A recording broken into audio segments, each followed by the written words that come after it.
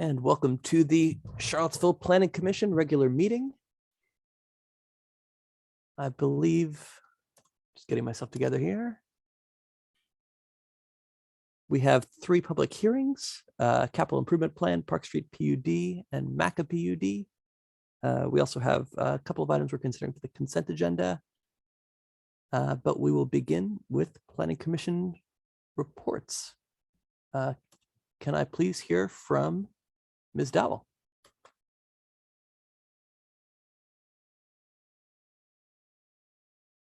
Let's skip Ms. Dowell for now. Mr. Habab. Oh. Mr. Habab, please.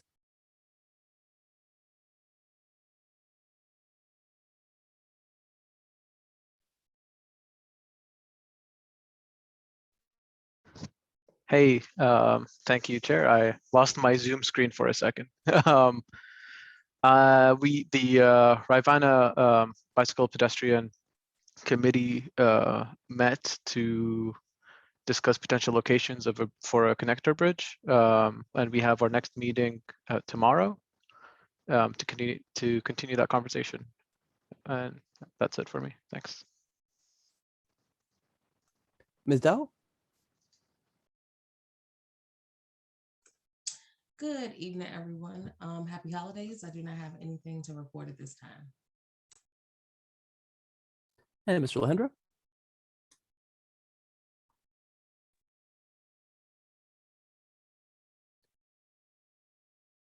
Having some trouble hearing you. You are unmuted. How about that? Can you hear me? Success.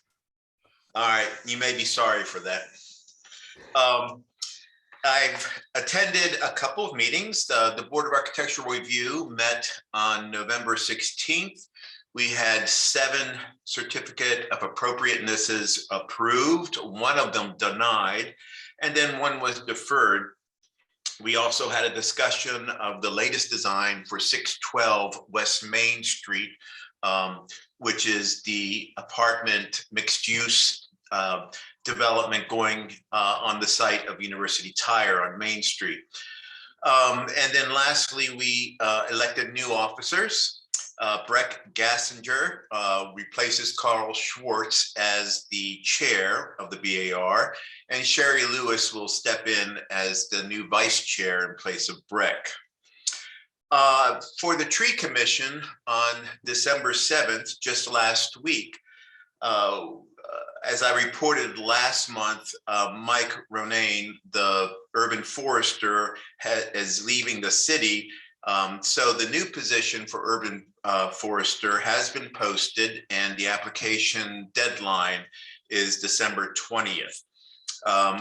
Also, RFQ submissions for planting this year's allocation of about 160 trees was due last Friday. I have not heard the results of that. And then importantly, we discussed the preliminary results, which were just received last week, of the current tree canopy study that is being done. Because of COVID, the flyover for this tree canopy study was done in 2018. So it's dated now. But the news is not great, as you might imagine. So for context, let's go back to 2004. At that time, we had a 50% tree canopy coverage for the city. 2009, it went down to 47%.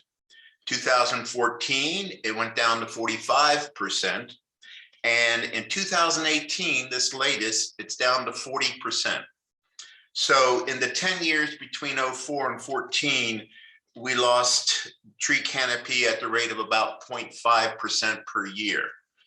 In just the last 4 years, we're losing it at 1.2% per year. And the really most important impact is happening at the neighborhood level. Of the 19 identified designated neighborhoods in Charlottesville, 9 of them are below 40% canopy coverage. And that's the point where health and economic detrimental effects are being experienced. And then 2 of our districts, Star Hill and 10th and Page, are below 20%. Those are where significant detrimental effects are happening.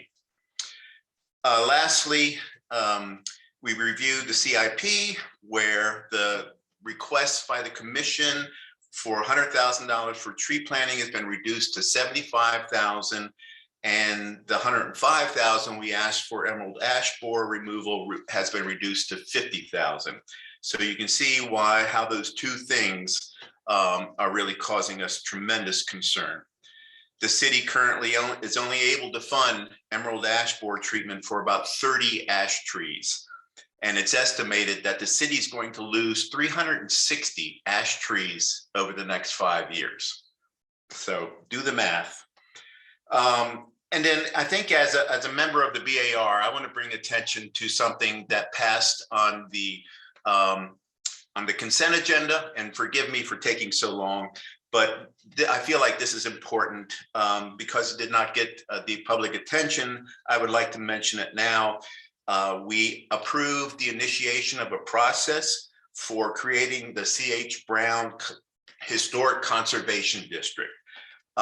This is actually a tremendous story that I wish more of us knew about. This designation would honor and recognize the importance of a Reverend Charles H. Brown.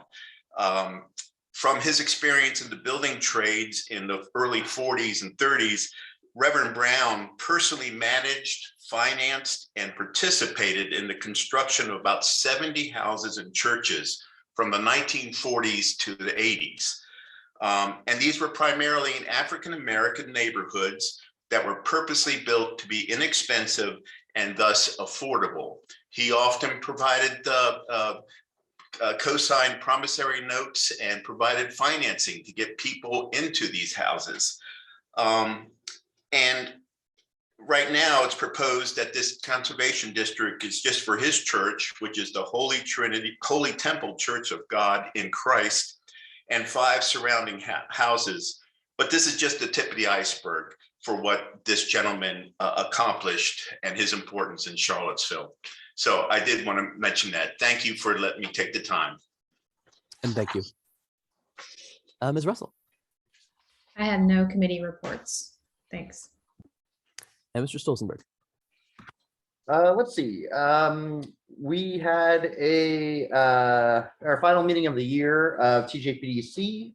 We got some legislative updates that were interesting about what we're prioritizing for the General Assembly next year. And they announced the hiring of a new planner over at TJPDC. So we welcomed her. And then we had a meeting of MPO Tech. The big news was kind of very technical and difficult to follow presentation of the new scoring procedures for Smart Scale, the next round of Smart Scale. They are not amazing for us. It seems like it will deprioritize funding cities, but in discussing it, it sort of became apparent that it's less that they're trying to mess with us, and more that in the previous round we kind of hogged all of the money, and almost none of it went to somewhat more rural areas, which is probably why we got all of our projects funded last time. So we might do a little bit less well next time, but at least we have all those things in the pipeline. I think that was the major update. We heard about the Ravenna River thing that Kareem mentioned. And all right, the Transit Vision Plan is ongoing. They're doing a survey, and they had a public meeting last month to get feedback from the community on what the transit system should look like in the future. So if you want to participate in that, please go give your feedback. I think there is now actually a better URL that I can read out. It's tinyurl.com/transitvision. And there's both a text survey about describing what you want to see in the city transit system, an area transit system, and a map survey where you can put little dots on places you want to go, places you want to come from, that sort of thing. That is the big news, I think. Thank you. And I do recommend the survey if you like dots. Mr. Palmer, are you with us? I think we are sans Said Palmer he'd for be now. joining late. Very good. And I have no report. Who can speak for the city?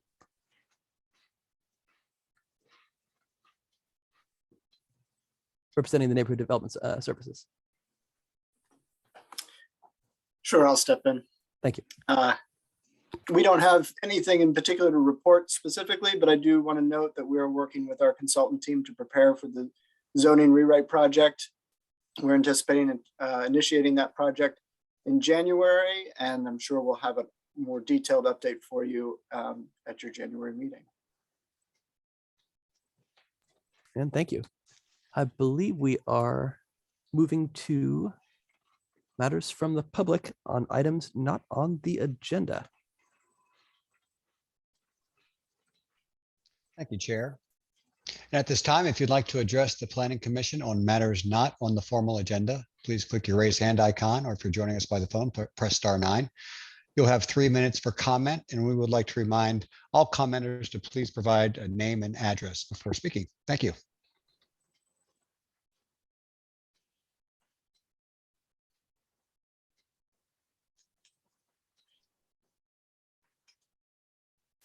Chair, I see no hands raised.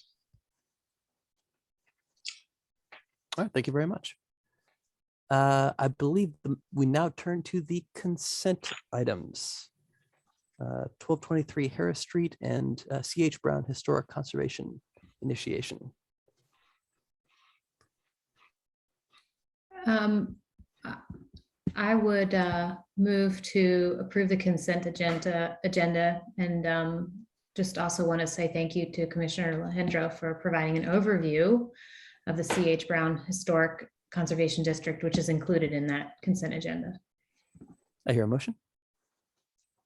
Do I hear a second? Second. Second. All in favor? Can I get a thumbs up? I see the thumbs. I believe that passes.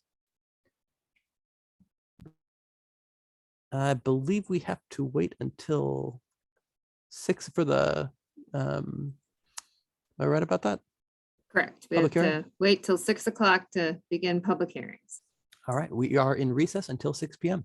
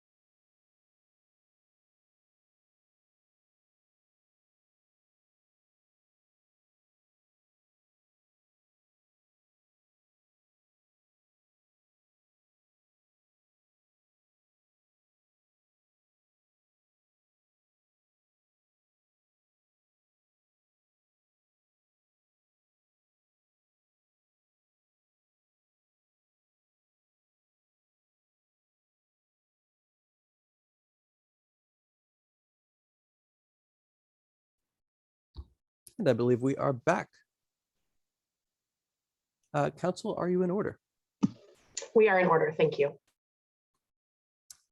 Then let's please, Ms. Hamel, will you take us away? Sure will. Joe, can you pull up the PowerPoint, please?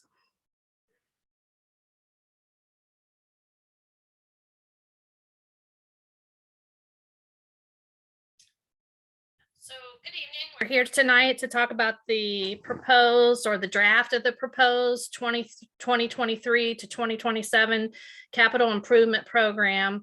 I'll go through a short PowerPoint. Many of these things we've talked about and you've seen before, but we'll go through those again and then hopefully open it up for the Planning Commission to have its discussions and make its decisions for what recommendations they'd like to make to council. So with that, if we can move to the next slide. What is a capital improvement program? It is a 5-year financing plan. The projects in that plan usually cost more than $50,000.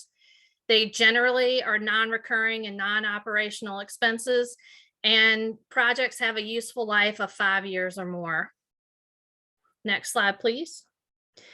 When we were looking at the this year's capital plan, we basically made very little changes to the plan that was presented last year. With that in mind, as we were constructing this CIP, there were several things that led to that decision, largely because of the school reconfiguration placeholder. Some things that changed with that is that we increased that placeholder from 50,000 to now, $50 million to now 75 million.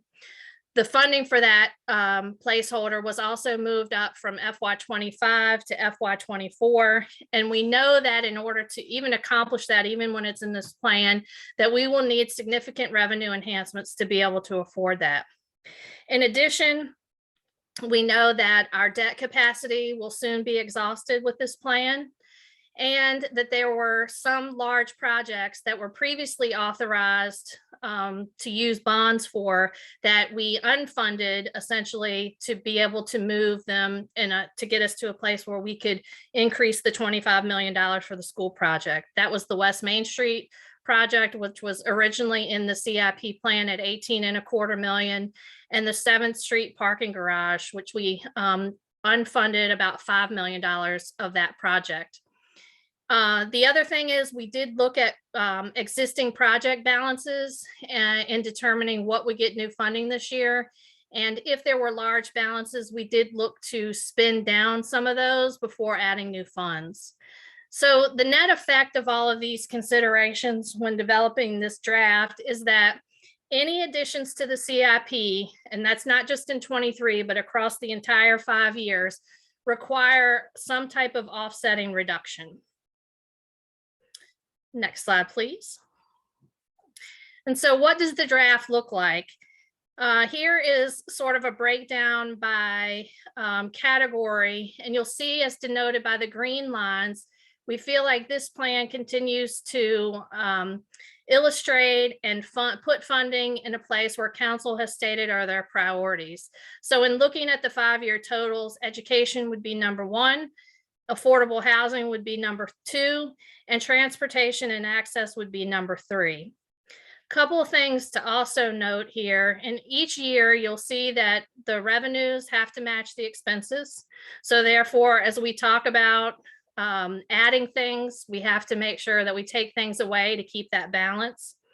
You'll also notice that we fund the CIP largely with 2 sources. One is cash from the general fund, and the other is bond issues. The other category are small dollar amounts that relate to agreements that we have with the county, also some dollars that the school contributes, and any other sort of one-off types of grants that we have. The other thing to note is that I've highlighted in 2027, the bond issue is highlighted in yellow, and that number is a 0. And that is largely because as we move through, or if we were to move forward with this plan as proposed, we would not have bond capacity to sell additional bonds in 2027, or based on the projects that are laid out in this plan. And that would probably be the case likely for 2 to 3 years. So even extending out by this year, next time, we'll see another column with another yellow highlight there. And so what we would be left with would be projects, the ability to only add projects in the CIP that we could afford to pay cash for.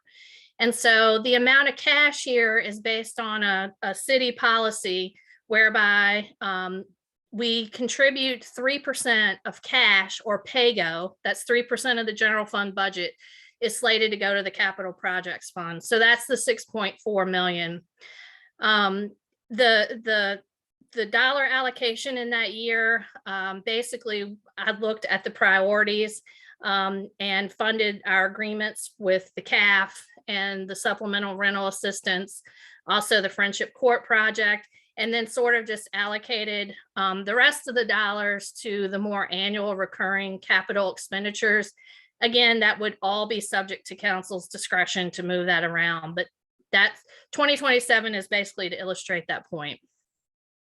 Next slide, please. So when we talk about the capital projects fund, often we talk about it in a vacuum. We talk about capital projects, we have the public hearing, we move on, and then we start the whole conversation about the general fund. It's important to note that they do work hand in hand, and that the dollars that are allocated to the capital projects or to debt all come from tax revenues from the general fund. And so the point of this slide here is to show you a pie graph of all the general fund expenditures that are all paid using tax revenue. And you'll see that debt service is a smaller portion of that pie, as well as the transfer of cash that we put in the capital projects fund. So as we put more stress on the cash or the debt service on the capital project side, we also then are sort of decreasing the other pots or other pieces of pie for other expenses that come out of the general fund. Next slide, please. So one important factor and one thing that the city is very lucky, we're one of very few communities to actually be AA rated bond rating. And why is that important? AAA, I'm sorry. Thank you, Lyle.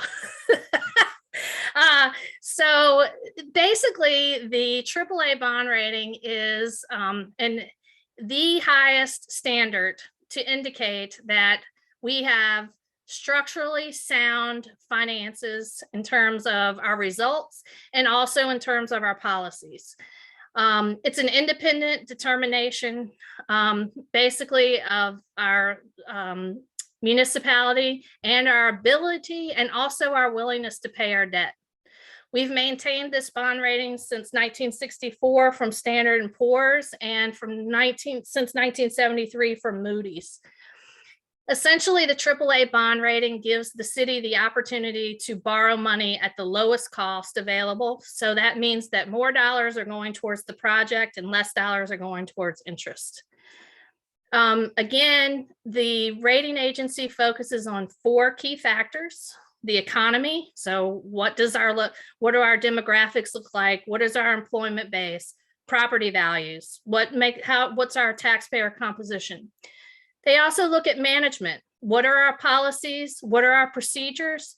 Do we do strategic planning? And more importantly, do we have the ability to achieve all of those things and to maintain them, as well as meet budgetary targets and adhere to financial policies? So, as we talk about keeping to our policy, it's important, it counts. Additionally, they look at our finances. What are our budgetary practices? What do our investments look like? And finally, what do our year-end results look like? And then lastly, they look at our debt. How much do we have outstanding? What are our future needs? And what are our current obligations? So all of these factors weigh into the bond rating. And we can, even though we talk about all of these issues, it's an exciting time because we have so much stuff to do. But it is important to keep in mind that we are financially sound. We're not struggling because we are have financial issues. We're struggling because we're excited to do a lot of great things.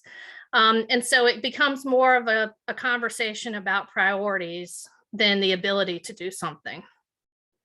Next slide, please. So again, as I mentioned, we started this CIP draft by looking at the 22 plan and making very minor changes, really. And when we did make those changes, they were made with offsetting reductions. So if you look at this chart, what this attempts to show you is that which categories changed from what we planned to spend in 23 when we presented this to you last year versus what we're now planning to spend in 23 for this year. And so overall, if you look at the totals, you'll see that last year we said that we were planning a CIP for 26.3 million. What we've actually proposed in this draft is about 22.7 million. So an overall reduction just in 23 for 3.6 million. Now that's a little bit of a misnomer because we know that we added 25 million for the school project. So if you looked at the other years and compared them, for example, 24, what we planned in the plan last year versus this year, there's an increase there. But to kind of highlight what the changes were, there was a change in public safety from 23 last year to this year. Largely that is related to $1.2 million that was added for construction cost increases for a bypass fire station. But there were also roughly $111,000 reduction for savings accounts that we were building up to replace radio and MDT replacements, which are an expensive endeavor. Again, in transportation and access, that decreased by 5.4 million. That was largely because we reduced what was originally budgeted for the 7th Street parking deck by 5.6 million.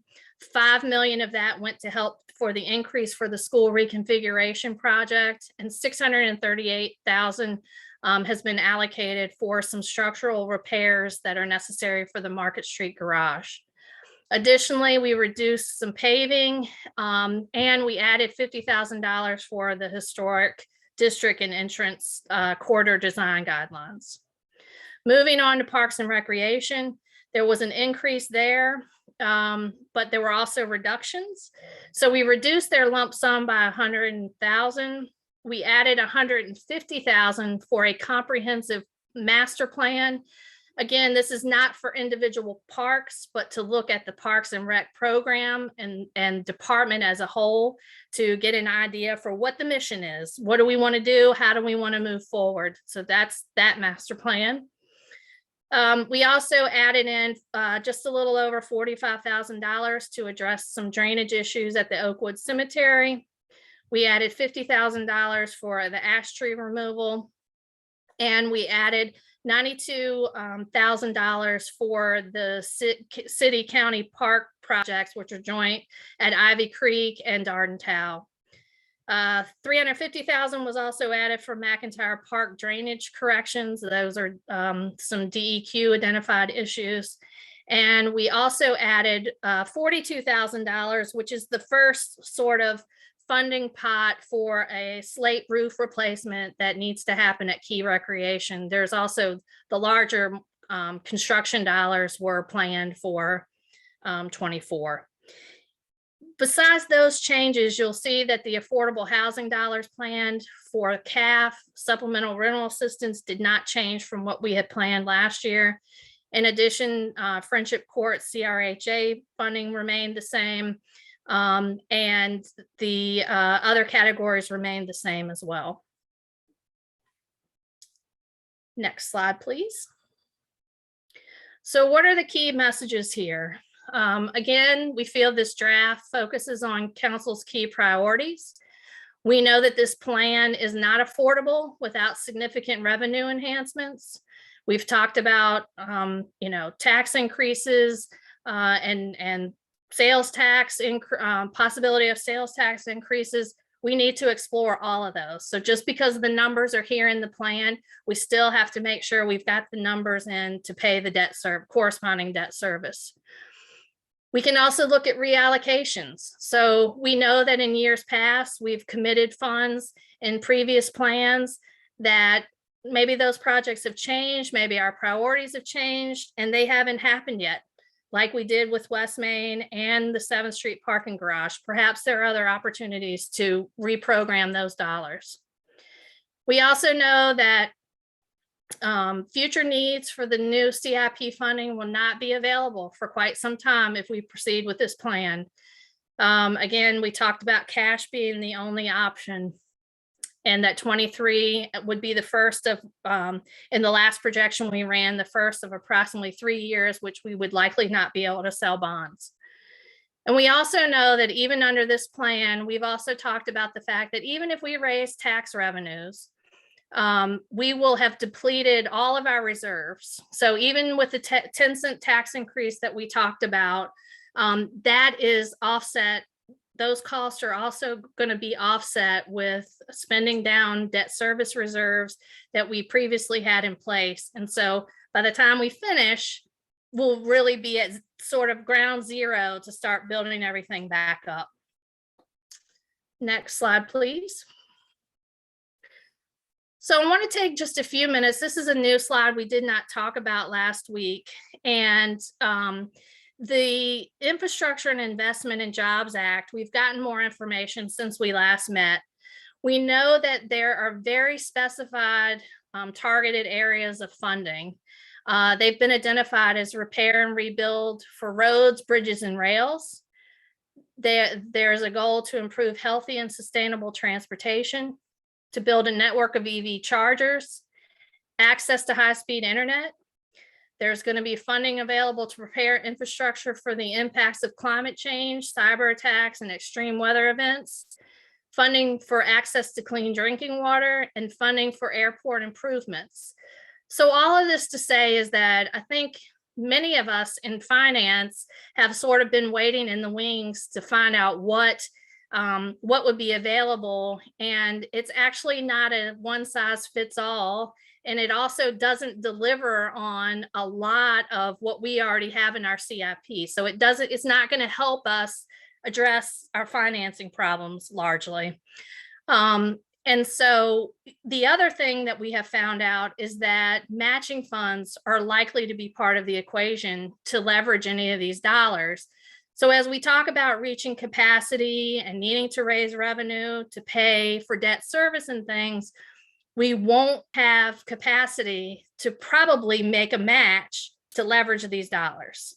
One such example that has potentially been discussed or is in discussions is a potential for CAT to potentially receive up to $37 million. In order to leverage those funds, it will require a $2 million match approximately. That's not in our current CIP. And also doesn't leave us a lot of room to be able to address these. So as we think about the CIP and sort of reaching all of these max, again, this is another thing we need to keep on our plate and keep in our sights in terms of making decisions. Next slide, please. So when we last met on the 23rd of November, these are the things that staff heard the Planning Commission throw out as ideas for potential reallocation or changes to the CIP. So at this point, I will turn it over, and I'm here to answer any questions that you may have or provide any additional explanation, but largely the floor is for you. Thank you. I'd like to start with questions. If we could start with Ms. Dowell.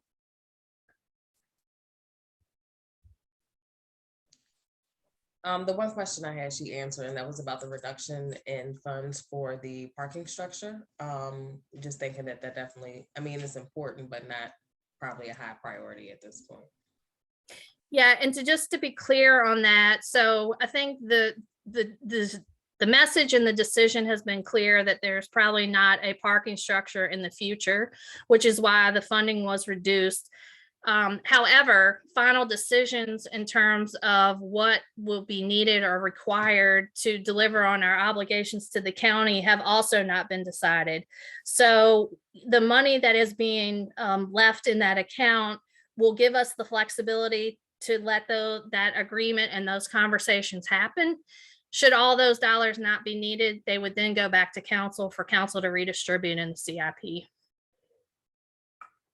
Mr. Bob?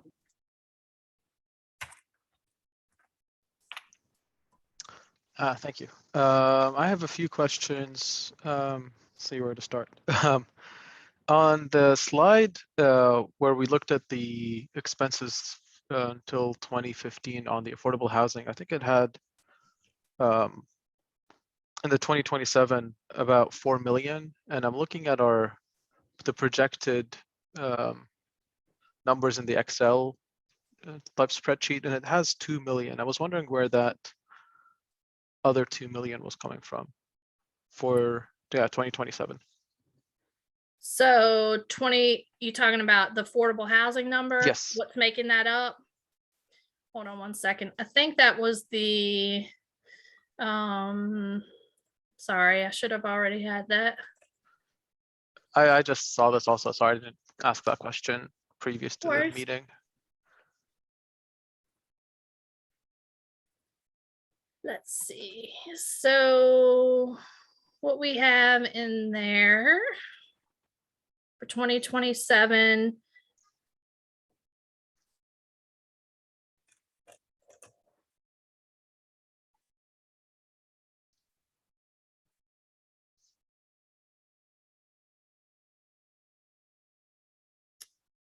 Of course, the watch pot never boils.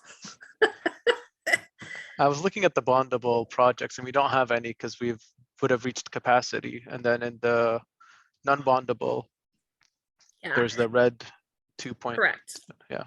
So what's in that category for affordable housing in 2027 is $925 for CAF, $900,000 for supplemental rental assistance. So those two are funded level for 23 through 27.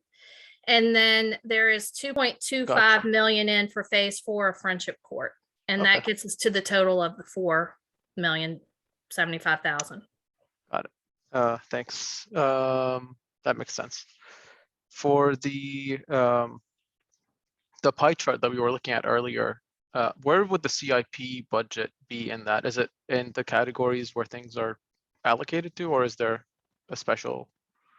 So the CIP is budgeted from debt bonds. And so that comes out of the general fund in the form of debt service payments. So that's the piece of the pie that's sort of sticking out.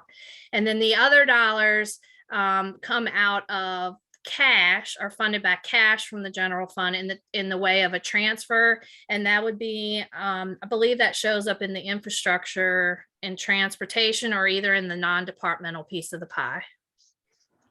But the total budget the total CIP budget doesn't show up here because, as you know, the debt service is spread over 20 years. So you may see like for 27, where we have $19 million of bonds, we just are showing the annual debt service for that out of the general fund, because that's spread over the life of the project. Gotcha. Thank you. And for the, I was looking at, the conversation about the bond capacity, and there's the proposed sales tax increase. How would that impact the real estate tax increase that's also proposed? If the sales tax happens, does that mean that the real estate tax doesn't happen, or is that still needed? Yeah, so I think that would be up for council to decide. What we do know is that the sales tax proposal, if that were to pass, first it has to pass through the General Assembly, then it would have to go to a referendum for city voters to approve. If both of those things happen, then that's roughly about a $12 million revenue stream that would come in, and it has to be used on school projects. So to answer your question directly, we could use all of those dollars to pay for the school reconfiguration project, and pay for it in using those dollars over a very short period of time, or certainly to pay all the all the debt service, and probably would not have to do a tax increase to pay that. And we find out in about a month or so if that passes, the end of this month, I guess. Yes, I believe the General Assembly meets in January and we should get an indication at that point. And then it would actually, if it passes there, it would go on a November ballot in the city. Thank you. Mhm. I'll try to keep some questions for later, but I'll try. One more question I have for now is related to the, let's see here. It's about the school project, and I was wondering if there were options to, or were like value engineering that number a little bit to see what what we can do. And I don't know if that was a conversation that happened or not regarding that project.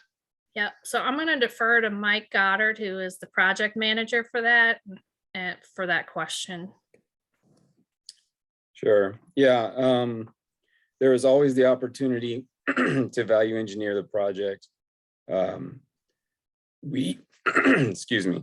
We started out with a budget of around $50 million, and it was determined from the community design group that was probably not going to give us the project that would best meet the demands of the city. So we did get approval from City Council to raise that budget and to design towards that $75 million budget. If there was a change in direction, that could always happen if we were so directed by council. But as of right now, we're in schematic design with a target budget of $75 million. Thanks. I found one more question I wanted to ask right now, please.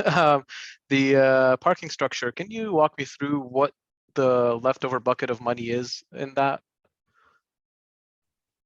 Because I heard 4.2 million, including the 2023 allocation, I believe. Is that I'm not sure if that's the correct number. I think that's pretty close to what, if the 1.3 that's currently in the proposed budget, I believe that's pretty close to the bucket of money that would be there for that. And again, there have been no decisions because those conversations are still happening with the county. And so, is it too much or too little? It's hard to say right now. We're just trying to leave ourselves some flexibility because we do have those contractual obligations. Thank you. And Mr. Lehendra? I have no questions. Thank you, Chair. Of course. Ms. Russell, please.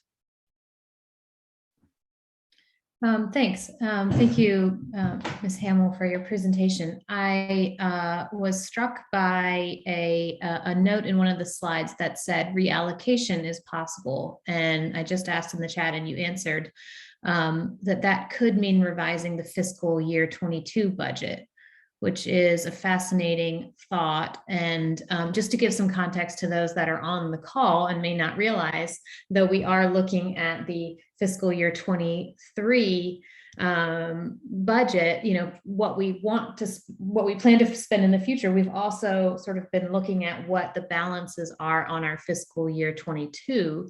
And in a lot of those categories, there is lots of money that has accrued over prior years. So, we've sort of been trying to talk about it holistically and what's realistic and what we could actually accomplish with sort of those total funds available. I don't know if is that something maybe, okay, I'll get to a question. Is that a exercise that has been done before? Adjusting the prior year budgets or the existing year budgets mid-year?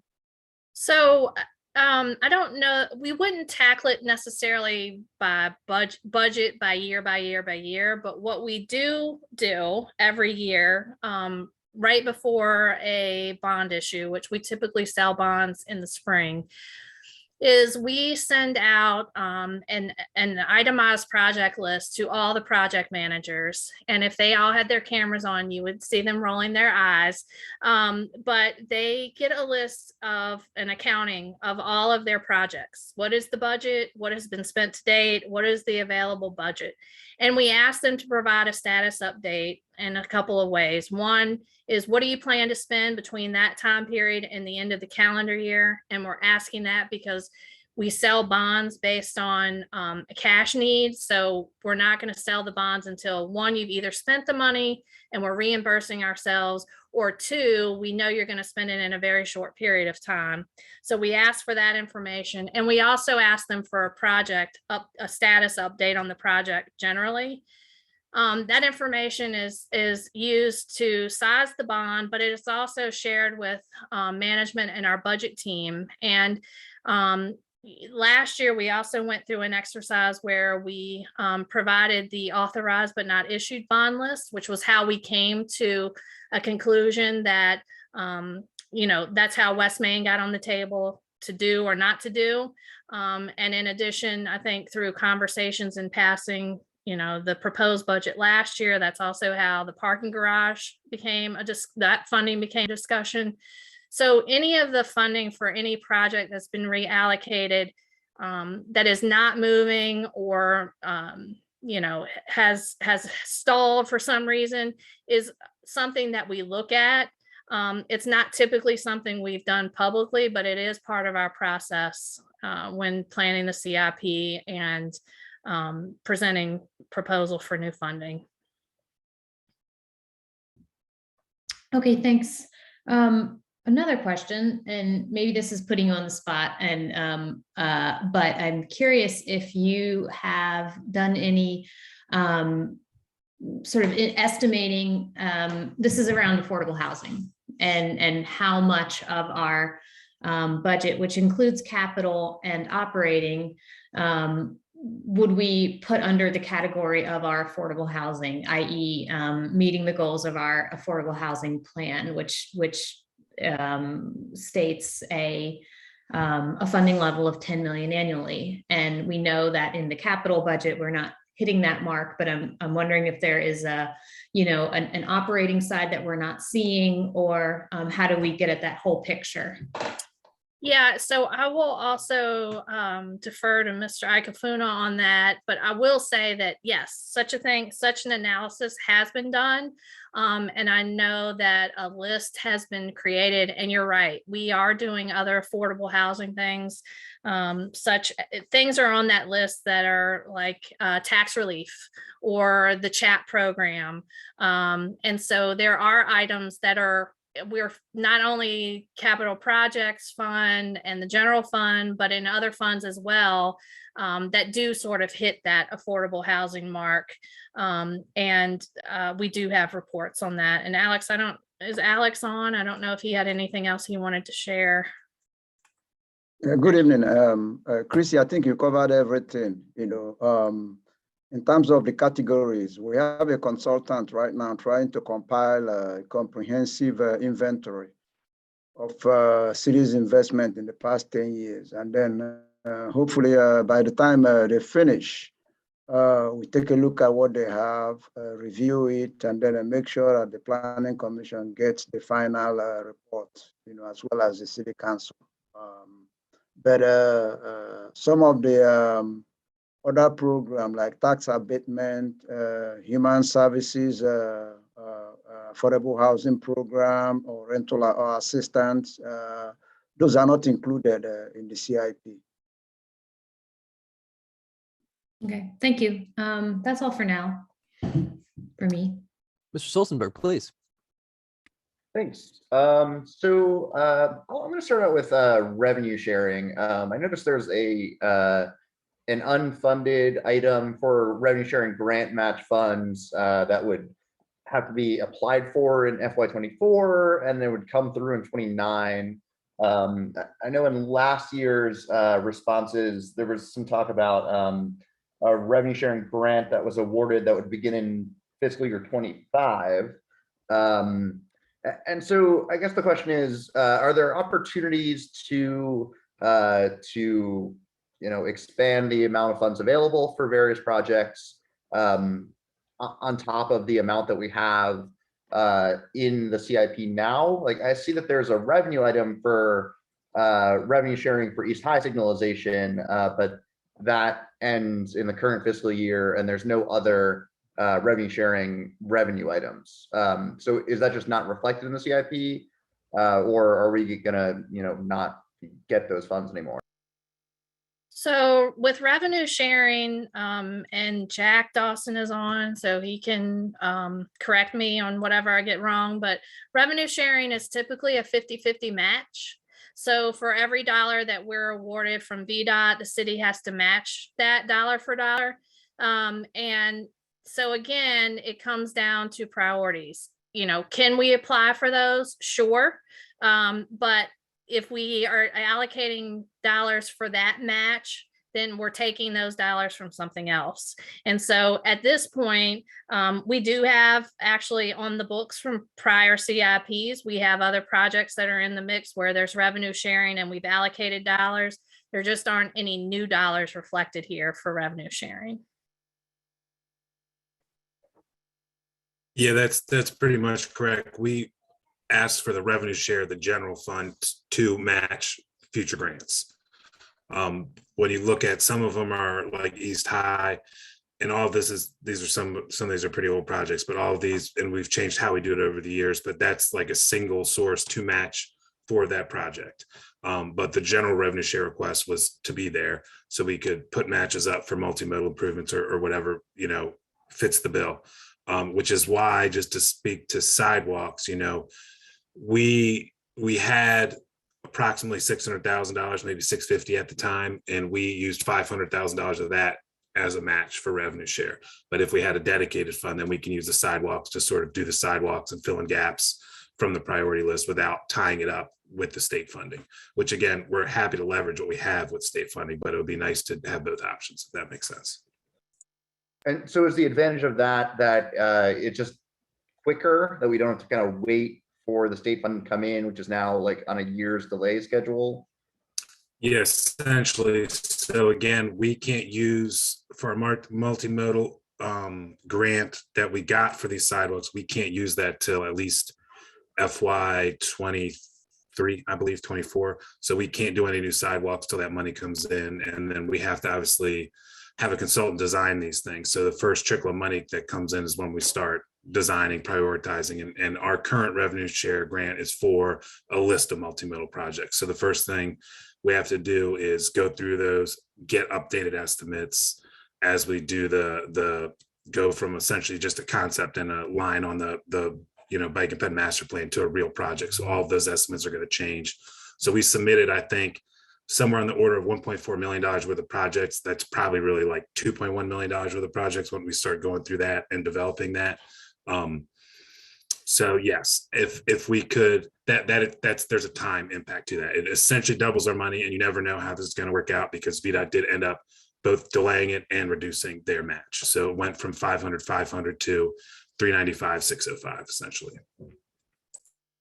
Gotcha. So when we put money into just the regular sidewalk account for future fiscal years or the next fiscal year, would we, like, assuming we don't also fund the match, would we expect to like kind of tie those up in revenue sharing projects as well to get that extra grant?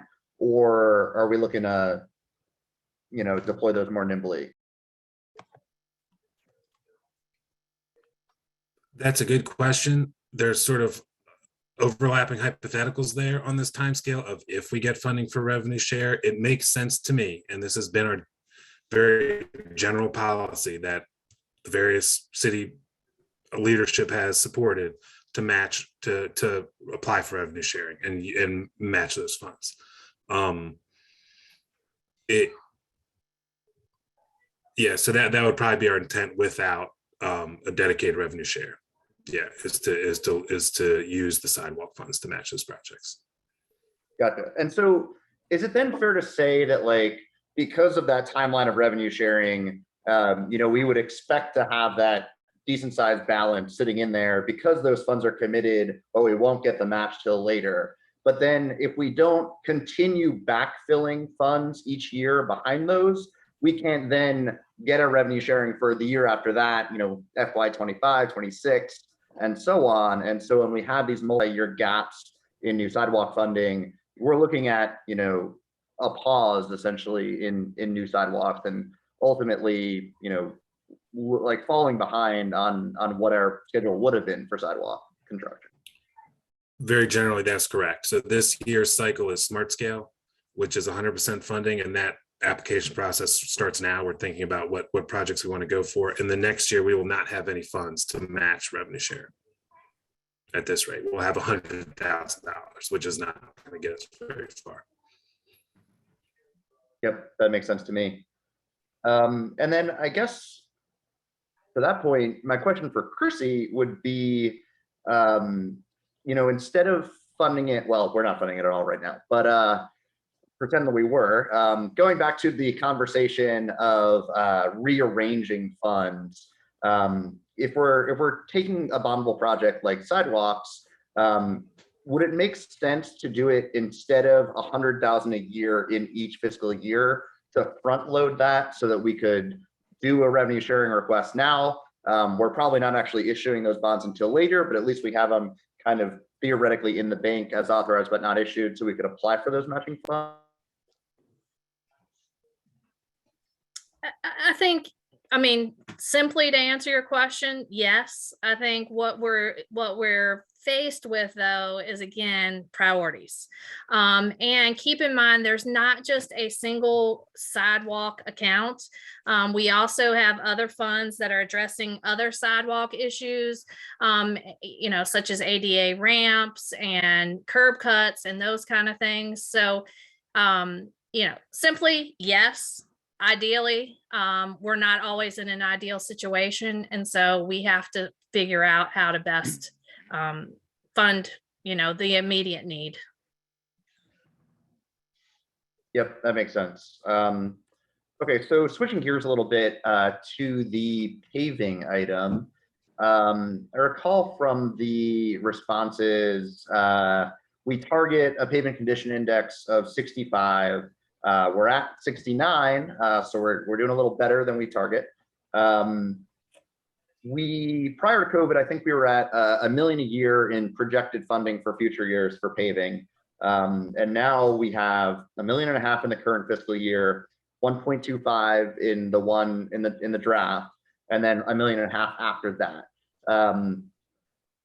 Yes, I get that contracted costs have increased, but you know, like, what would be the impact of reducing that, for example, to $1.4 million a year in the out years, which is, you know, a relatively minor reduction for that, right? Like 6.5%, but would be, say, doubling the sidewalk budget if we reallocated it that way. Would that see us falling behind and losing hit the timer button, being under our I'll turn off the 65 beeping. target?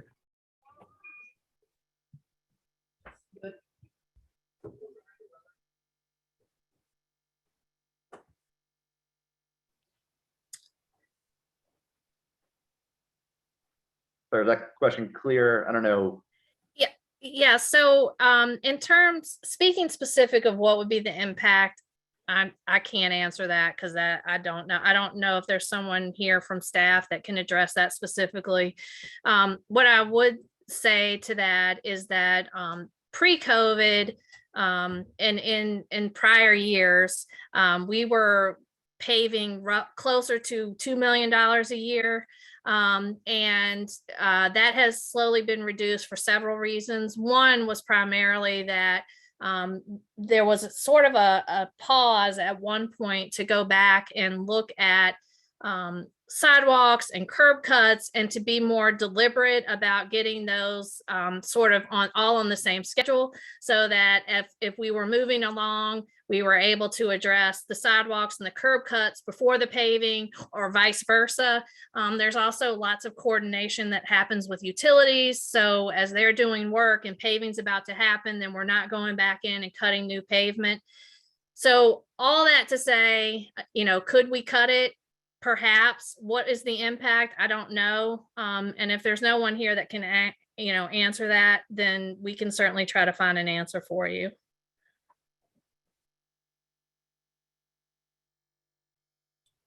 Yeah, again, I don't think there's anybody from public service, and there is no public works director right now. So I will very generally, the paving was reduced. it is an operational thing as opposed to a project type thing. So there almost certainly would be impacts. I can't tell you what you could turn that dial down to so that there wouldn't be impacts, but broad brush, there would be, certainly. Gotcha. Yeah, I mean, it's probably too specific a question to answer tonight, but I think generally in terms of priority setting, I think there's a question of, like you said, where we turn that dial and whether we're aiming to be slowly increasing our pavement condition index, whether we're trying to stay even, or whether we're allowing ourselves a slight decline as long as we're above our target.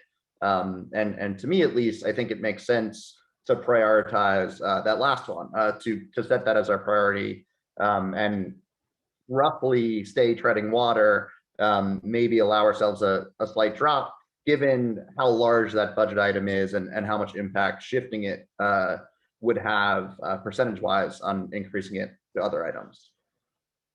I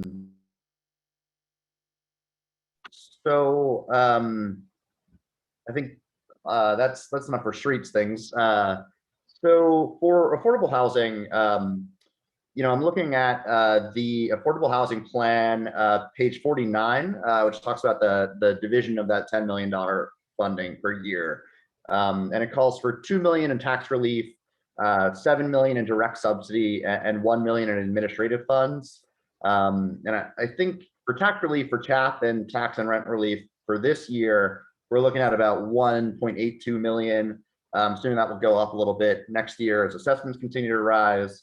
And then in the current fiscal, or the draft fiscal year, there's 7.325 in the CIP, which together put us at, you know, 9.15 million or so, plus administrative and staff, plus vibrant community fund stuff.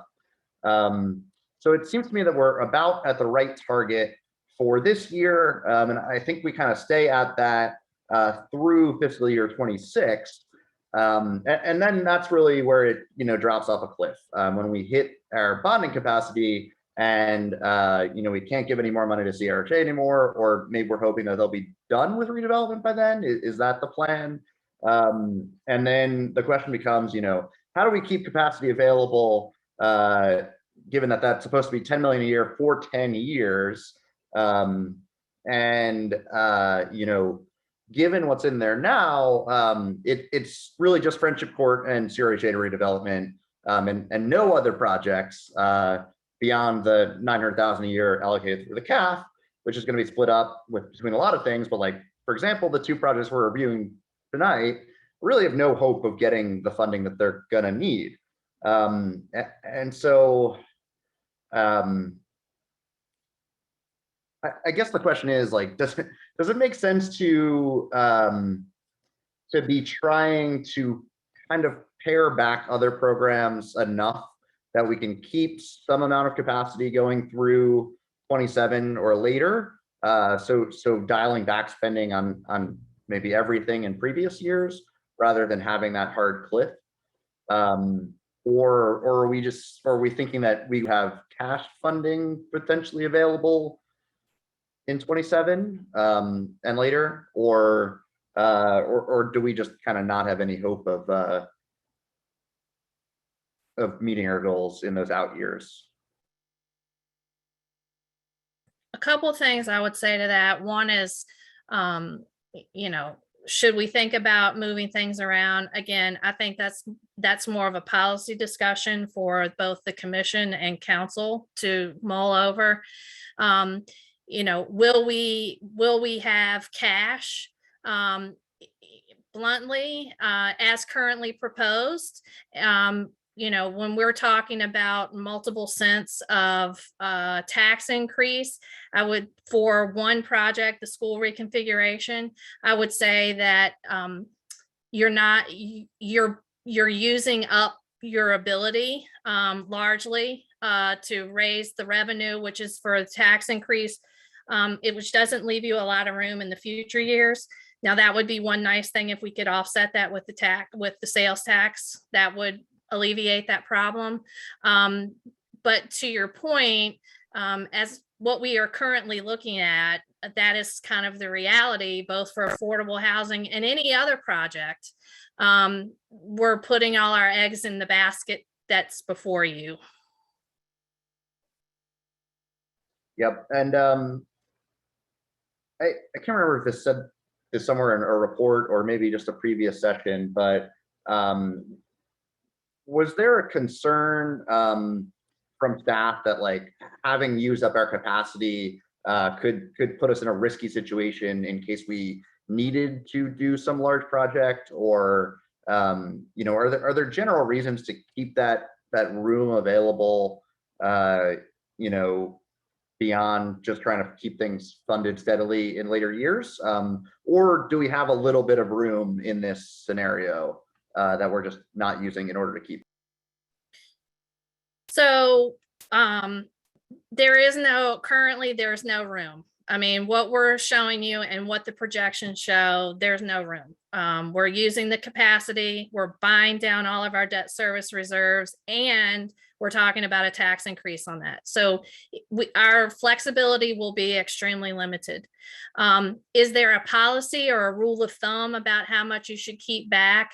I don't know that exists specifically, but certainly I think, you know, for anyone who follows government finances, you know, from budget to budget, year to year, when we come to you with a CIP plan, the last 2 years have been extremely rare in that the plan that was put before you the first year looks very similar to the plan that's being presented to you again. Typically, they're pretty big changes because big, new, exciting things come along. And so we try to address those in the current year. So, you know, if you don't have the flexibility to address those types of things, it is concerning. But again, if that is our priority or council's priority, then, you know, arguably we're meeting the mark. So it really is a value judgment. Okay, and remind me again, because in this draft, obviously it's a 5-year draft for outlook. We hit 0 in that final year, but it's years beyond that we're going to stay at 0, right? When do we see ourselves getting off of 0? And when we do, is it going to be kind of all at once we can get back to, you know, the amount per year we're bonding now, or are we looking at still reduced amounts for some years after that? So a couple of things to keep in mind is that, you know, the numbers that we have presented are projections. Things change a lot. And some of the projection, there are lots of variables in there: interest rates, what do assessments look like, what is a penny versus of real estate worth. So there are lots of sort of assumptions that have been built into the 10 cents we've talked about, to the bond capacity. As one of those numbers change, it all shifts, right? So there's not a hard answer that I could give you. What I could say is that current projections are such that 3 years roughly we would be exceeding, so 27, 28, and 29, we would be exceeding our 10% policy in one scenario. In a different scenario, we are at least exceeding our target of 9. And we will be burning up all of our reserves for debt service. So what happens now is the way that we're able to manage the CIP is we manage our projects and our bond issues to a level that we can afford. So in other words, if we were not at our maximum capacity and you know, a sidewalk project for $2 million came up, we would evaluate that project and say, well, we can get it in the CIP this year because we can afford it under our current debt service, or we can eke that up a couple $100,000. And largely, if you notice from our budgeting for our debt service, we budget an amount. A lot of times what's coming out of the general fund is sort of a more level annual contribution. And we're able to do that because we have a debt service fund balance that can buy down some of those increases. But under the current scenario, we're using up all that debt service reserve. we're also having to increase the general fund transfer to be able to pay the new debt because we're adding on 75 million all at once. And so it doesn't give us a lot of flexibility. Thank you. Mr. Palmer, did you have any thoughts on this? Yeah, thanks.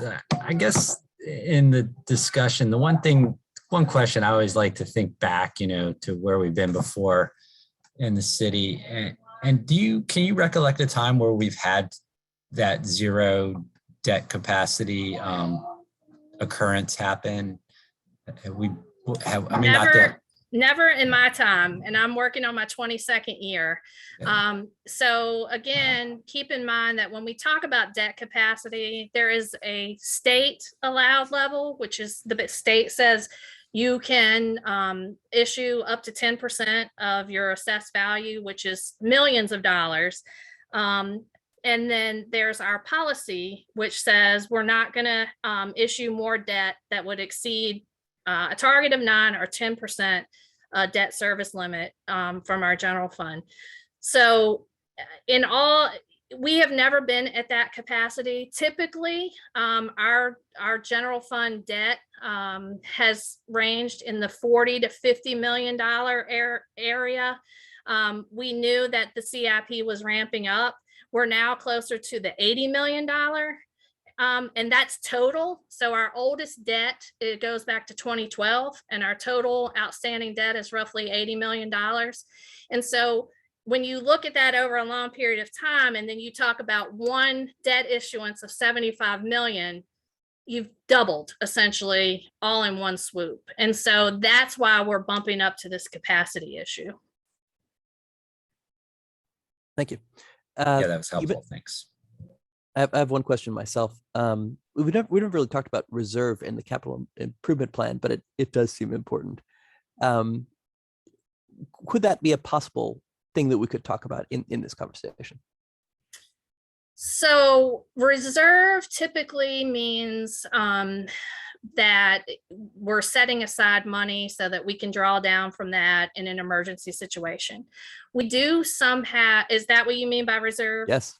Okay, so we do have what we call a contingency account, and that is typically funded by policy. What happens is every year at year end, our finance director comes to council, presents the year end results, and we anything that is what we call a surplus or over and above that amount goes to the CIP contingency.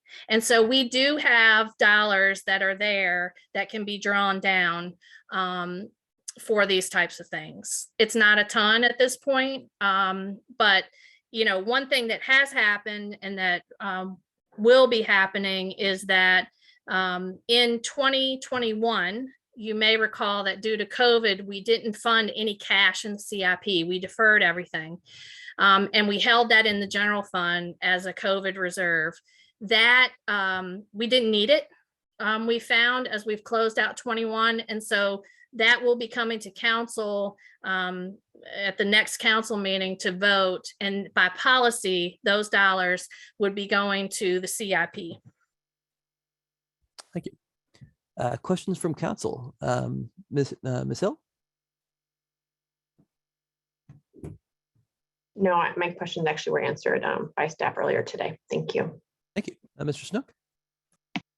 I guess the questions that I have, I'm trying to understand as I look at the document that appears in pages 70, 71, 72, 73, 74 of the packet, in that area where it's sort of going account by account, expenditure summary, where it's listed that there's a balance for the lump sum. I'll just take the first one, lump sum to schools, a balance for the lump sum to schools account of $3 million. And we've been giving them $1.2 million in this lump sum to schools. And I've never understood why we end up running a positive balance in some of those accounts when we know that there are needs in those areas. Why are those amounts not being spent If not in the same year they're appropriated, maybe by the next year they're appropriated. So Mike and Crystal both are on, and they may want to embellish my response a little bit, but couple of things to keep in mind. The balance that's included there is truly a snapshot as of that moment. So it does not take into account any projects that perhaps are planned or in the works or have been allocated and just not either formally gone through a bid process to generate a PO or an expense. And then further, sometimes the projects that are being contemplated are large projects, which takes more than a year or two of funding to get to that total to pay those out. And so it does look like that there are balances, but they do have pretty detailed plans for how they're envisioned to be spent. Well, one example would be we're suggesting another $200,000 for this coming year and 3 years beyond that for the SIA immediate implementation, and that the balance in that account is over $1 million, and it has been, as far as I can tell, over $1 million for quite a while. Is there some issue there, or is there a reason we're not spending the $1 million that we've previously allocated? Alex, do you want to talk about SIA? I think we've been spending some of that money. We did a form-based code that came from that. We have a Pollock branch bridge, pedestrian bridge, is currently being finalized for construction. And there are several other projects within the SIA that could consume that balance. For instance, there is a Elliott Streetscape project, which is currently under design. It's about 95% complete. And then, of course, you have the Belmont Bridge. Although it's fully funded, there is always the tendency for some kind of cost runover or some kind of a spillover financial need, and that could be a source of funding for that particular need. And then, of course, there is a PHA. Part of the Friendship Court project includes infrastructure improvement, because they have to break up that neighborhood and then integrate that into the city grid. And they may have a cost overrun. And then if they do, that SIA fund designated for implementation could be a source for the city, to provide funding for that overage. And then CRHA also has a massive redevelopment project, some of which includes infrastructure. So there are several ongoing projects now that could consume that balance, which actually may not be enough in case that need arises. Okay, I look at this and I see literally, at least 10 or $15 million worth of fund balances for various projects to which we are allocating more money, and we're allocating more money this year than like I'll use the SIA as an example, allocating $200,000 at a time when there's already 1.2 million in that account. And unfortunately, we don't have, maybe it exists someplace, but it's certainly not any place handy. We don't know when there is a fund balance there that isn't likely to be spent. We don't know what the plan is. We don't know. I assume somebody has a plan, but it's not been revealed to us. So I look at just the next item, small area plans. We're putting another $100,000 in. The balance for the project is $496,000. I'm not aware, other than the Cherry Avenue small area plan. I don't know what's coming next for that money, and so I wonder if we're scrounging around looking for money here and there to, for example, put to a new sidewalk, and we're putting another $100,000 from into small area plans when we haven't been spending money out of that account already, and we've got 5 times that amount already in the account. I asked myself these same questions last year, and I didn't feel that I completely understood the reasoning then as to why we end up putting more money into accounts and building up money in accounts like that. I mean, I understand some of the SIA stuff, and maybe that's just an information issue where we're just not being made aware of what the projects are. But I keep looking at these things and seeing places where we're putting money apparently into accounts to not be spent until the next time around.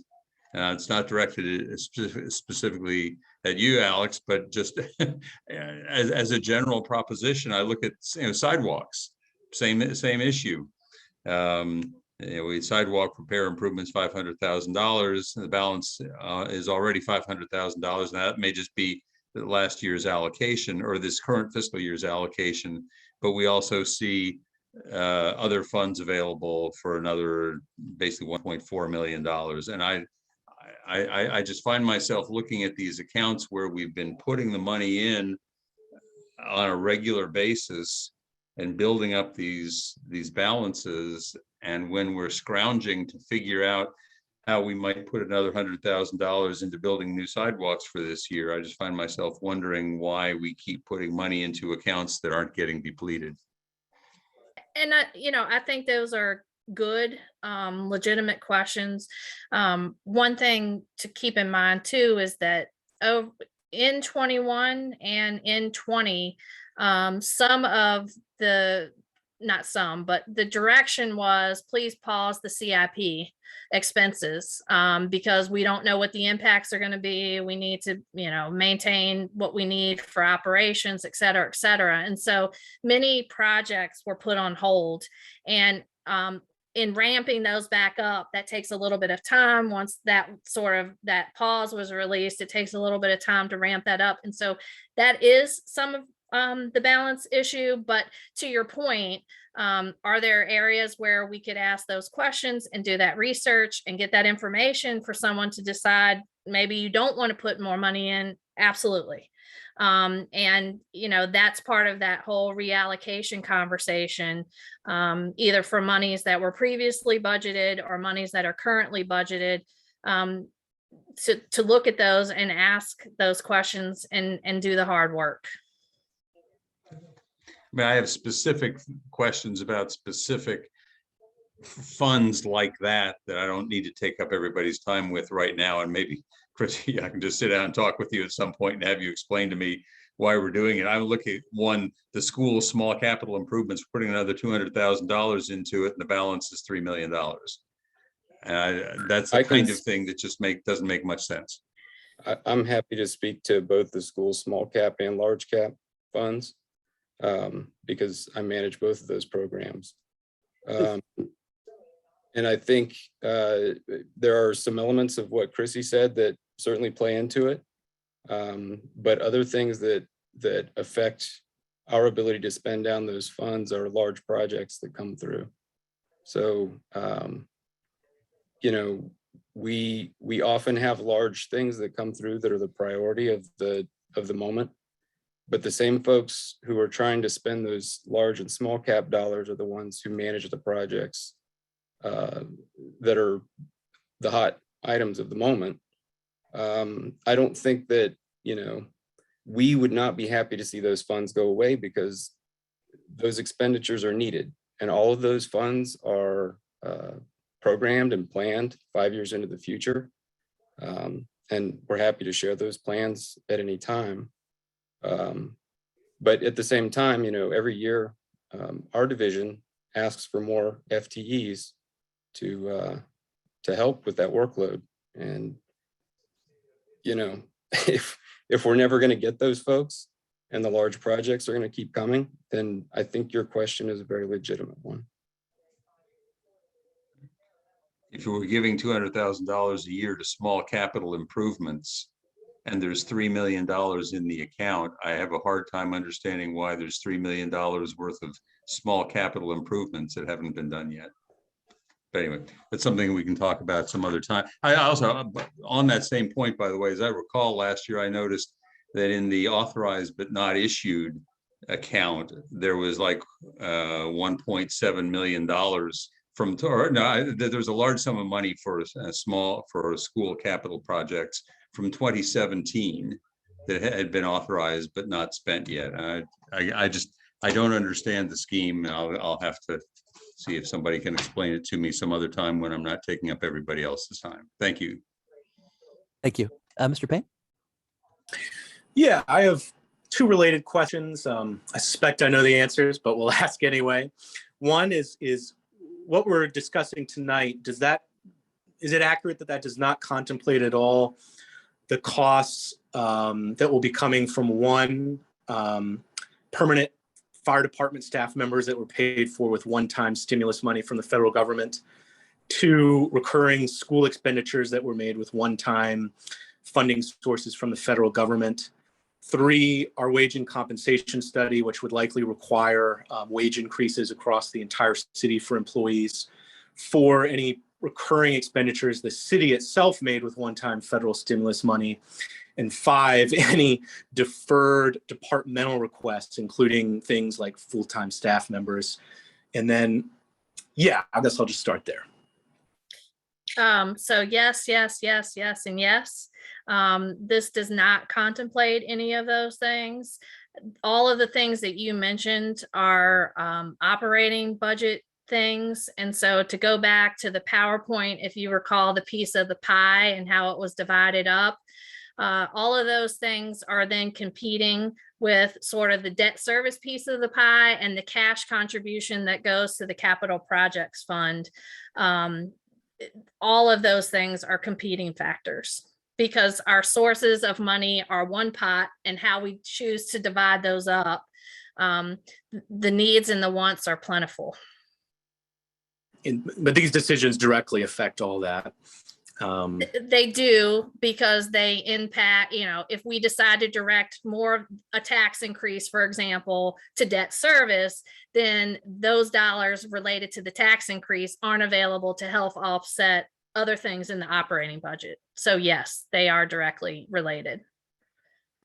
And then the second question is given that, do we have a sense of one, the total dollar amount of what those bills would be, and two, when those bills will be coming due, and what we would need to do in terms of our fiscal planning and priorities to make it so we could actually pay those bills that we know are coming?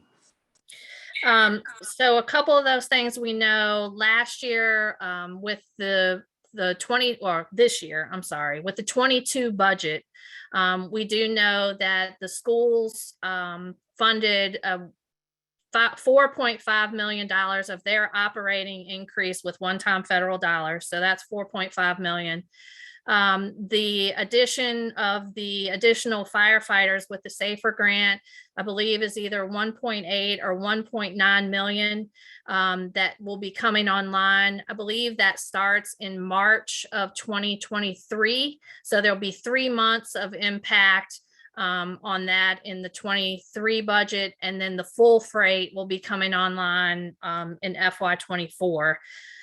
I know those two. In terms of the federal dollars that the city has allocated for ongoing expenses, I'm not sure if our finance director, Chris Cullinan, is on. He's managing that. I will say, though, that for the most part, in allocating those dollars, we have been conscious about not trying not to allocate those to necessarily ongoing expenses, but to address immediate COVID needs and one-time types of things.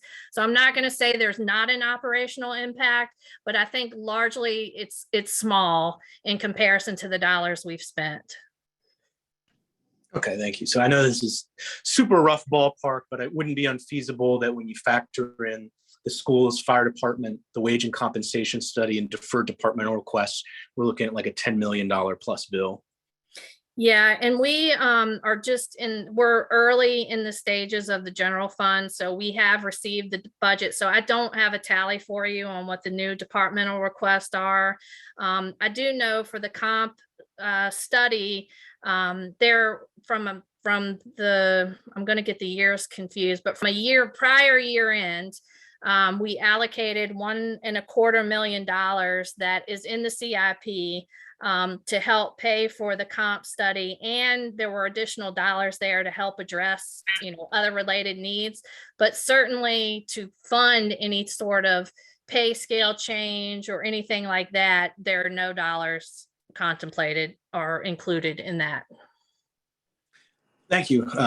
That's all the questions I have for now. And just one final comment I would make for all of us is I definitely want to highlight how important I think some of those departmental requests are, because I think we've deferred them for several years, but I think they are intimately and directly connected to our ability to execute our climate action planning process, affordable housing plan, manage sidewalk and bike and pedestrian infrastructure projects, and so many other things.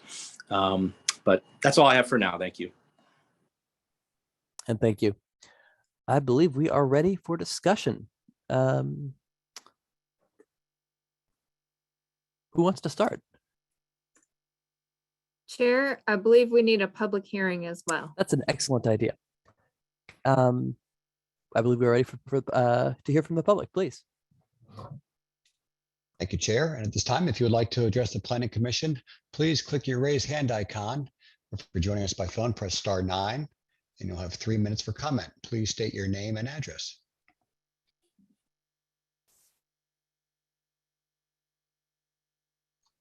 And first up, it looks like we have a caller. You're on with the Planning Commission. You'll have to unmute. Hey, good evening. This is Peter Krebs. Can you hear me? Sound fine. We can. Great. Thank you. I'm Peter Krebs, Charlottesville resident, speaking on behalf of the Piedmont Environmental Council. I have the honor of being part of the steering committee that for the recently unanimously approved comprehensive plan. The comp plan is appealing because it balances density and improvements to make the city livable and ecologically sustainable. That includes safe places to walk and bike and everyday access to nature. The plan mentions walking and biking over 150 times. There are more than 50 references to parks, and the word tree appears 130 times. Here's a typical line. The city will place an emphasis on enhancing networks and safety for walking, riding bicycles, and public transportation. The plan simply can't succeed without robust funding for connectivity and green infrastructure. Yet the current CIP dramatically reduces funding for new sidewalks, bike lanes, and other infrastructure that make this place livable. This is part of a downward trend that began a few years ago, and it got worse during the pandemic. At this point, the proposed funding can only be described as minimal. Time to reverse that. Here are some ways you can do so. First, allocate the staff's full request of $600K for new sidewalks, not the current $0. Fund the full staff request of $400K for bicycle infrastructure. 3, increase parks lump sum and direct some of that to trails and also to canopy restoration. We're losing tree canopy at an alarming rate. And 4, have a ready pool of funding to match federal and state monies, just as Albemarle County does. Our recent experience with the struggling sidewalks show that infrastructure is both necessary and expensive. You're going to see that again with the 2 projects tonight as well, I might add. The amounts that I've listed are not sufficient, but they're a great start and they can get us going for next year. In 2022, I'd like for you to work with the new Public Works Director and hopefully a new transportation planner that'll fill in for Amanda Ponce's departure to get underway a significant section of the priority list. That is also something the comp plan calls for. The city's budget is the first real opportunity to decide whether we're serious about the comprehensive plan's focus on connectivity and livability. I think we are. Thank you. And thank you. And next, please. And next up, we have Matthew Gillikin. Matthew, you are on with the Planning Commission. You have 3 minutes.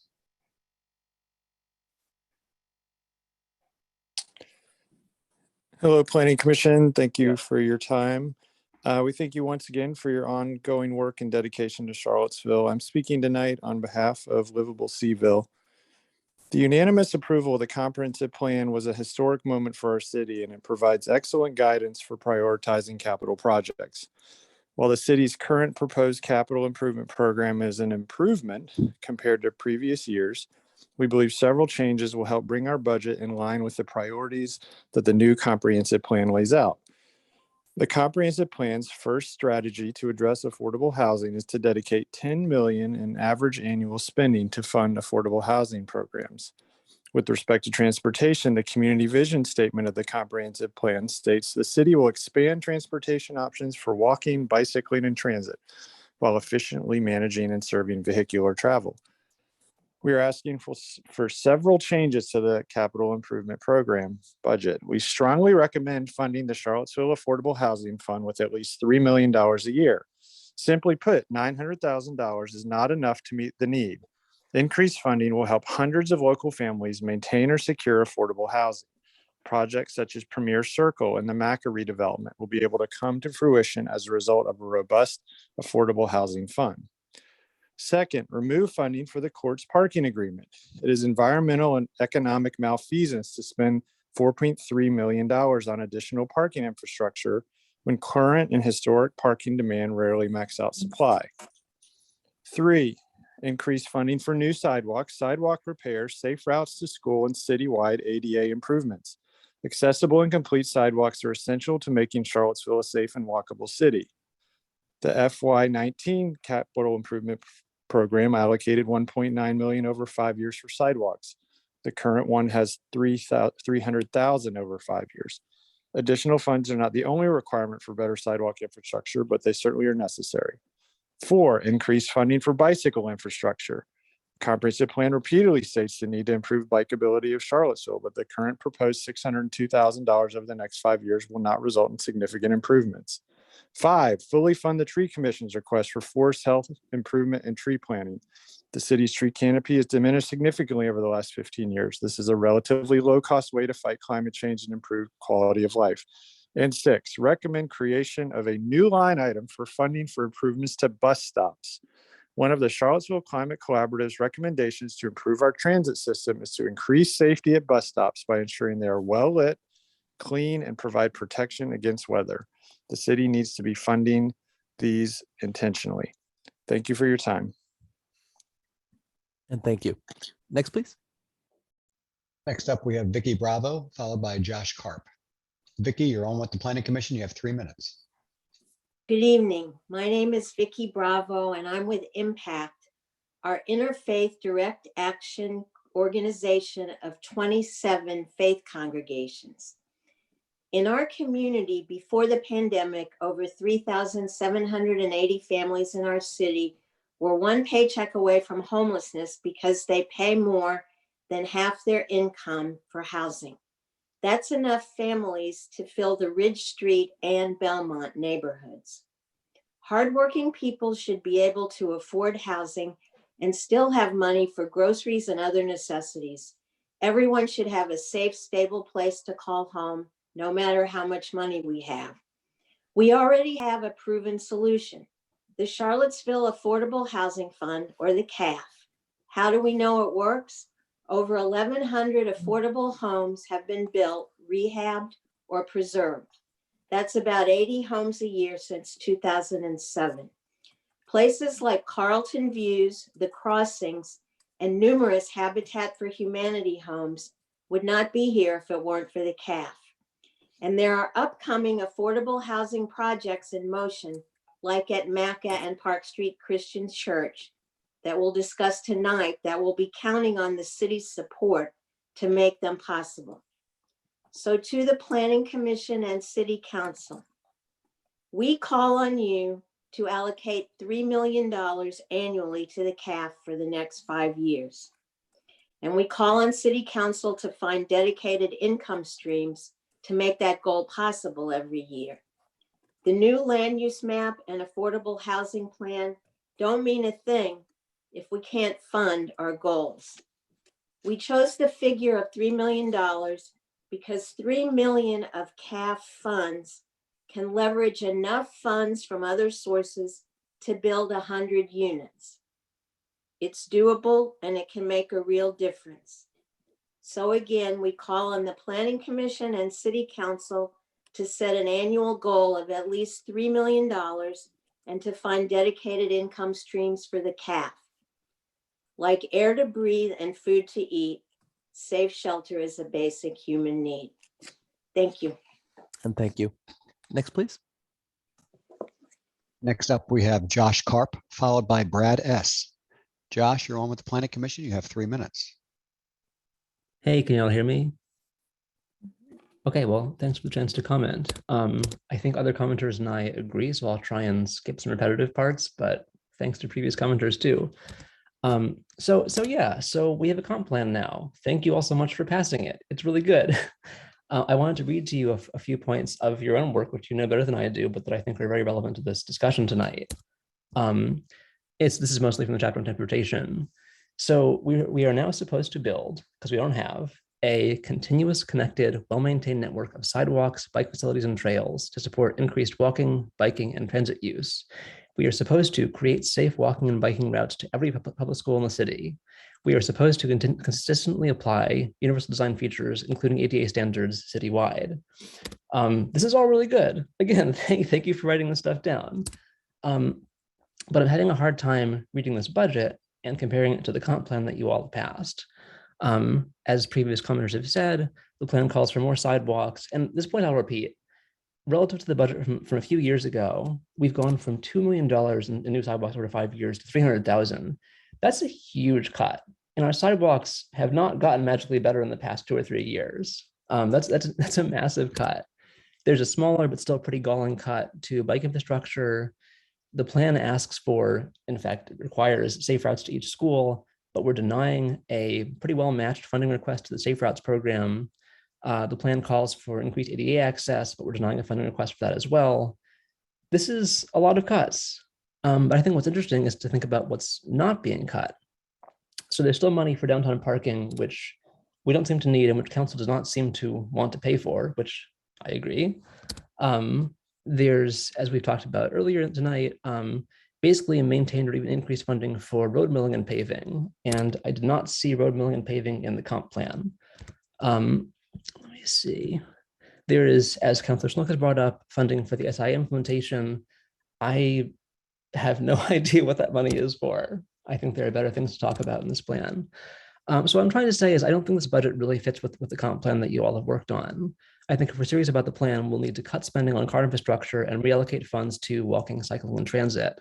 More concretely, I hope that we can spend $0 on downtown parking aside from maintenance, and reduce or defer funding for car infrastructure like road milling, and look into funding that we aren't really spending like the SIA item.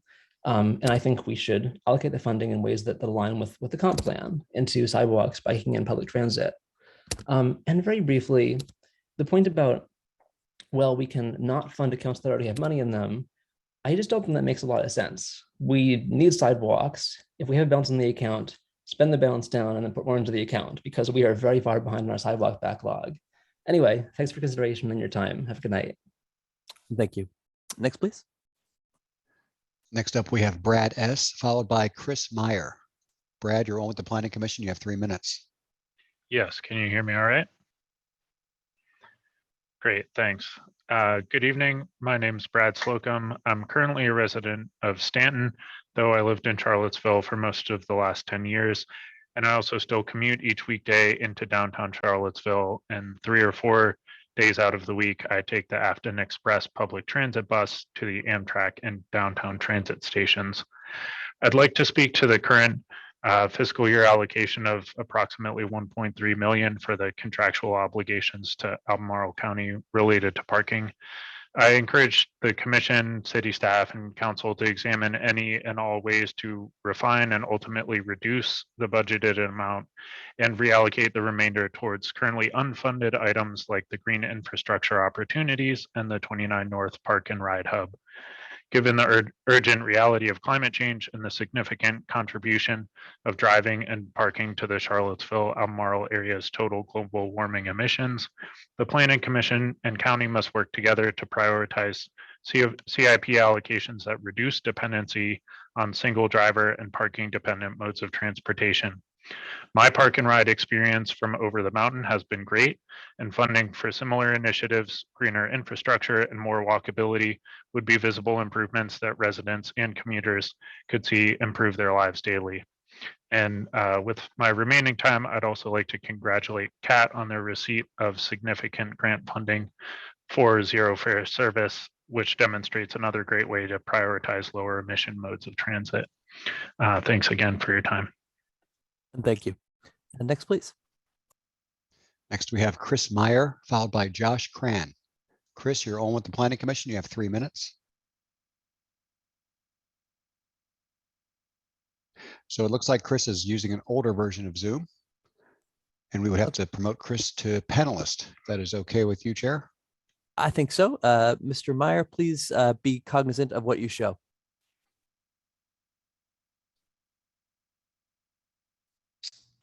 Appreciate the panelist. Chris Meyer, 124. I will jump off panelist. 124 Oaklawn Court. I want to thank the councilors, commissioners, and city staff for the efforts they've been making in regards to developing the CIP and improving this community.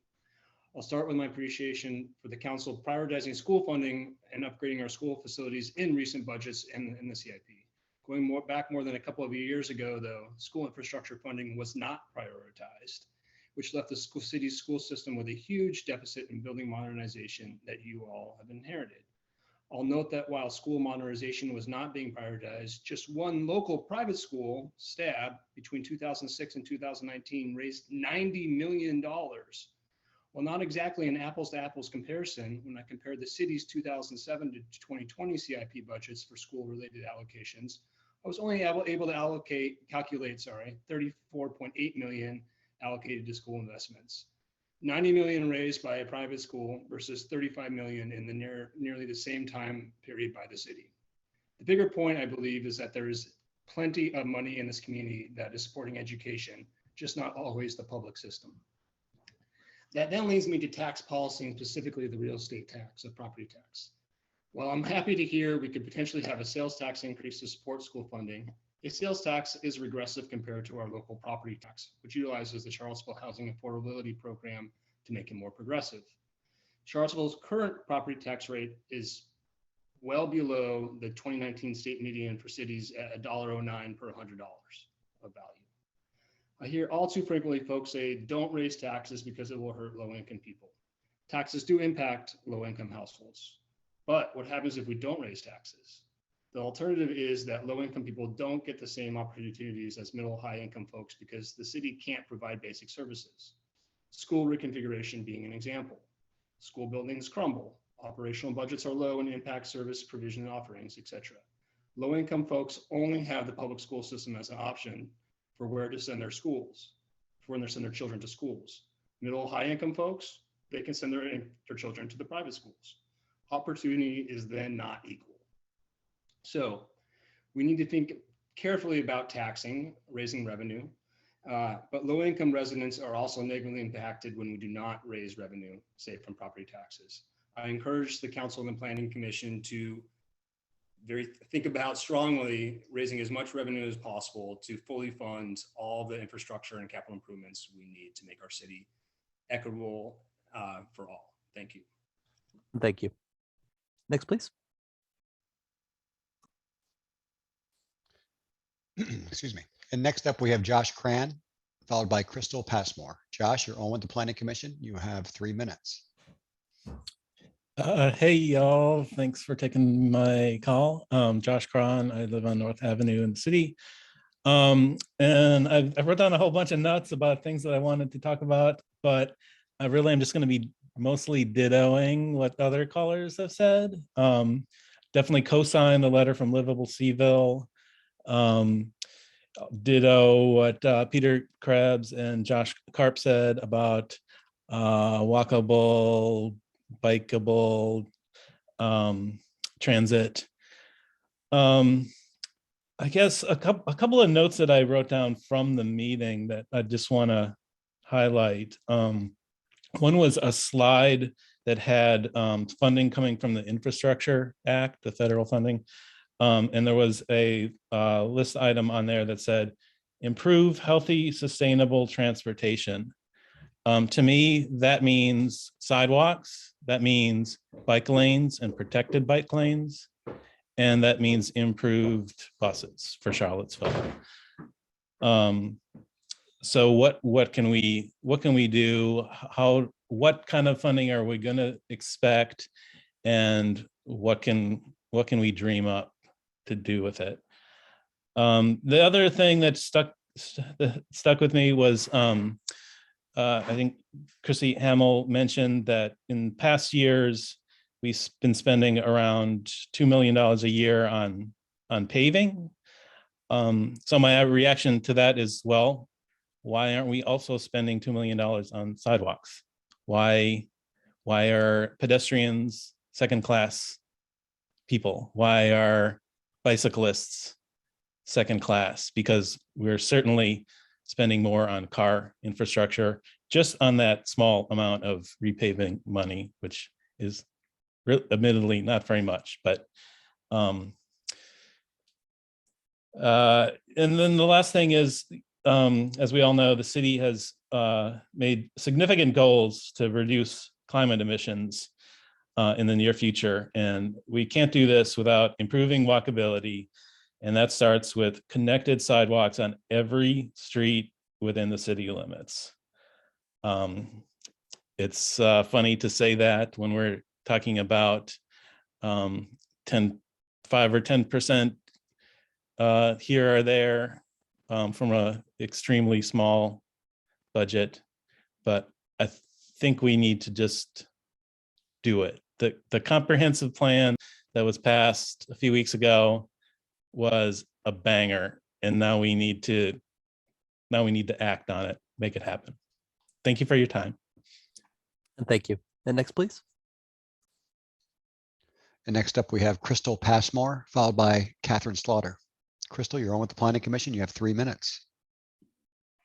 Hello, my name is Crystal Passmore and I live on Forest Ridge Road, and I concur with everything Josh Cron just said.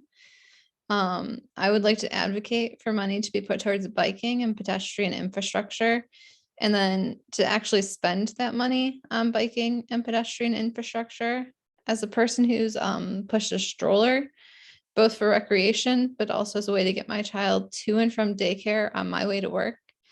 I know that many of our sidewalks are both woefully inadequate. I also know that the city does not prioritize fixing our sidewalks, and this is reflected in the current CIP and the spending on sidewalks from previous years. Also, as a person who would like a future for her child, I would like it if it was easier for myself and others to bike instead of to drive in the city. So we need to put more money into getting people out of cars as opposed to spending money to keep people driving. We need to make biking in this town easier and safer. We need to allocate money towards protected bike lanes and then actually spend that money. We have a large line item for transportation, as Josh Cron mentioned. When we allocate that money, we need to not automatically give it all towards paving roads, which is the most expensive mode of transportation and the least accessible. We instead need to split that budget more equally across biking and sidewalks. These are modes of transportation and not just for recreation, which is how the city seems to treat them. Please spend the money we have accumulated and allocate more money away from roads and towards other more affordable modes of transportation. Thank you. And thank you. And next, please.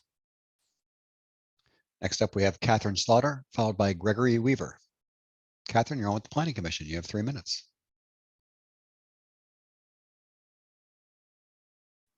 Please unmute. Thank you. I'm Kay Slaughter. I live on Short 18th Street in the Woolen Mills. And I know that you have many large projects, as we've heard tonight, and limited funds. However, I ask that you consider a small allocation to refurbish the Drury B. Brown Memorial Bridge, which memorializes 37 local citizens who crossed racial and economic bridges to make Charlottesville a more equitable community. A city monument to local people, the bridge needs a few simple improvements to make it more visible and to properly commemorate its honorees.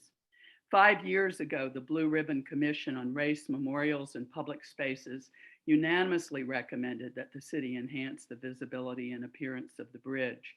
And my comments also have been endorsed by many of my former colleagues on City Council. Specifically, we request appropriate and visible signs announcing the bridge on its east and west ends. And this signage should draw the eye of drivers, pedestrians, and cyclists. Second, the city, through its consultant, Roadside Hartwell, had developed design plans to replace broken and missing plaques, and we believe that these should move forward.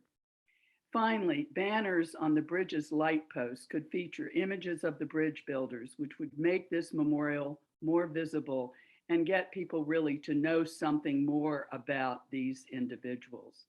These relatively inexpensive banners could rotate through the year so that all images would be shown over time.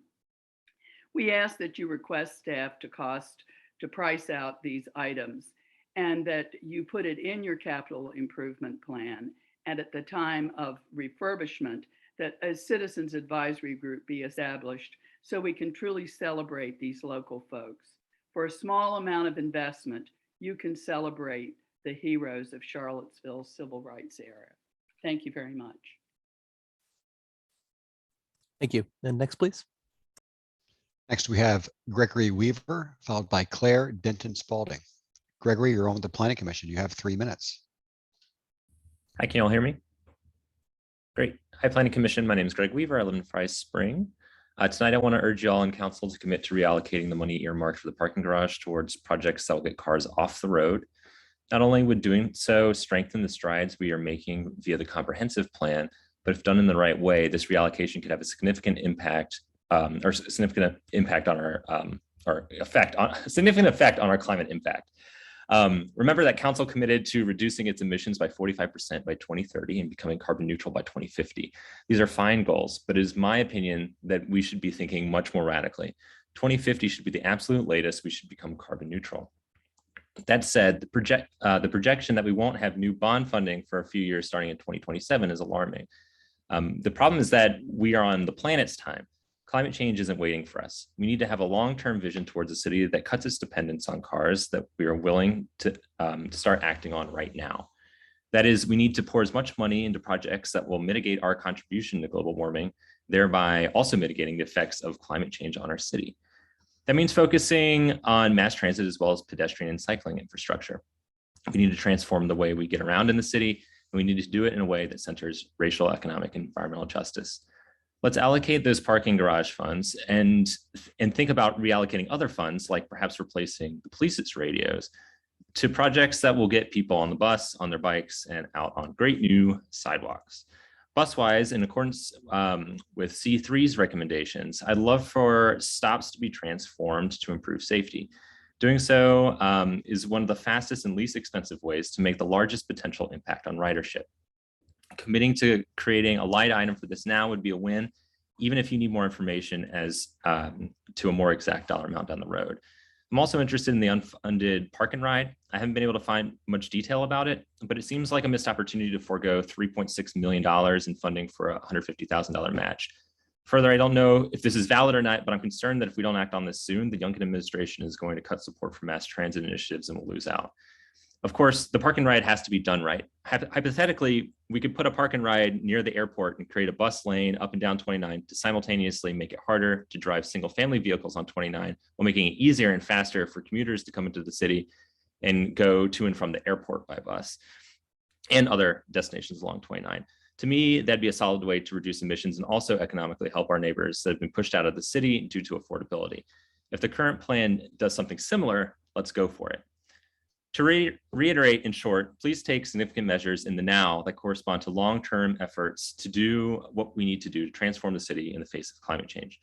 Completely defund the parking garage, fund mass transit, pedestrian and cycling infrastructure. Thanks so much for your work. Thank you. And next, please.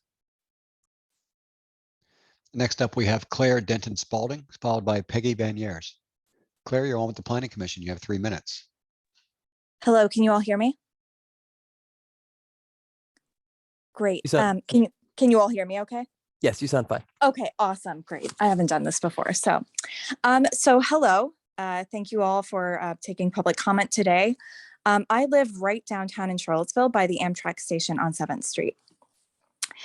So my priority in attending this meeting today is really to target the city's climate goals and to use the work you all are doing to target those goals, especially the emissions goals for 2030. Given that we have one shot at funding some of these activities in the near term due to the decrease in funding from the bond issue. So I encourage you all to reevaluate some of these priorities.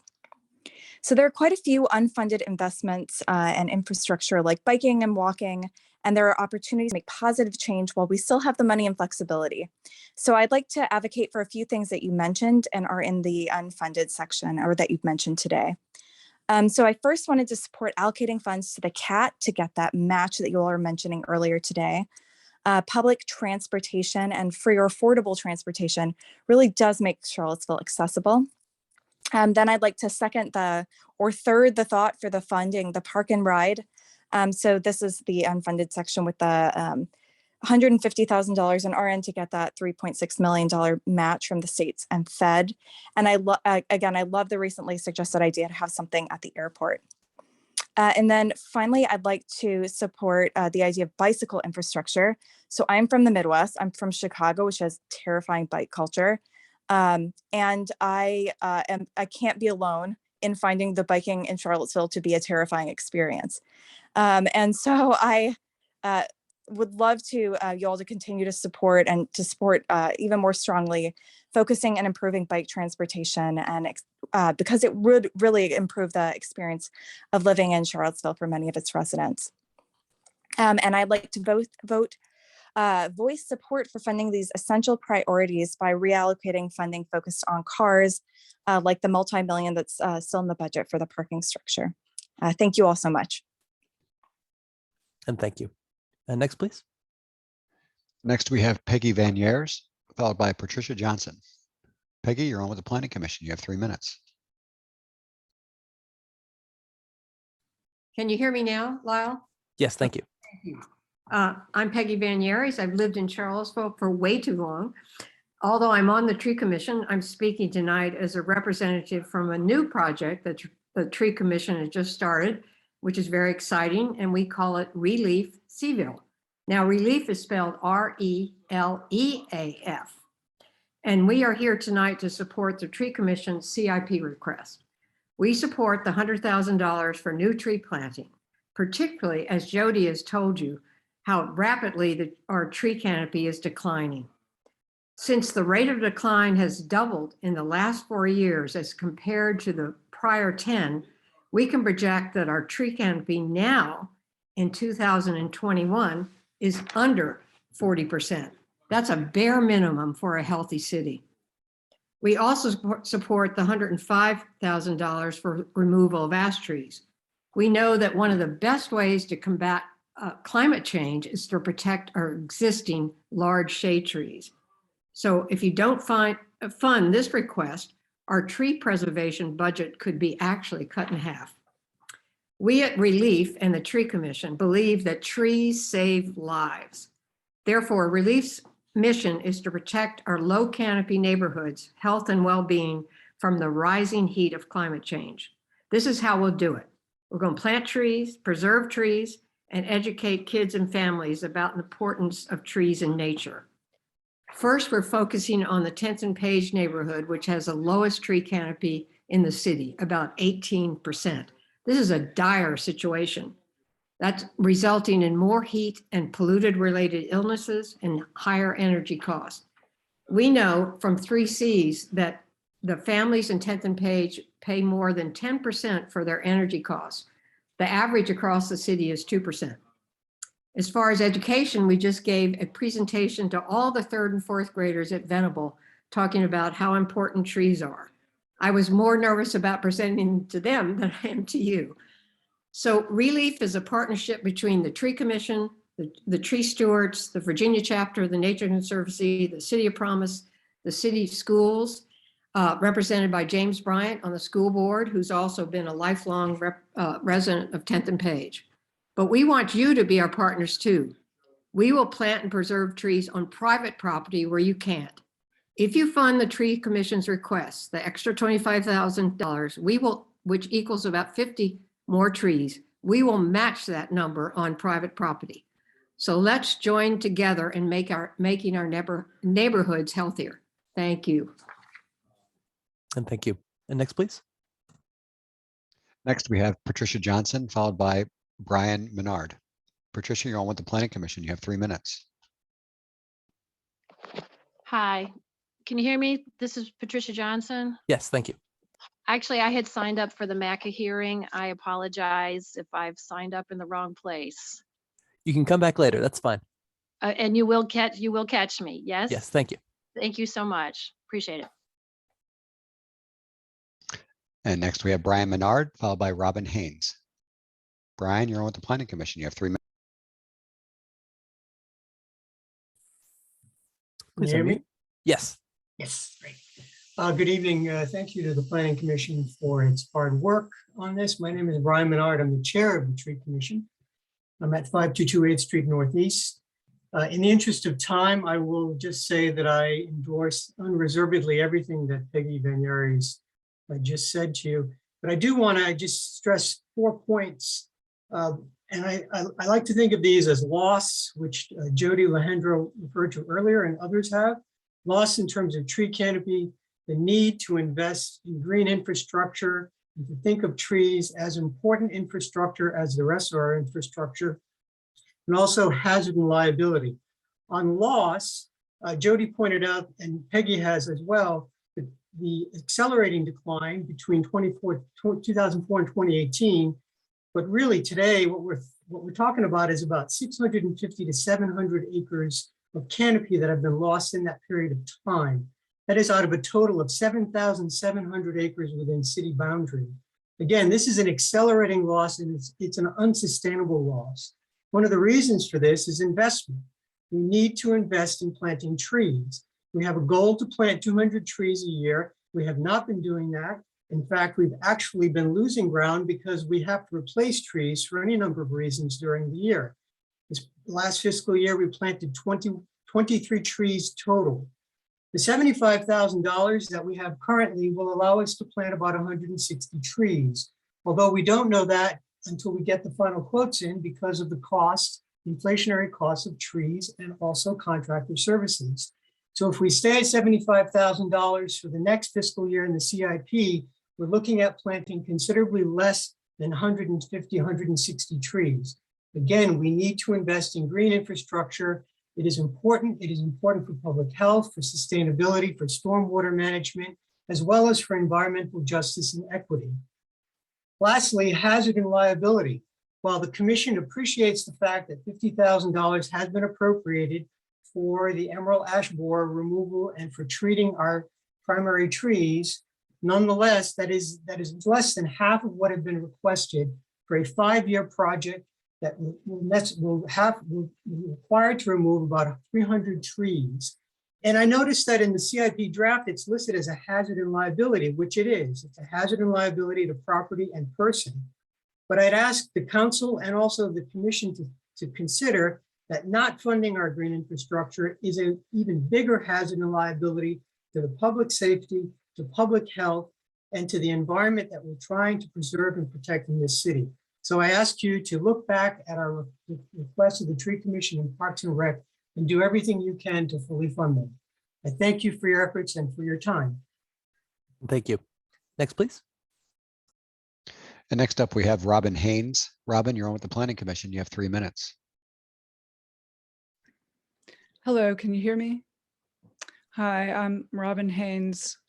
I'm with the Charlottesville Area Tree Stewards, and I want to echo what Brian and Peggy have been saying. We are just so concerned that the city hasn't been able to give what's needed for the planting of city trees that you really need. There's so much construction that you are planning on, so much density, and the trees are needed for, you know, stormwater issues, clean air, so many reasons. And it's just keeps being cut and cut, and the quality of life in the city is going to tumble. So I really ask you to hear us. Thank you. And thank you. And next, please. And if anybody else would like to address the commission on this public hearing, please click your raise hand icon.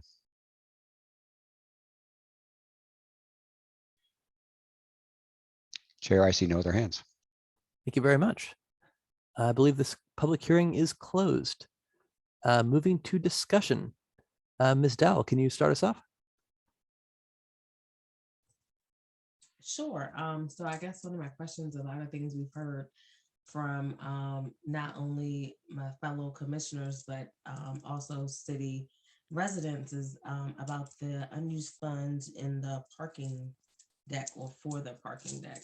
And I would just be curious to get the commissioner's thoughts on possibly moving funds from that line item and allocating it somewhere else. Is that a motion? No, it was a question that could turn into a motion. I just wanted to kind of get the feel for the commission before possibly presenting a motion.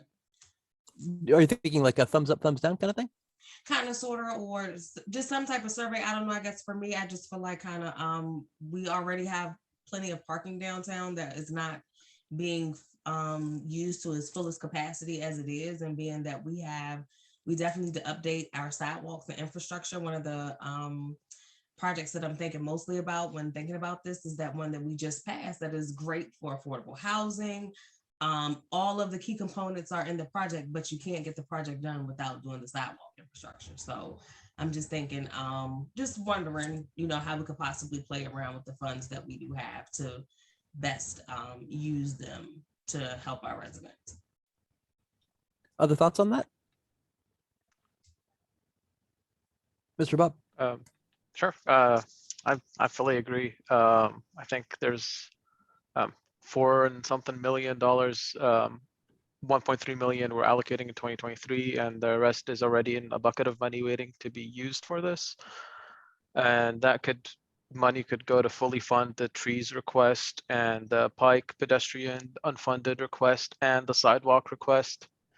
And we'd have leftover money in the bucket to fund our affordable housing gap that we have.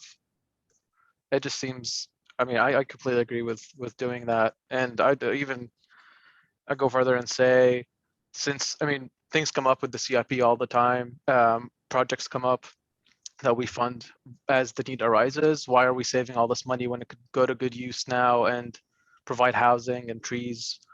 And then if we need to spend $100,000 or $200,000 or whatever the amount is to satisfy the county agreement, we can just do that when that happens. Other thoughts on that? I generally agree. I mean, I think it might be prudent to leave some amount dedicated towards that. If nothing else, maybe out of goodwill towards the county. But you know, I think where we're going is how much can we squeeze out of that parking structure and try to distribute among other projects. Absolutely. I definitely want to make sure though, because I think this came up last year, we do have a commitment to the county, and I want to make sure that we're upholding our end of the commitment, but I'm just not sure if we need that many dollars allocated to do so. Yeah, so I definitely agree, of course. My understanding of where it's at now, since we've opted not to build the garage, the county get to choose whether they want the 63 space surface parking lot next to the S&P building or spaces in the Market Street garage. And so if I'm understanding staff correctly, they want to keep the money in there and add all this extra money to fulfill the costs associated with those. And I mean, I'm obviously no expert on what these things cost, but if it's the surface option, we repave the lot and we add gates. That's probably the more expensive option. And then if it's the garage, we add a bunch of signs that say courts parking only, and maybe need like a validation system for people going to the courts. And it seems to me either of those cases cost clearly a lot less than $4.3 million, based on what very little I know about what gates cost. So I don't know exactly how much that is, but I think I'm hearing that like the county is going to make that decision soon, and then we'll know which option it'll be, and then it should be easy enough to price out. And so I think from our perspective, it makes sense to just say, minimize the amount that we spend on that to just to the amount needed to meet the obligation to the county. And then, maybe without putting a number on it, since we don't know exactly. But then in the back of our minds, we can say, well, we know that frees up a few million for all these other priorities, and let's say we want those. Does that make sense? Yes. And then Miss Hamill, Miss Chrissy, I had just one quick question for you.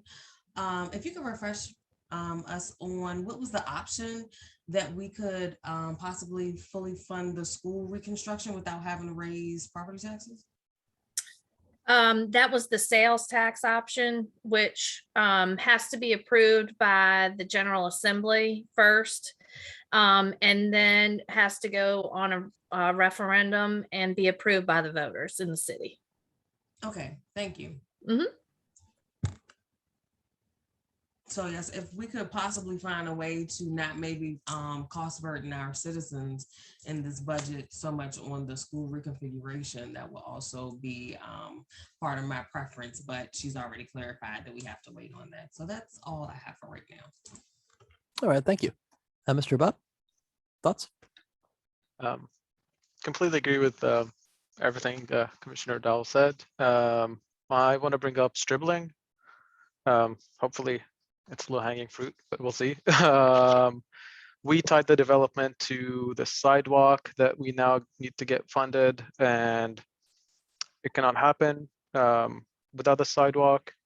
If we look at our comp plan that we just passed, we call for pedestrian access. Even though the sidewalk is not on the top of the priority, it essentially, we're getting it for free, and it's about half a mile of sidewalk almost. I don't see why we can't request that to be funded, to move on, just basically move up the spreadsheet without any significant implications. Did you want people to chime in on that topic? I can gather feedback on that, and then I can bring up my next more, I guess, harder to go through topic. Okay. Mr. Feedback Habab, on that that. was also kind of what I had. I didn't name the project, but that was the project that I was referring to. Like that project hits so many of our comprehensive plan goals, affordable housing, access or walkability access, but it's not safe. So I would hate to have to encroach new people in that area without already protecting the residents that already live there. So if we could figure out a way to move that up on our priority, that to me would be essential. And I'd add, since definitely since it doesn't impact our bond capacity and the revenue is not going to be there if we don't build the project, it's a win-win, total improvement with essentially no direct cost to us, which is to me a no-brainer. But the thing I'd add is that not only does that pay for the sidewalk, and which the neighborhood's been requesting for a decade and a half or more, but also, in the draft agreement, economic development is anticipating, depending on the development schedule, that it would be paid off, the sidewalk would be paid off in about 6 to 7 years. After that, we're getting that 600,000 plus a year in revenue, without any strings attached. And very conveniently, 7 or so years from now is exactly when we very badly need cash because we have absolutely no bonding capacity left. And so, you know, to me, the fiscal implications of that are pretty clear.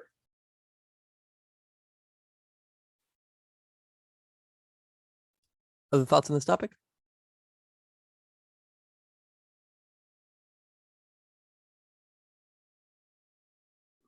On that topic in particular, or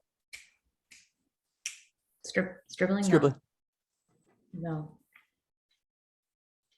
Mr. Habab, what was your next thought? Next thought was, I guess it's more of a concern about hitting our capacity, our bond capacity.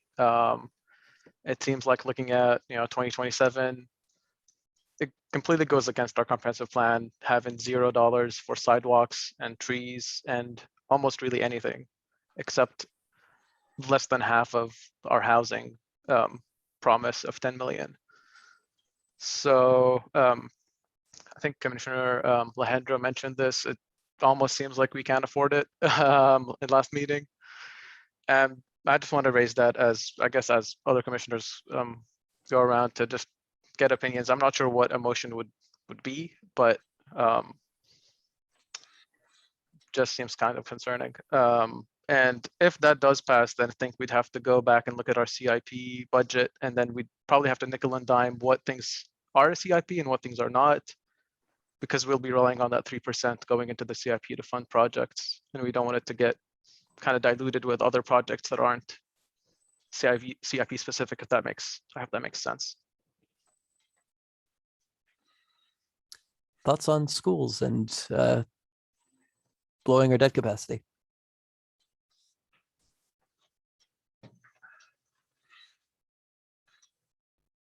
Did you want to solicit thoughts on that topic? Sure.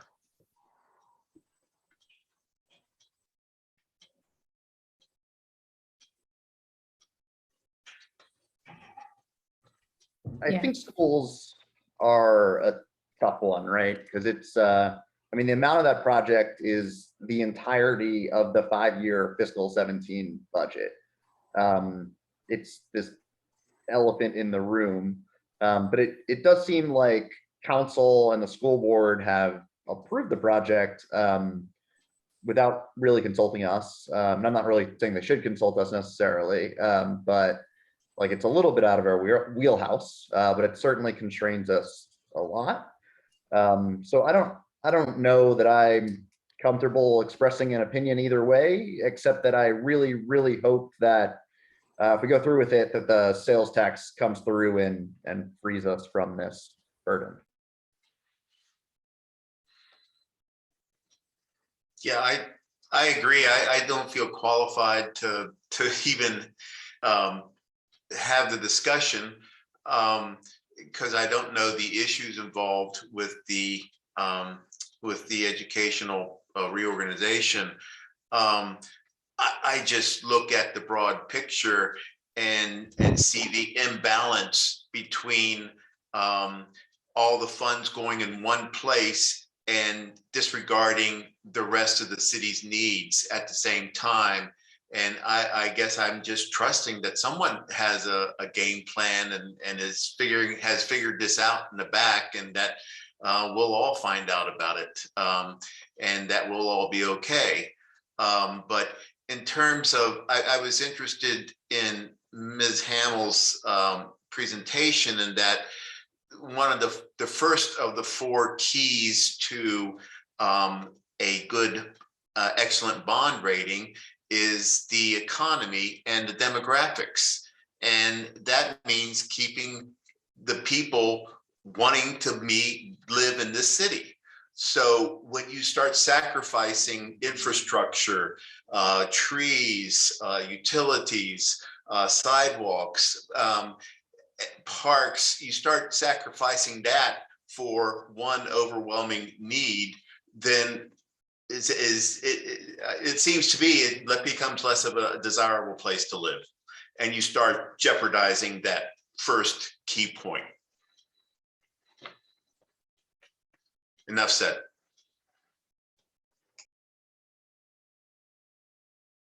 Anyone else want to put a hand on that ball? Mr. Bob, next thought, please. Sure. I'll keep it to those. And again, to reiterate, I'm not against the project. I'm just not comfortable with the bond capacity situation that happens.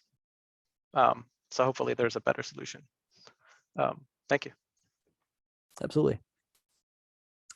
Mr. Alejandro, please share your thoughts. I thought I just did.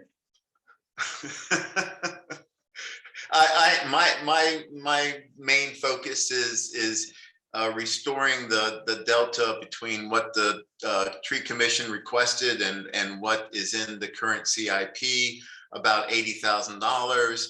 I feel like that there's room in any number of places for providing that small bit of change compared to the other large expenditures that the city is committing itself to. And even if it's to get rid of the small area plan budget for 1 year, we have more important needs. We have greater needs. That's all I have to say. Thank you. Ms. Russell, please. I want to bring something new up, which was Ms. Hamill, you alluded to this exercise in which you can go back and really push on budget managers to give a kind of project update on their projects and the status of what's left to spend. And Councilor Snook brought this up as well, because tell us what we still need to do in these things, and are we way overfunded in these categories? So I think that exercise would be useful. I don't know if from a motion standpoint if it's something we have to have a motion to do, to sort of go back and be really judicious about that fiscal year 22 and what is still in the balance. I had something else. What was it about? Oh, I wanted to bring up the topic of the small amount to remain in the West Main streetscape around the Drury Brown Bridge and the bridge builders and Case Lauder's plea really to keep some money for that initiative.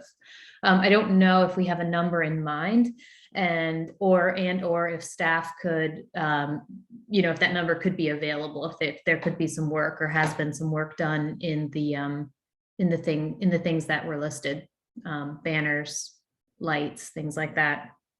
But I do think that would be a worthy, initiative.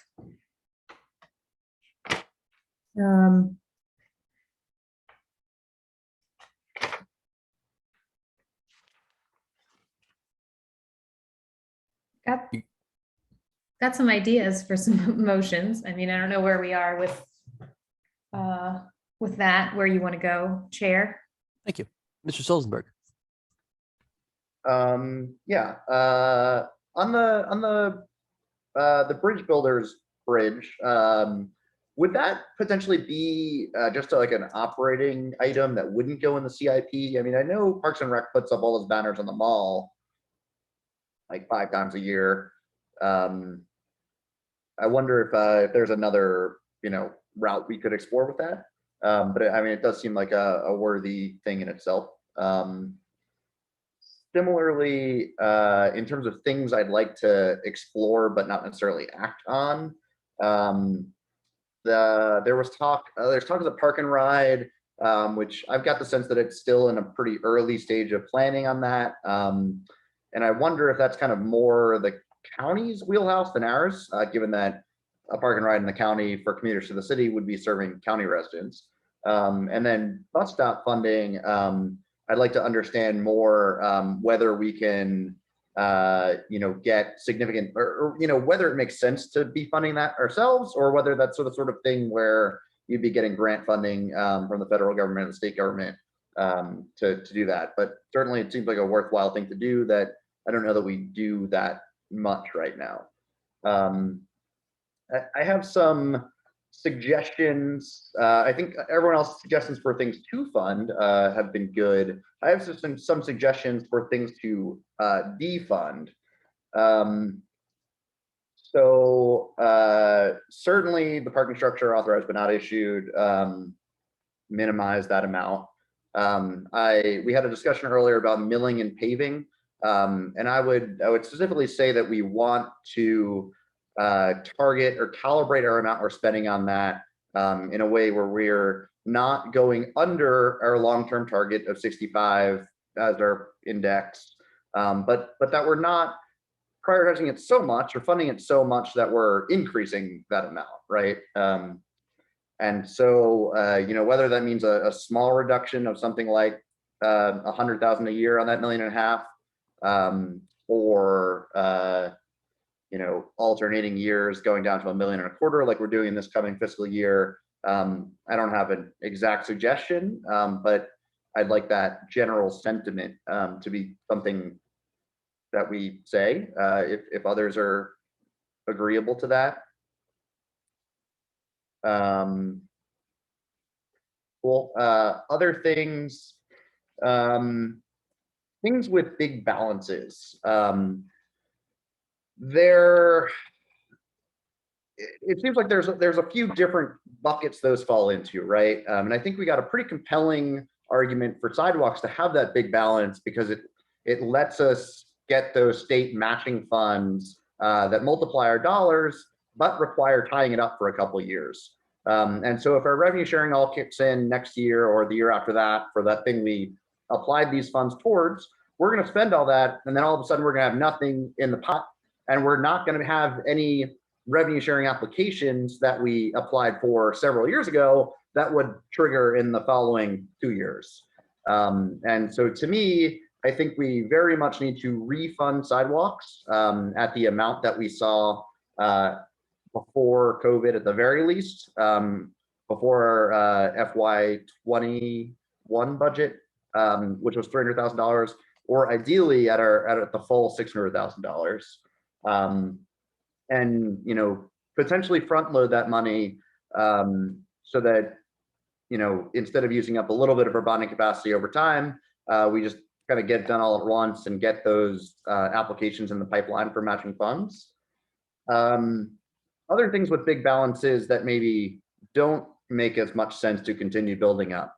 The Economic Development Strategic Initiatives Fund has over $1.5 million in it, has very little spent out of it in any given year.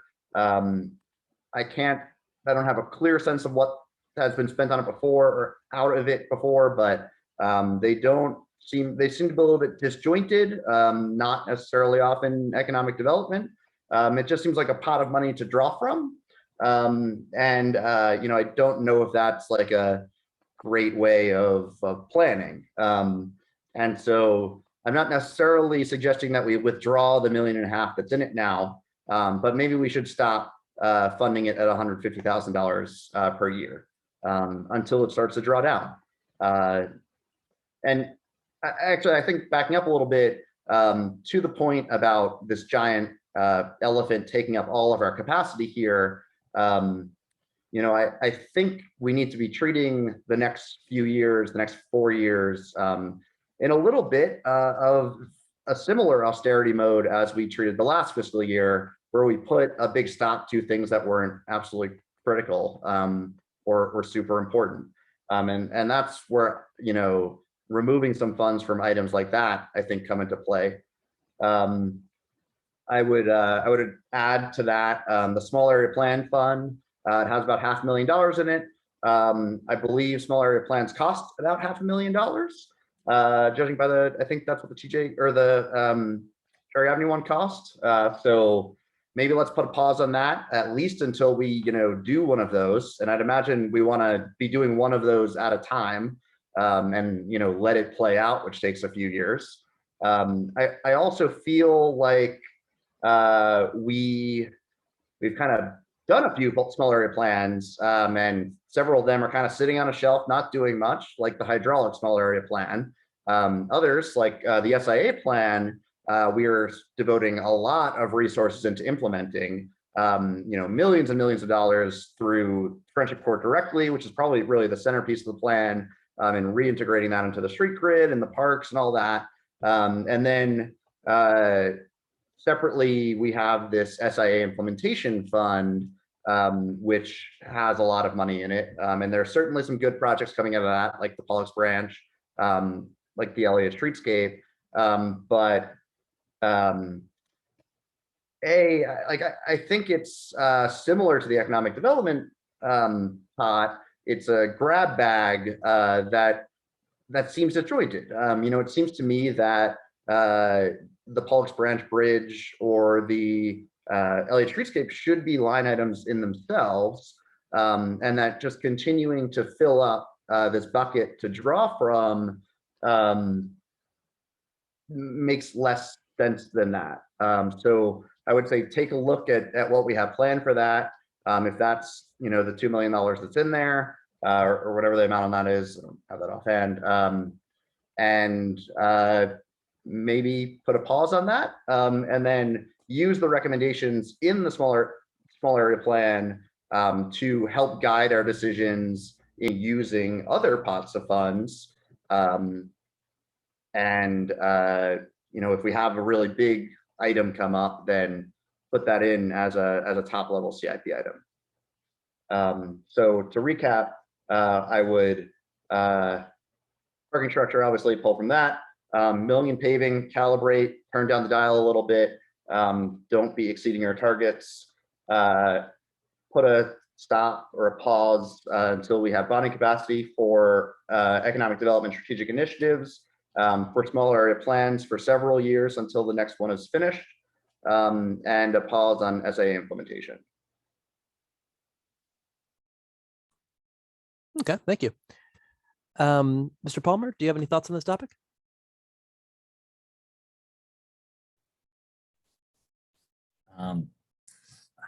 It's a tough one. I can't say I have too much advice to give. I think what the commissioners have kind of outlined, especially there, Rory, seems to make a lot of sense, especially with the school projects going forward, gobbling up a lot of debt capacity in the future years.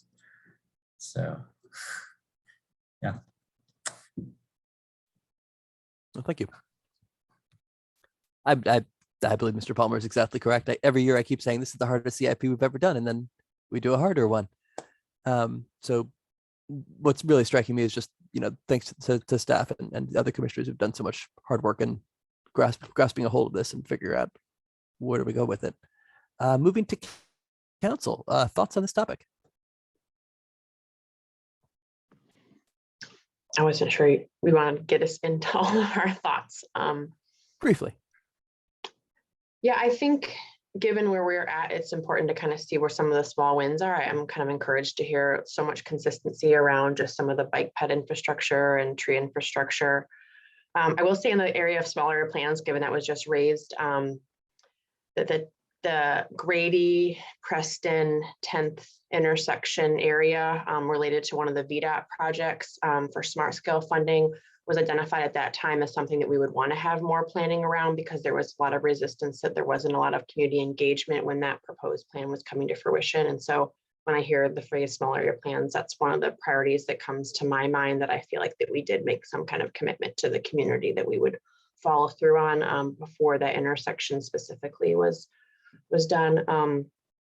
Related to the schools, I hear where folks are coming from. This is certainly a huge commitment. At the same time, having sat through so many meetings, I understand just how long putting a real investment into our school system has been in the making, and certainly investing just in our school infrastructure doesn't solve all of the issues. But when we think about how long it's been since we've made this type of investment in our school infrastructure, it has been a tremendous long time. And all I can say is I encourage all of us to continue to push forward that this, I believe that this sales tax allowance that we have to get approval from the General Assembly and then from the community is really our only path forward. I think that to forego so many of these other things is going to be a challenging uphill for many years to come. And so I know I'm committed to continuing that work even outside of my council capacity. And I'm optimistic that we'll get there. I'm just concerned that we may not get there this next year, but I'm not ruling it out.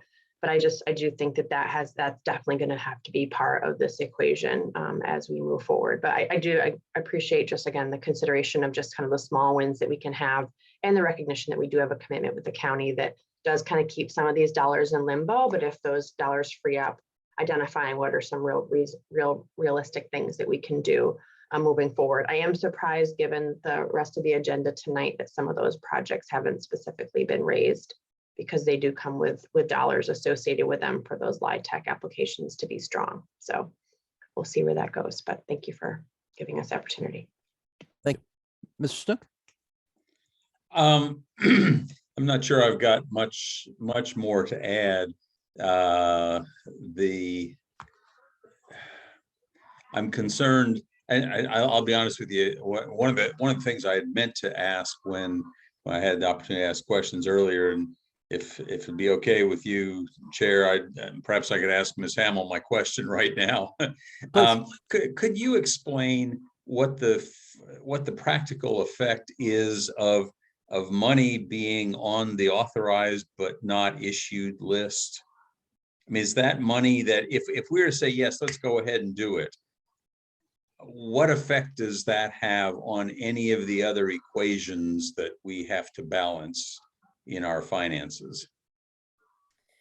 So the money on the authorized but not issued list is really just a number. It does not represent actual dollars until we sell the bonds. So in calculating what our total capacity is, which when we last ran these numbers and we presented something to you, it was roughly $185 million. The authorized but not issued just becomes a subtraction out of that, as those were prior commitments that we made. Those were dollars that had been appropriated to projects. So there's a budget sitting on the books for someone to spend, and as they spend those, then we need to sell the bonds to recoup those dollars. If they're not spent, then we can remove those from the authorized but not issued list, remove the budget for the project, and that now becomes additional capacity you could allocate someplace else. So if we say, okay, we've got $2.9 million roughly on the authorized but not issued list for the parking garage, and if we assume that we're not in fact building the parking garage, at least not anytime soon and not in the present contemplation of things, I guess I'm curious as to what the effect of that, having that $2.9 million out there really is. And if we say we're not going to spend it, it doesn't sound as though that suddenly frees up $2.9 million for us. So it frees up $2.9 million of capacity. It depends on what you replace it with. If you, for example, we wanted to put that into a housing project that did not qualify for bonds, then you're right, it doesn't help you. So freeing those dollars up have to be, it frees up bond capacity, but that means the expenses on the other side have to be bondable. So I'm not sure I'm totally answering your question. I'm not sure I'm totally following your train of thought. I'm not sure I am either. So I'll be honest, Chrissy, I asked you some of these questions last year too, and I clearly, it didn't sink in very well through this skull here. I'm just trying to understand all of the different limits that we've got, and the ABNI list is one of those things that I've just never quite figured out why. I've never quite figured out what we're supposed to do with that information. Yeah, so I think one way, I don't know if this analogy will help or not, but often we've talked about bond capacity as sort of like our limit on the credit card. And I think the way you could equate the bonds authorized but not issued list is sort of the they're in the pinned category. So you haven't actually spent those dollars. So it's not going to come on a bill to you yet, but they're waiting out there for the project to actually happen and for that switch to turn on, in which you're going to owe that bill. So basically, when we are setting a budget in the CIP, we say, how are we going to pay for it? And so as you see from the CIP, we've got revenues that matches expenditures. And so what that means is once the budget is approved, that expenditure budget hits our books and it's available to be allocated. And then we follow up on the back end to either make sure that we are following with the cash or the bonds. So the budget's sitting there, the bonds authorized but not issued are sitting there. And if we're not going to spend the money, then these bonds are freed up to allocate someplace else. It's just a reallocation of your credit spending limit, essentially. But nothing on the ABNI list is in the CIP. It's not in this CIP because what you're looking at is going forward. Right. And so the authorized but not issued represents projects that you have approved in prior years for projects that are on the books, either in the works or haven't started. The thing is that if you looked at the authorized but not issued list, almost every project that was approved in FY22 is going to be at the bottom of that list. And the reason for that is because we're about a year behind. So by the time that the CIP gets approved, the project's got to come to fruition. We've got to start spending money, and then we're going to sell the bonds. So there is just sort of a time delay. So looking at that, there's not, it's a big deal to try to find dollars that you can take off of that list because they are associated with real projects. And so rather than trying to look at the list in isolation, it really does come back to sort of a conversation about individual projects and which ones we want to move forward and which ones we don't. I guess the issue that I kind of come back to is if to use the example of the 2.9 million already on the ABNI list for the parking garage, if we take that off the parking garage, it doesn't, if we take that off the ABNI list, we defund that completely. It doesn't change anything on this spreadsheet. The only thing it could change is just like you see on that list for West Main and the parking garage, that 2.9 could go up in the revenue side, and it would give you the opportunity to add 2.9 on the expenditure side. Now, what that does is it doesn't leave you any ability to address our contractual obligations, because 2.8 is all we have on the books right now for the parking obligation with the county. Anyway, that's what has puzzled me. It frankly still puzzles me, but I'm not going to get over my puzzlement tonight. Thank you, Mr. I don't have to get over it for another couple months yet. So.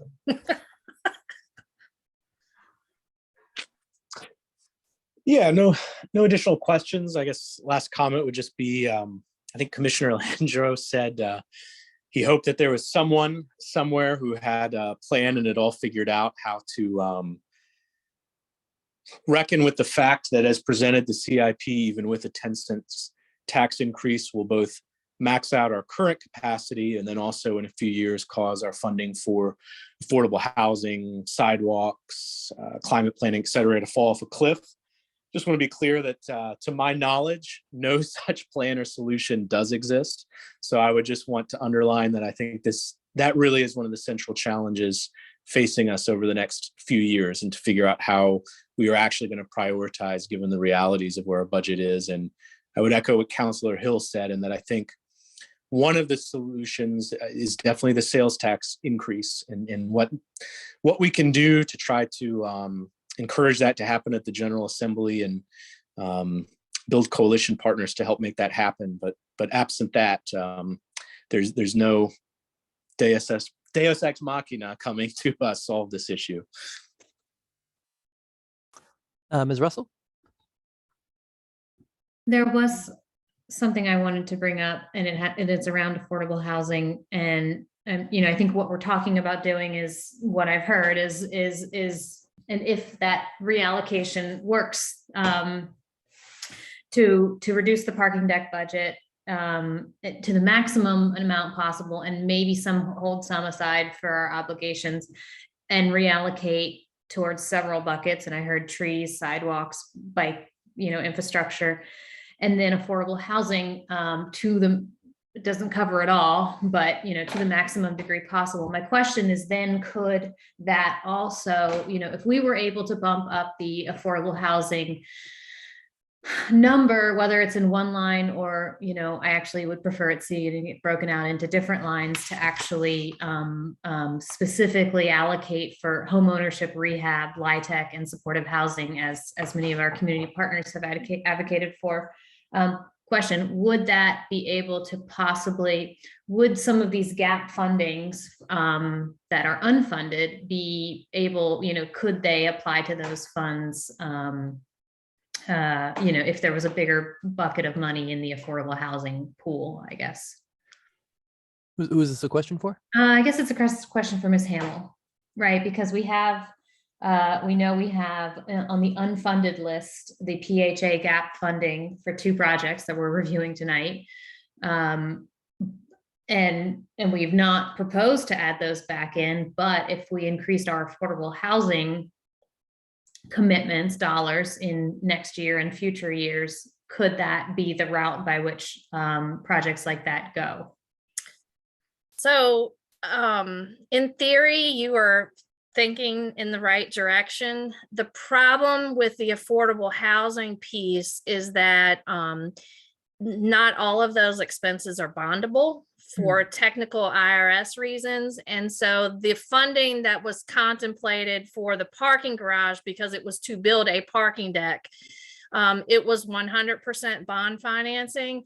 And so something like the PHA project, CAF, the supplemental rental assistance, that does not qualify for bond funding. So it's not a 1-for-1 trade-off in that instance, unfortunately. Okay, that makes sense. I mean, it seems like we're giving you guys a lot of direction, sort of assignments, but maybe there's a way to look through and do that sort of accounting of what, if we reduce from what's bondable, and reduce from what's not bondable, where does it all kind of, where does it then shake out? Yeah, and I would, I am thankful that the conversation has gotten to this level. I think one thing that might make it easier for you all as the commission is to simply evaluate the projects on the merit of the projects, or the funding on the basis of where you might want that to go, and pass that along as your recommendation. We can work through those other details, because I think, sort of limiting you to thinking about, well, what's bondable, what's cash, and all that kind of stuff kind of gets away from the point of, the importance of the project. How does it apply to the comp plan, yada, yada, yada. The funding limitations are kind of a secondary piece. So I would just offer, don't let that limit you, and make your suggestions based on the project. Thank you. Duly noted. Mr. Stolzenberg.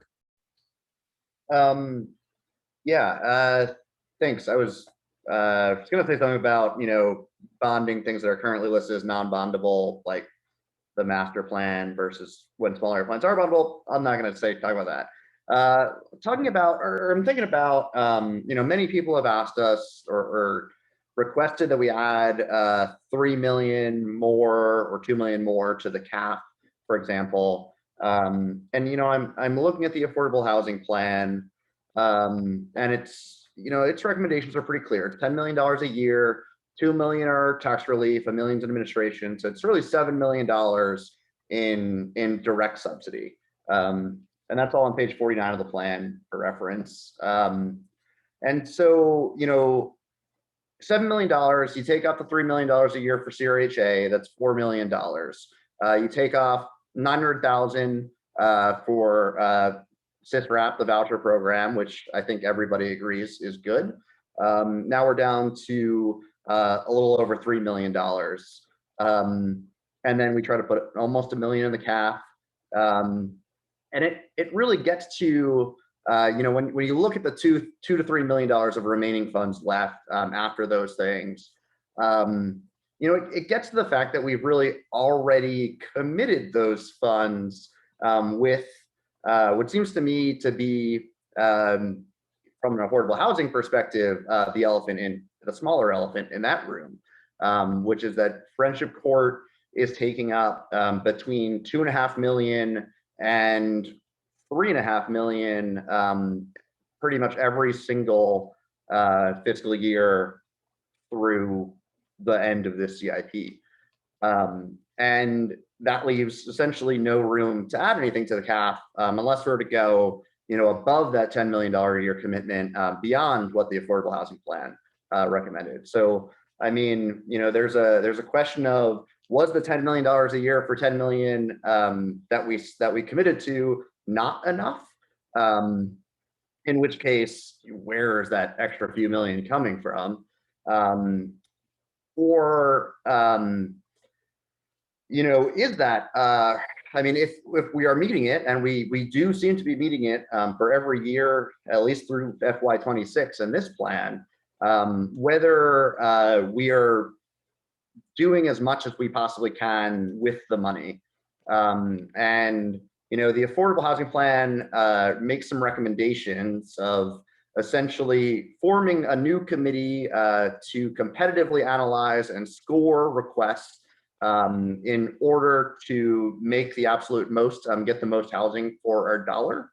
And it seems to me that at least for the next 4 to 5 years, unless we were to move money around, they're really just playing with that $900,000, $925,000 in the CAF, and not the bulk of the funds, which we're saying, at least $7 million a year in direct subsidy.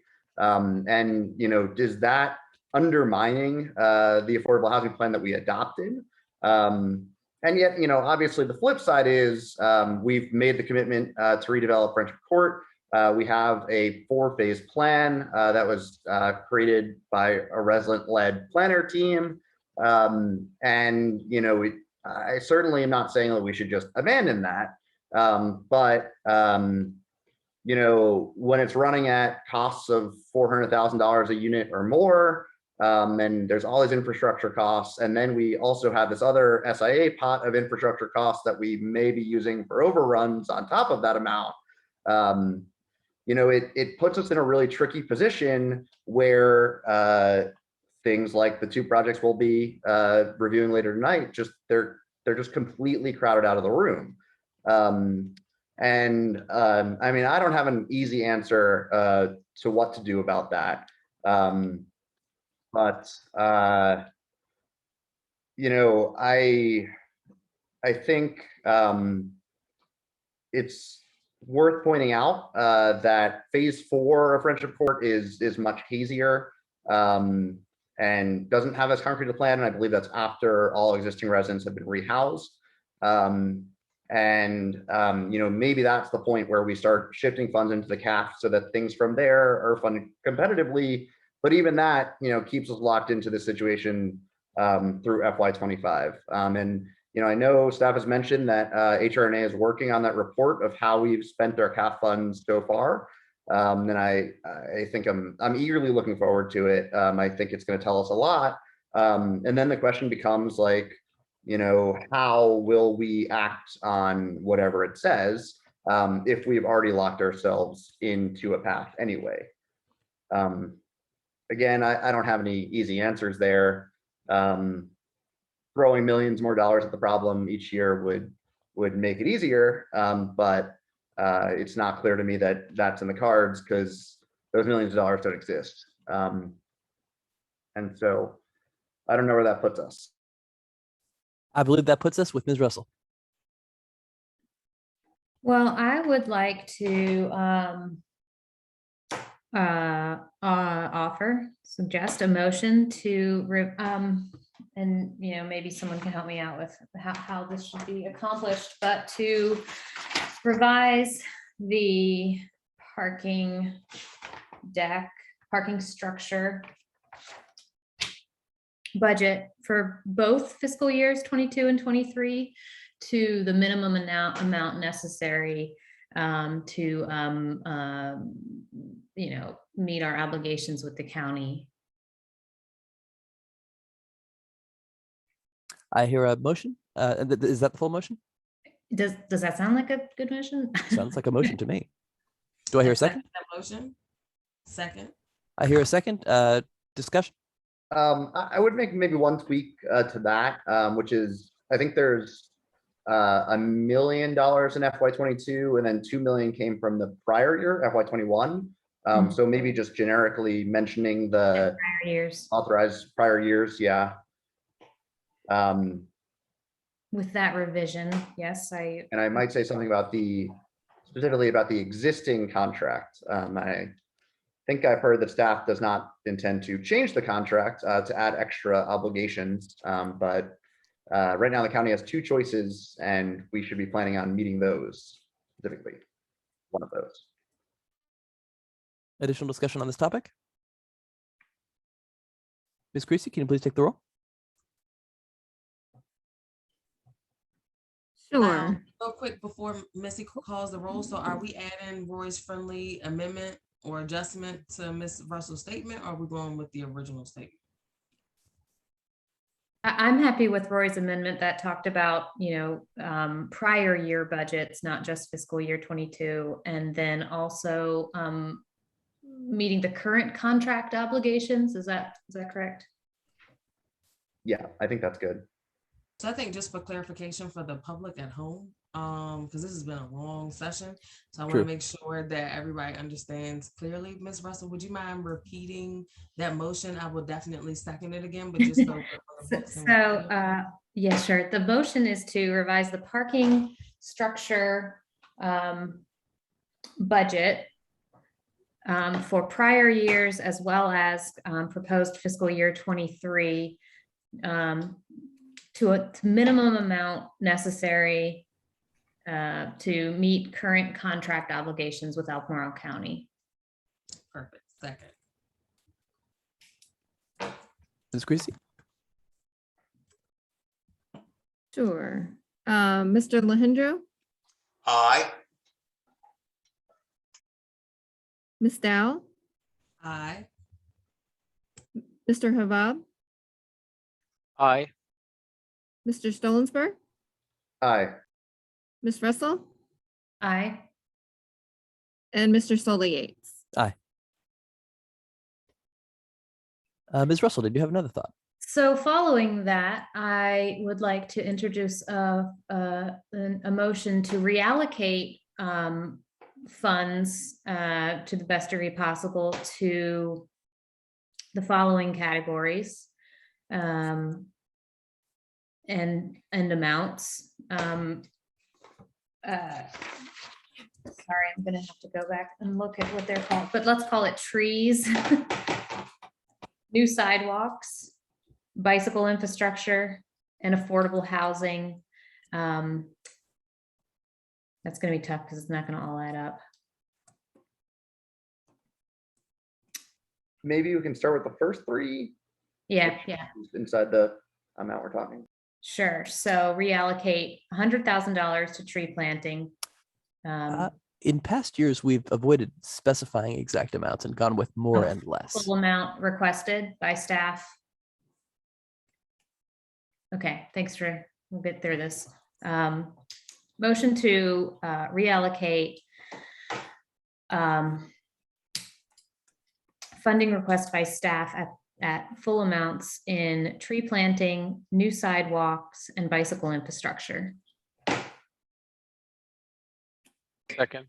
Can I clarify that it's not, there are 2 different categories in trees. There's tree planting and then the hazardous, the removal of hazardous trees. So 2 categories. Yes.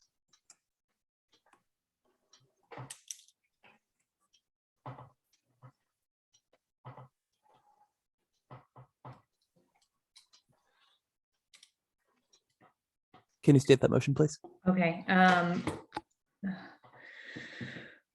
A motion to reallocate funding to the amounts suggested by staff in the following categories: hazardous tree removal, tree planting, new sidewalks, and bicycle infrastructure. Additional discussion on this motion? Well, technically, it wasn't the staff's proposal for the amounts, it was the tree commissions. The staff's proposal is what you have in front of you for reducing it. For reducing it. And then Jody, I have a quick question for you. I'm assuming I'm coming to you because I feel like you're my tree expert and you've even changed my thinking on the tree planting. So what is the detriment of not removing the ash trees that need to be removed? I'm just curious. That they will fall whenever they're ready to fall, which could be it could be on a person, on a house. I mean, the problem with emerald ash borer disease and damage is that it's not really evident that the trees are going to fall, that they're going to break down when that's going to happen. So there's not much warning. And so we'd rather take them down in a deliberate, methodical way ahead of time, rather than waiting for an emergency. Taking out power lines, falling on the road becomes far more expensive. So it's prevention. Yes. Perfect, thank you. Could that motion be amended to just include the caveat that the recommendations come from tree commission and city staff? Well, it's the tree commission's original recommendations, the requests.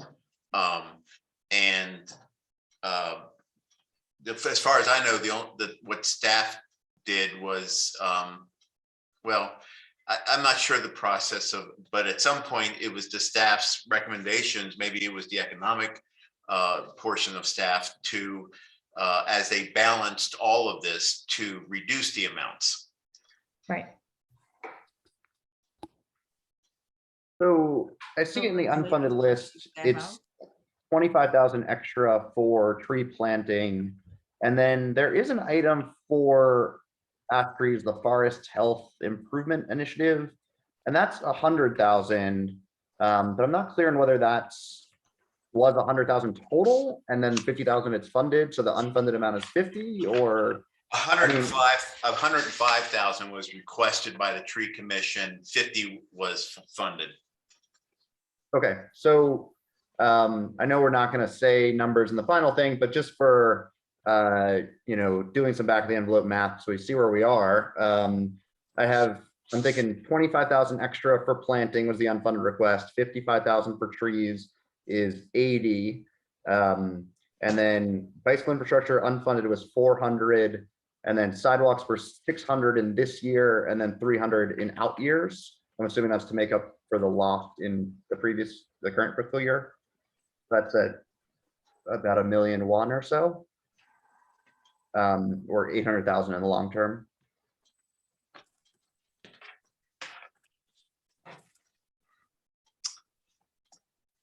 Do we have a final language here?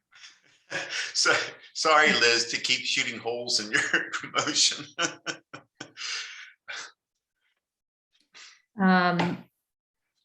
So we talked about it's not really reallocating funding staff's requested budgets for new sidewalks, bicycle infrastructure, as well as original budget requests as presented by the tree commission for hazardous tree removal, if it's another name, And tree planting. and tree planting. I have a question. Sorry, I just want to make sure I'm understanding correctly. Please. if we say we're going with staff's recommendation, but isn't staff's recommendation the funding levels that we have that we're trying to reallocate? I'm referring to the unfunded list. So just to clarify a little bit on that, the tree commission made a recommendation. That recommendation was passed on by the Parks and Rec staff. By the time that recommendation made it, and as we balanced the budget, as part of the budgeting balancing process, that amount was reduced. So there's a little subtle difference between which staff you're talking about. But I think, and also to answer Rory's question, anything on the unfunded list is over and above what's in the CIP. So maybe if you want to just say to fully fund the request and then not worry about where it came from, that might help. Thank you. Hallelujah. Fully fund the request. Yes. Ms. Russell, do you have that? Oh, God. No, I don't. I lost it. I'm sorry. I think we can just say fully fund the requests for each of those 4 items. Yes. For hazardous tree removal, tree planting, new sidewalks, bicycle infrastructure. Additional discussion on this topic? I'll second that motion. Ms. Creasy, would you please call the roll?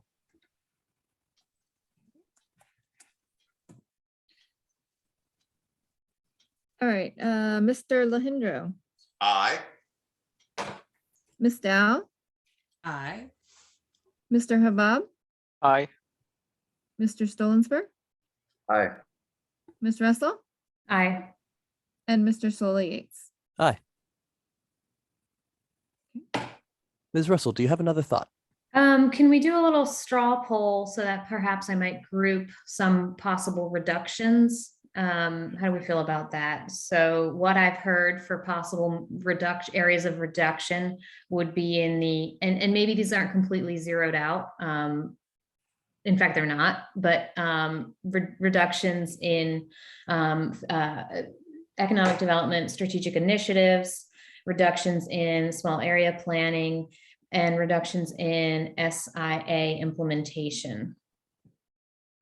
And, oh, I'm sorry, there's one more, reduction in reducing mill and paving in fiscal year 2023 to a number that would maintain our 65% rating.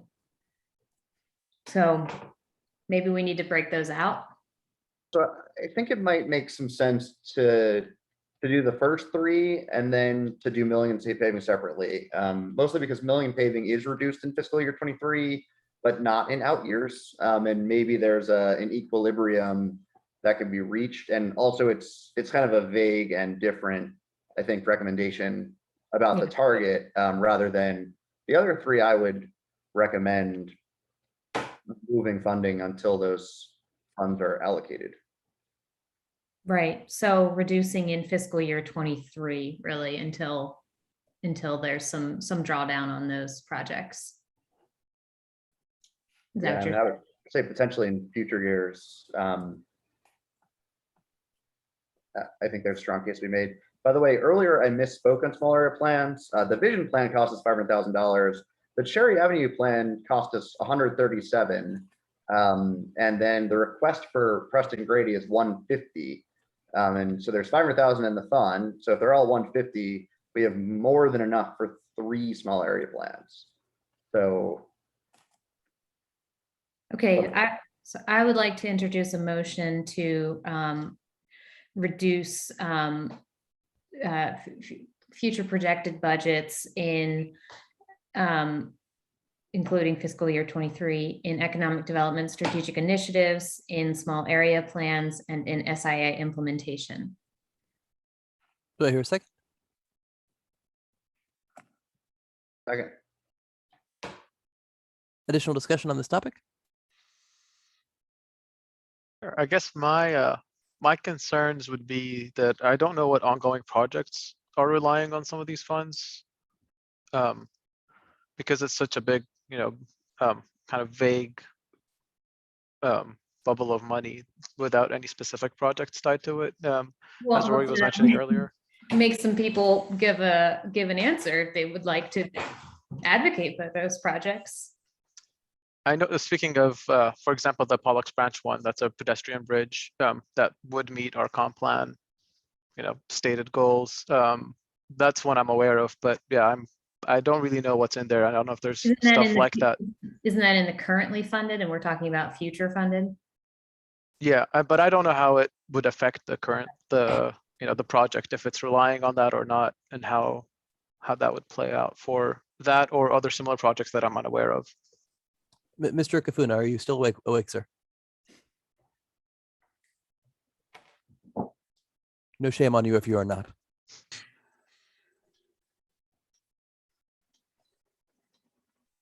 Can someone from NDS speak to that?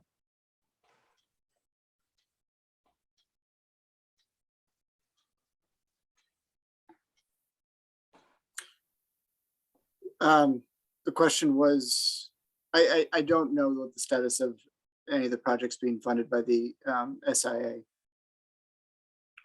I can speak to that just on the small area plan funding source.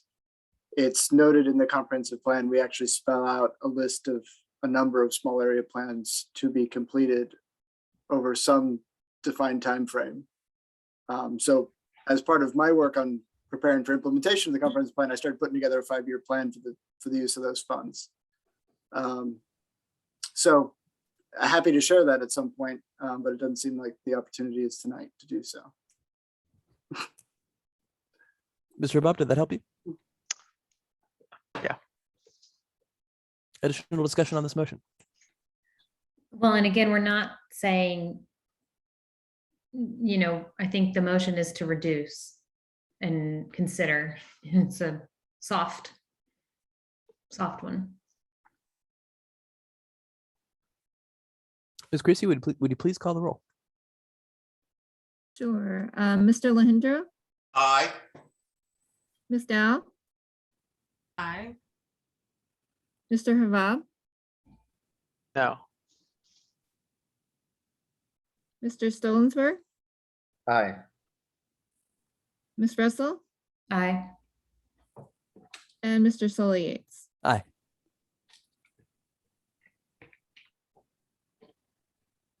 Ms. Russell, did you have another thought? Yes, I would like to present a motion to include and fully fund the Stribling Avenue sidewalk project for all phases at the full amount requested.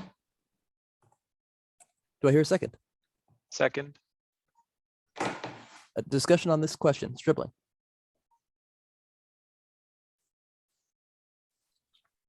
Ms. Creasy, would you please call the roll? Sure. Mr. Lahindra, Aye. Ms. Dow, Aye. Mr. Habab, Aye.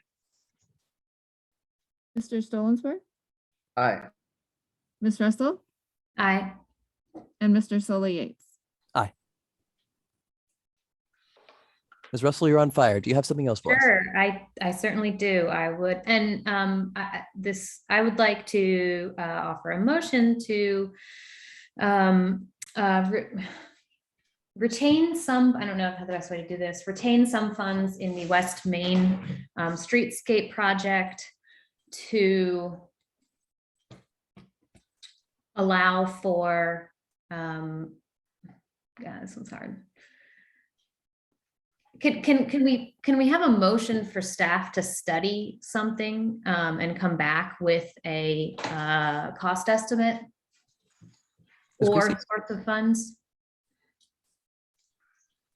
I don't know that we're going to be able to have capacity to get all of those details together within a timely manner. Can we say something more vague, like work to leverage state awarded funds for West Main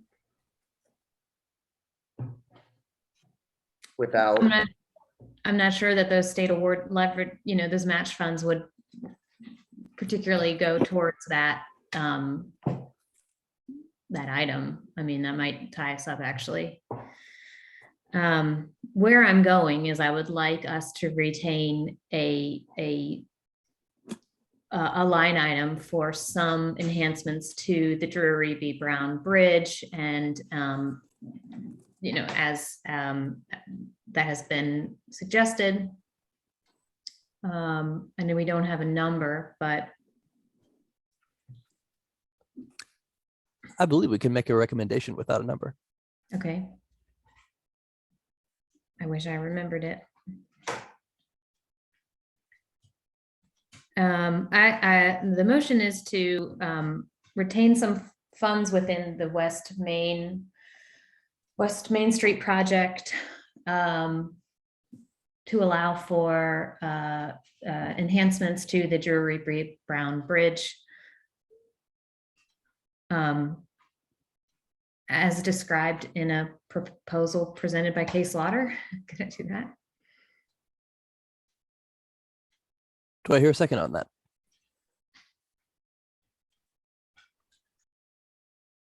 I'll second that. I'll second that. Additional discussion? If I could suggest maybe an alternate, I feel like the bridge proposal is kind of distinct from the streetscape, and maybe something more along the lines of explore ways to better highlight the or better commemorate the Drury Brown bridge builders. That's it. Vague. Could be an operating budget, could be a CIP item, something like that. Does Yeah, that make sense? it does, except I'm worried about the capacity of staff to even do that exploration, although I guess we get it at this, it's the same thing at the end of the day. I mean, also worth noting, I think, I mean, it's still not totally clear to me on where this is, but the funds that we were committing for West Main Streetscape were for phases 1 and 2, which weren't fully funded by the state.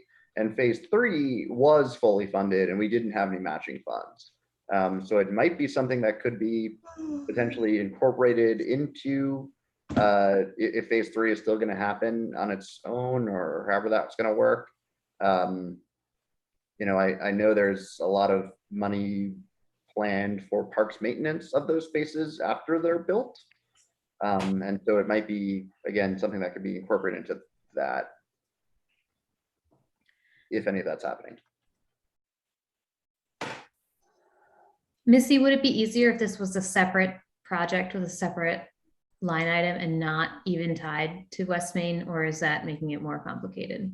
I mean, you all could potentially recommend that funding be provided for enhancements to the bridge project or to the bridge and not tie it to any funding. If that's easier, and no one objects, I think that's maybe a cleaner way of stating it. So the motion is to explore ways to complete, you know, and I just can't remember what Missy said. I'm sorry, my brain is just not operating. How about recommend that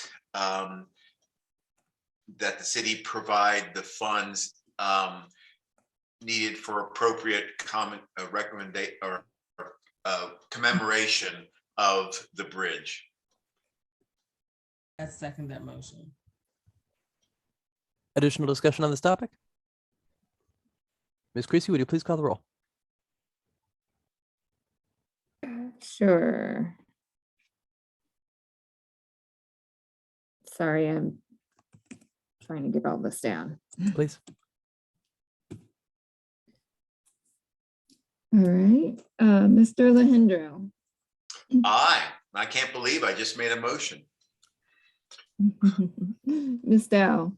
Aye. Mr. Habab. Aye. Mr. Stolensberg. No. Ms. Russell. Aye. And Mr. Sully Yates. Aye. Ms. Russell, do you have something else on your mind? Yes, finally, well, not finally, I would also like to present a motion to increase the budget for the affordable housing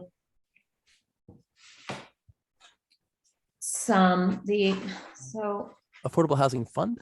fund, but yes, the CAF, I suppose, the Charlottesville Affordable Housing Fund.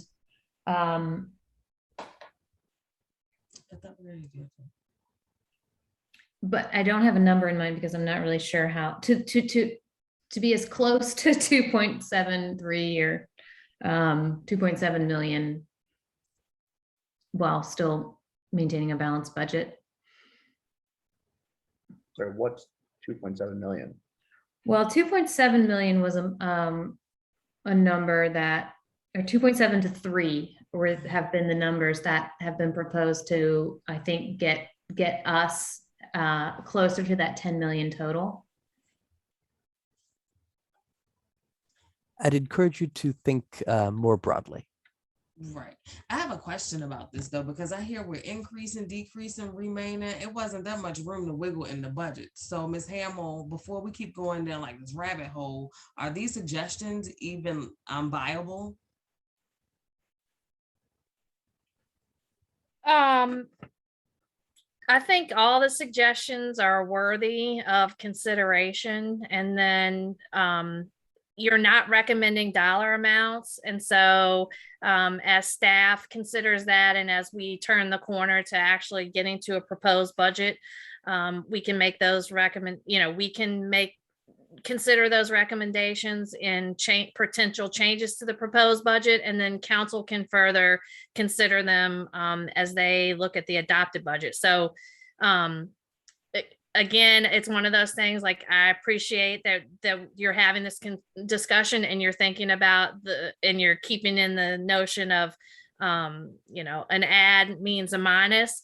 But I think, again, because you're keeping these to big ideas and to sort of topic areas, I think you're serving your role well, and we can look at the funding on the back end. So is it enough to say that we have made several proposals for reductions in the budget, and we've made proposals for increases, that the balance of what's left for what's available after the reductions, that be applied towards the Affordable Housing Fund? That's my intent. And I think, to Lyle's point about broadening, I'm not just talking about the Charlottesville Affordable Housing Fund category, which is currently proposed at $925,000. I'm also trying to convey, including projects listed in the unfunded list, such as housing rehabilitation, gap funding, supportive housing, right? So like under the bucket of affordable housing, I would like that number increased and the sort of breadth, I guess, broadened. So if I'm understanding you correctly, you want the unfunded, you want the additional funds for affordable housing to go to items tied to that on the unfunded list. I would like to see, yes, I would like to see those included to the greatest degree possible that they could be funded. I believe that those are all sort of encompassed under the CAF.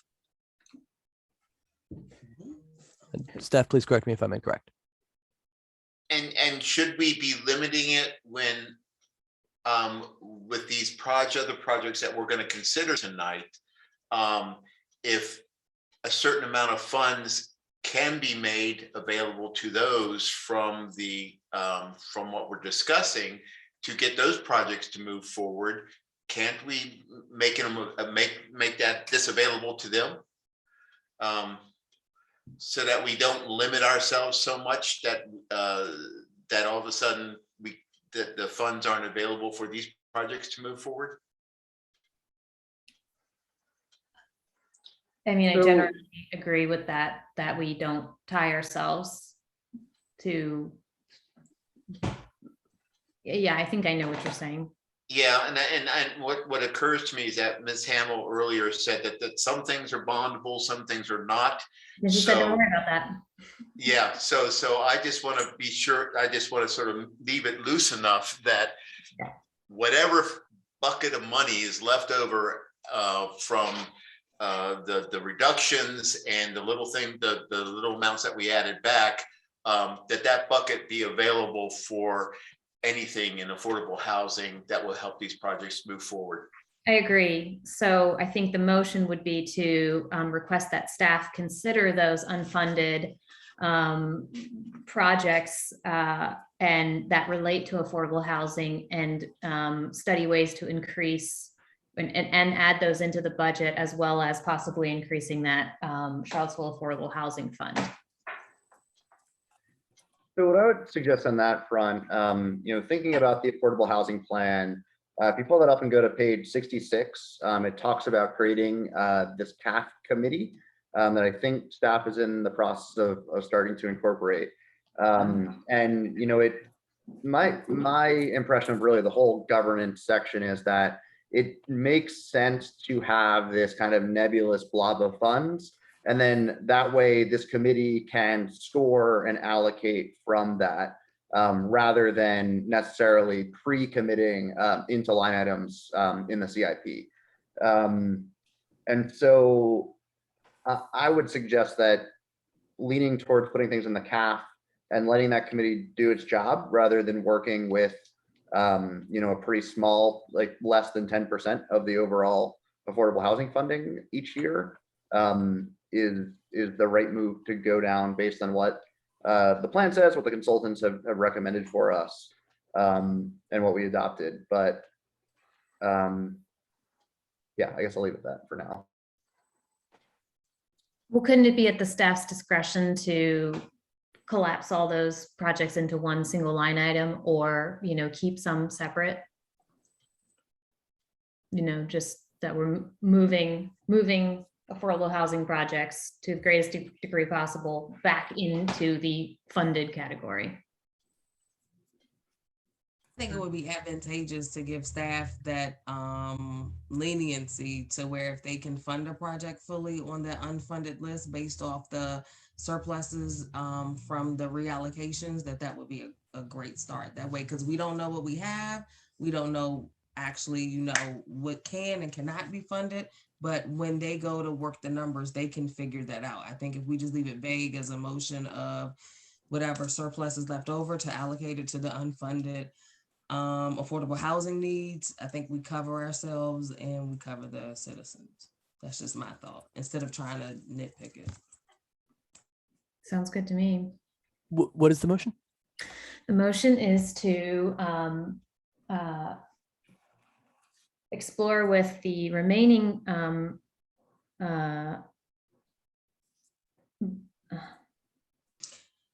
The chair, if you don't mind, and Liz, I'm gonna help you out. I know it's late. And correct me if I'm wrong, but I believe the motion on the table here is to allocate any surplus funding to any unfunded affordable housing projects where staff can see fit. Yes. Second. Additional discussion on this topic?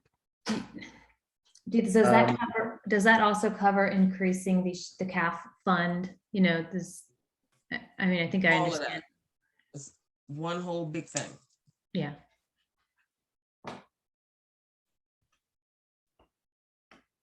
So this is gonna be out of character for me, and I kind of hate myself for saying this, but I think I'm gonna vote no on this motion.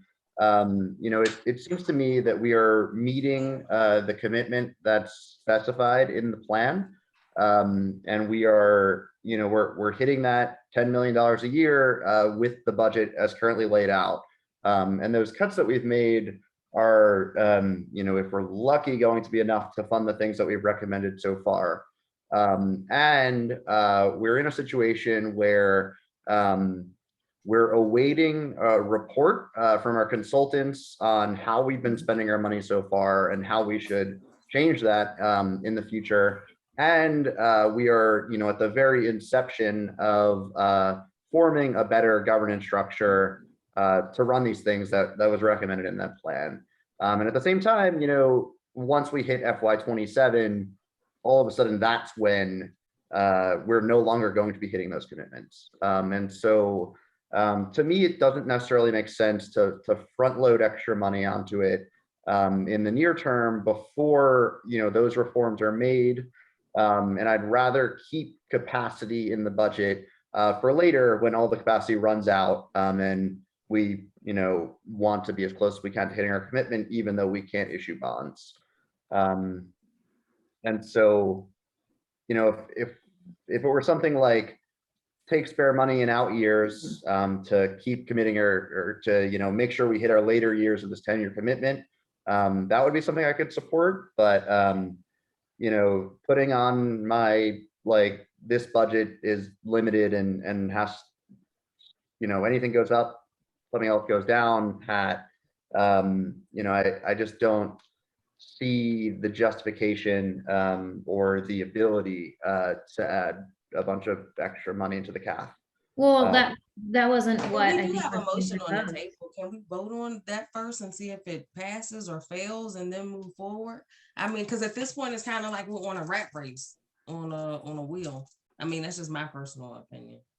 And we do have a motion on the floor. And to clarify, I'm not recommending we increase our bottom line budget. I'm not recommending of all these adjustments that we make, the balance go into increasing the affordable housing fund, because I didn't think we are meeting that $10 million commitment, but I guess I'm wrong. Ms. Creasy, would you please call the roll? Sure. Mr. Lahindra, Aye.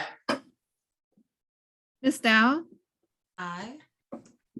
Mr. Habab, Aye.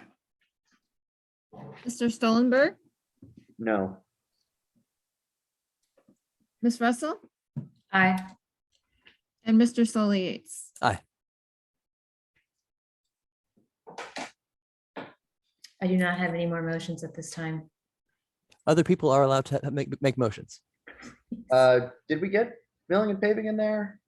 Oh, Not yet, I don't think. Yeah. Someone want to take a crack at that? I would move to minimize milling and paving line item money to a level that keeps us heading towards our target of a pavement condition index of 65.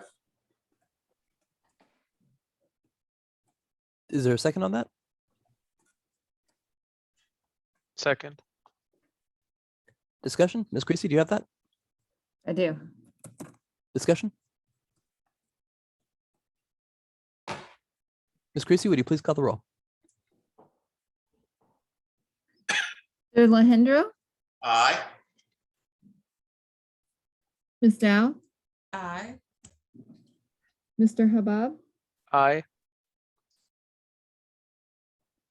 Mr. Stolensberg, Aye. Ms. Russell, Aye. and Mr. Solly Yates. Aye. At this point, I believe we have covered all the main topics we've discussed. Any other thoughts on motions? I do believe we need one master motion saying with these changes, we recommend the CIP. Am I correct on that? I would like to make a motion that we approve the CIP as proposed with the amendments that have already been moved in second. Do I hear a second? Second. Ms. Creasy, would you please call the roll?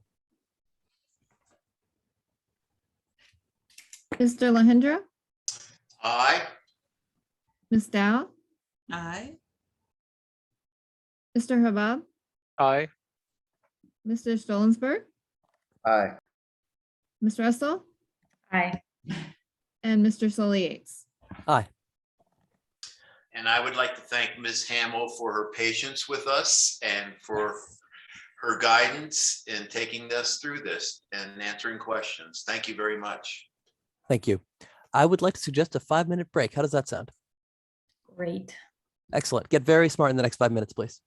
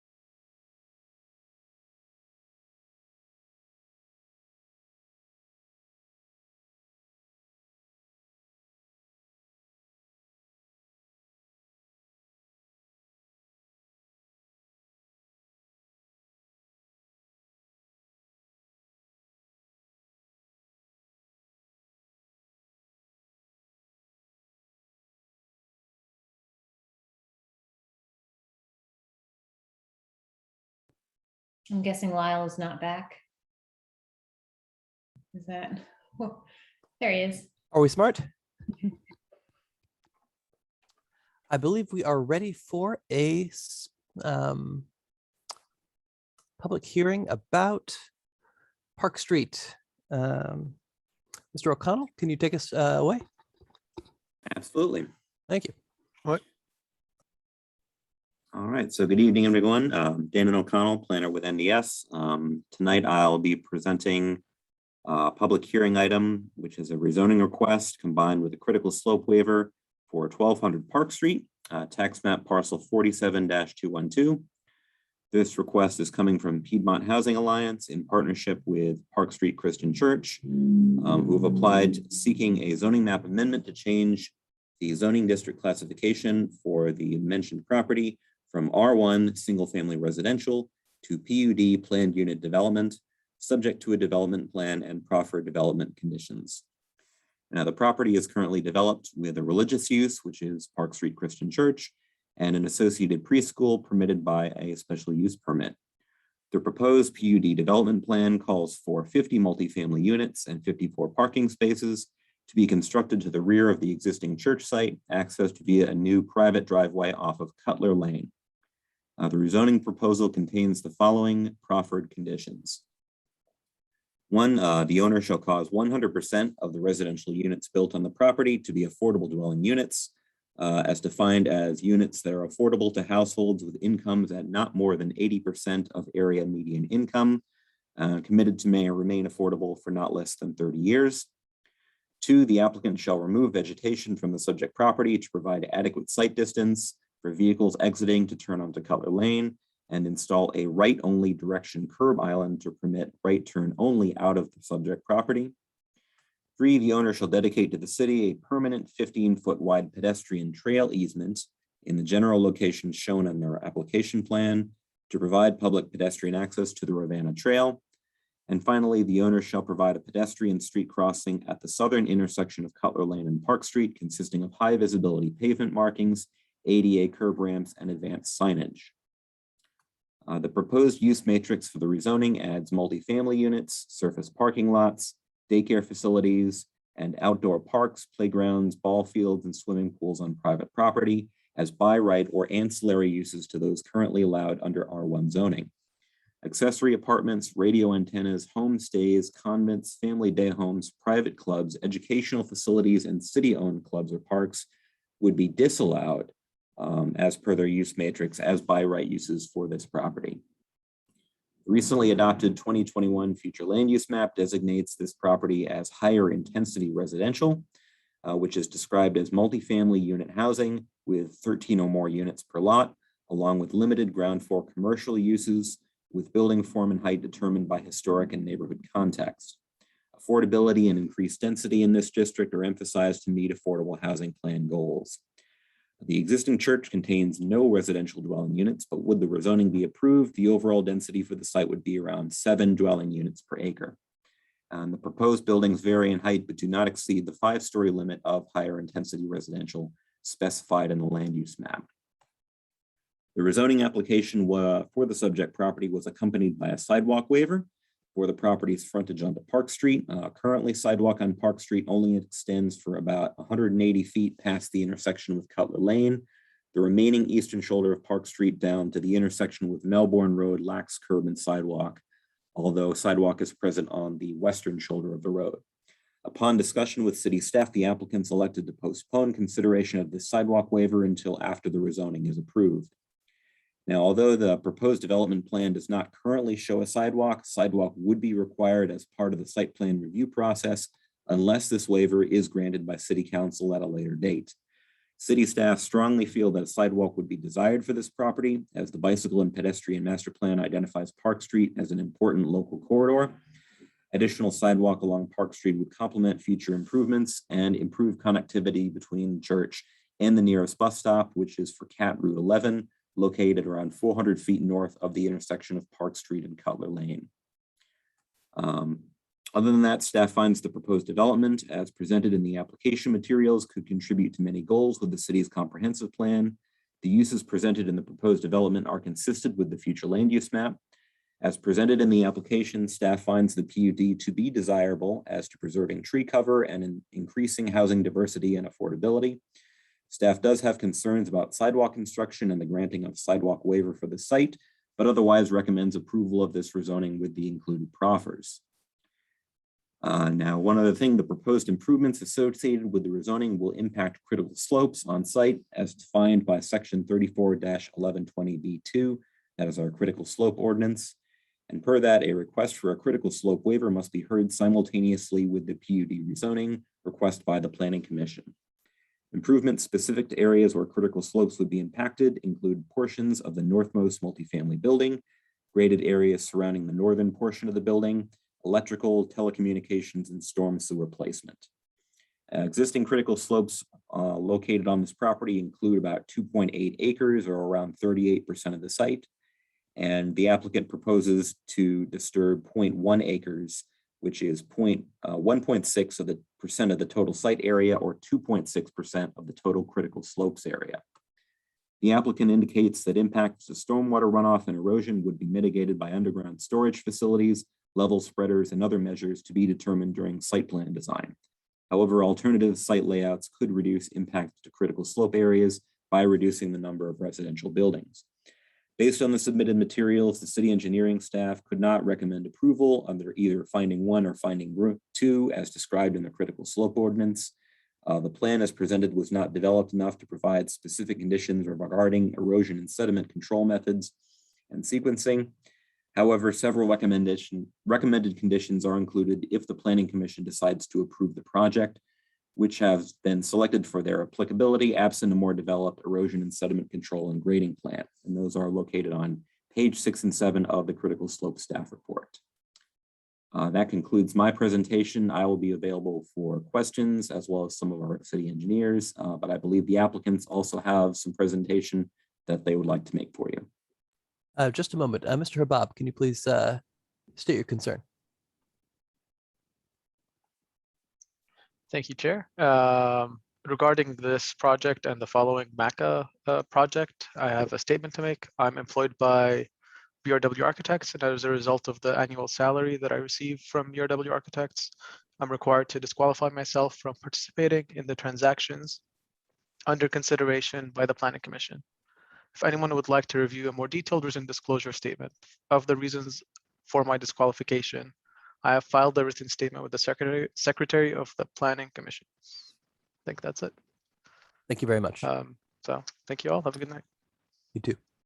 Mr. O'Connell, any issue with questions at this time? Ms. Dow?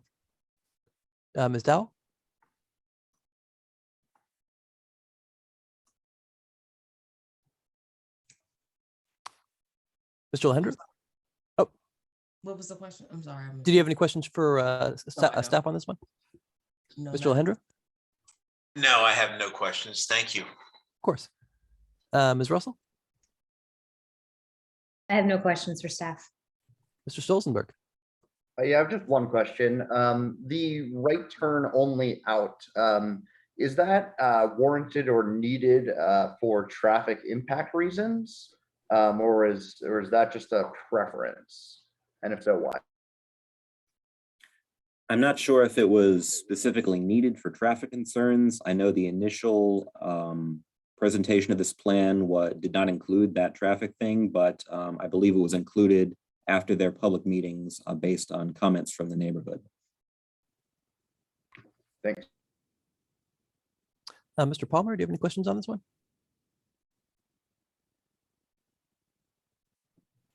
Not for staff. May have some after the presentation though. Thank you. And no questions. Very clear. Thank you. Let's please hear from the applicant. Oh, I'm sorry. Council, questions? I have none at this time. Thank you. Likewise, I don't have any at this time. Please proceed.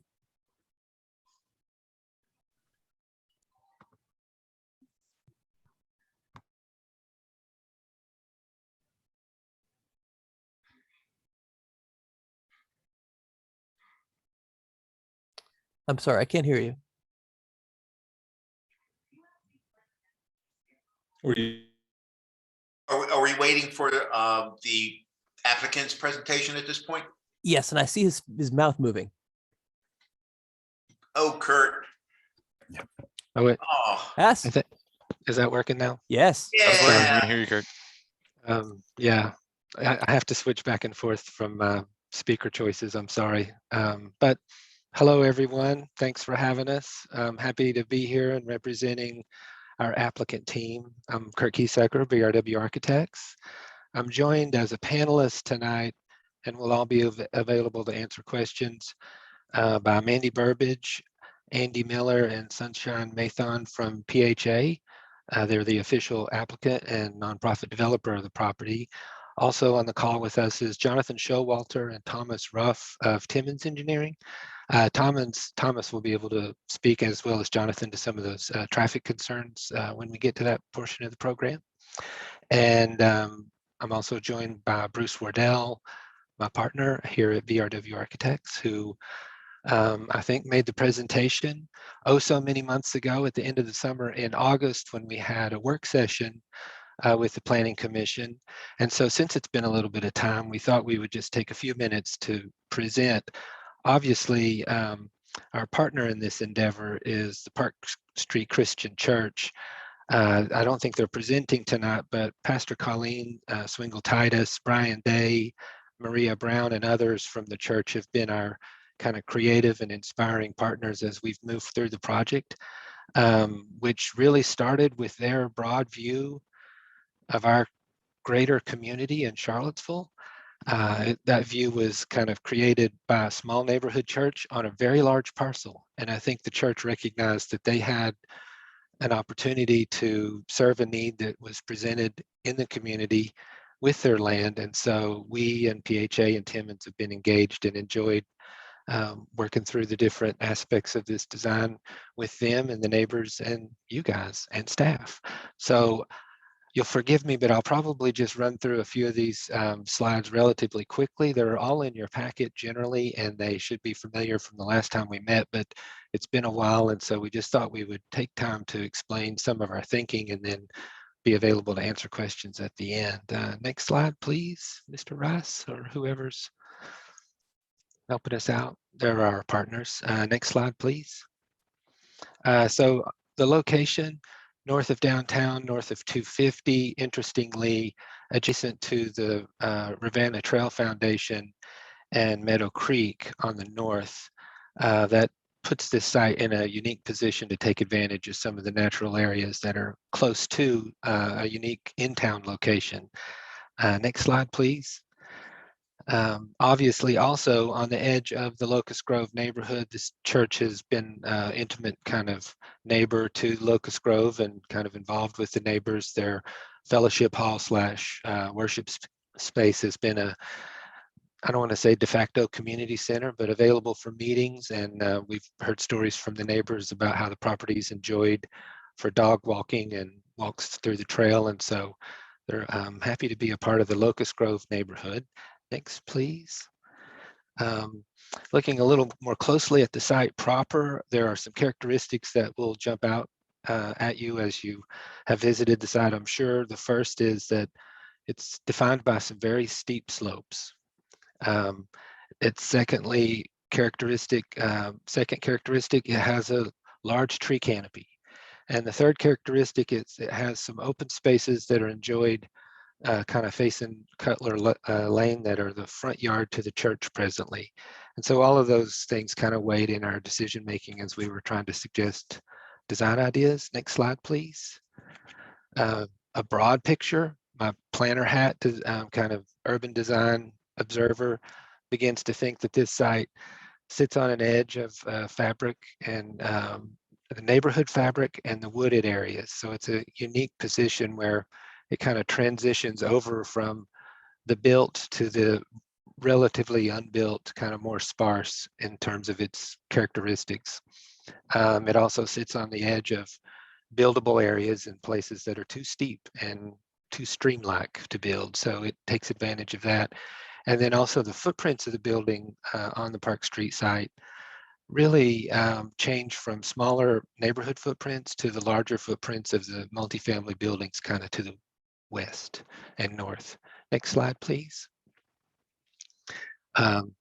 In the site, there are some characteristics that are worth noting also, that the church occupies a relatively small portion of this site. You can see their existing footprints in pink, and the number 1 is their parking area for the preschool and the worship space, fellowship hall. Secondly, there are some areas that generally are a mix of wild and landscaped areas. So what I mean by that, they have made gardens on their property and a playground for the children, and then also down on the slopes there's a trail and kind of a wooded canopy that folks can enjoy. And so those are characteristics we recognized as well. Next slide, please. And so our proposal takes advantage of those site characteristics and kind of larger observations to provide 50 senior housing affordable homes with parking that's relegated from the neighborhood but convenient for the seniors. It's nestled on the edge of the hill. It disturbs slopes, but I hope you can see from this diagram, it's a minimal slope disturbance, mostly from the outfall of being able to work in that area. And the placement of the building kind of helps create a campus that's buffered from Park Street and the areas to the west by that kind of surrounding wooded area. Next slide, please. These are some images of our early design work, and that work continues today. The building massing is going to be broken down into various pieces, so each of the residents can kind of have an identity and numerous front doors from the parking area. We imagine the parking area is kind of a parking area that's better than just asphalt. We imagine it's a landscape parking area. And so that shows up in some of our images with those green swaths. Next slide, please. This image starts to show conceptually how that buffered slope with the tree canopy kind of surrounds the building. We're nestled into that with the parking lot between us and the church at the top. The building, the housing building, the senior housing will have solar panels. It will be 100% affordable senior housing. And the church has imagined this kind of partnership as a way to kind of create a campus and let the church expand slightly to create synergy between the two uses on this location. Next slide, please. With any design community effort, the ideas have, they started with some summer sketching kind of over a table with our team partners, and then we immediately started to meet with the neighborhood late July. And we learned each time we spoke with the neighborhood and with the Planning Commission, and have continued to learn and kind of adapt our ideas and details as we've worked with staff over the last few months since our submission.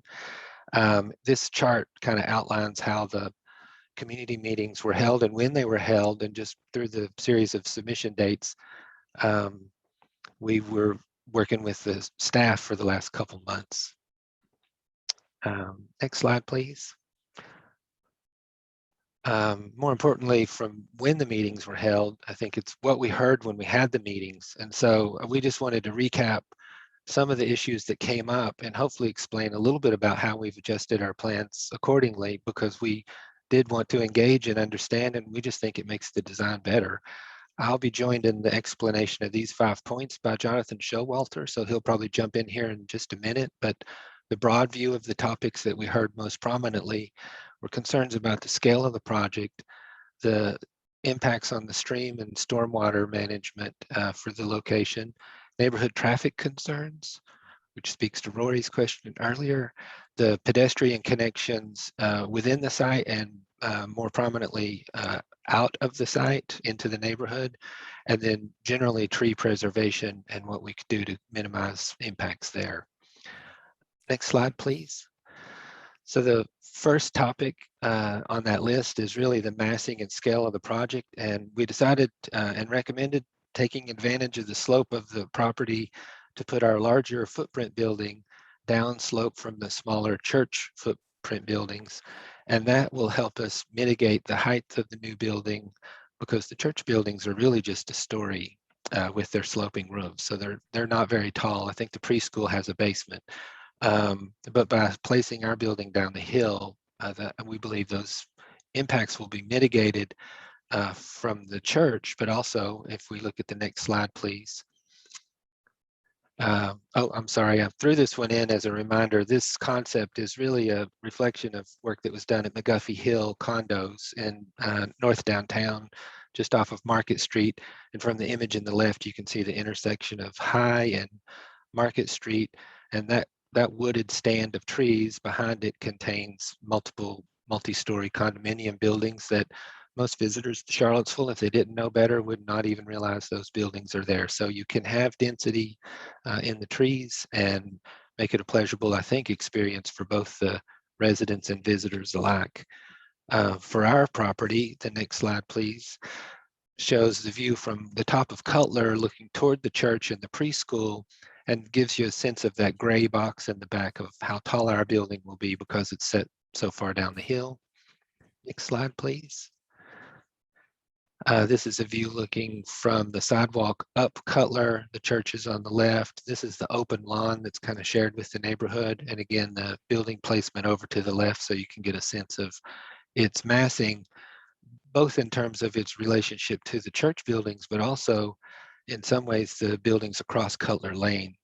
You know, the small homes that are there, we believe we've placed our building in a position that won't negatively impact them in terms of view. Next slide, please. Then this is where I'll turn it over to Jonathan to explain a little bit about the stormwater management questions. Are you? Awesome. Yep. Thank you, Kurt. Can you all hear me? Awesome. Sounds good. Great. Well, great speaking with you all here tonight about this project. This slide here, we just want to emphasize, we know the site, as Kurt was mentioning, sits uphill from Meadow Creek. So a big focus for us during site plan is always to protect the streams, protect the creeks, the downstream waterways. Also knowing the critical slopes on the site, we want to make sure we're in a good position to protect those. So we've been coordinating with city staff through this process. We're still in the PUD process. So this is all very conceptual at this point, but we wanted to do that early coordination, knowing those details will be worked out when we get to site plan. At that point, we'll do a full stormwater management plan, a full erosion sediment control plan, and really work out those details, have them reviewed, approved by city staff. We'll meet the state and local stormwater regulations. But this is just the conceptual plan showing an option we've developed in coordination with city staff to make sure we have a stabilized stormwater outfall that has minimum impact to the slope and the trees. It's basically a riprap channel on grade going down the slopes to an existing defined channel, and then also on-site detention. So this is by no means a final plan, but want to make sure we have enough coordination at this phase to ensure we can work all those details out with city staff at site plan. So we can go ahead and go to the next slide here. And the next slide is about the traffic study. This has not changed since the work session or the public hearings. In summary, we scoped a traffic study with the city engineer early in the process. We investigated the intersections at Cutler Lane and Park Street, and then also North Avenue and Park Street. And there were no existing safety issues identified or operational issues identified by that study. As Kurt was mentioning earlier, in those subsequent public hearings, we had a lot of good input from the neighbors who are at those intersections every day. We did some follow-up visits, spent some time in off-peak hours in the community watching those, and identified a couple of improvements that we're making that weren't identified in the traffic study, but we feel are great improvements for the existing neighborhood and also these future residents. I don't know if it's possible to flip back a couple slides to slide 12, if that's not too difficult. Okay, perfect. So just to summarize those, as Rory was mentioning, there's a right turnout only. That's to address the concern of Wilder Drive being very narrow and wanting to make sure we direct as much traffic from our development directly to Park Street, not adding extra traffic to Wilder Drive. We're also looking at a intersection site distance improvement. Currently, there's concerns Cutler Lane turning onto Park Street, looking right, it's hard to see. So there'll be some trimming of vegetation there to make sure there's adequate sight distance for safety. And then also a crosswalk, which we'll talk about a little bit in a later slide. So we can go ahead and skip back forward.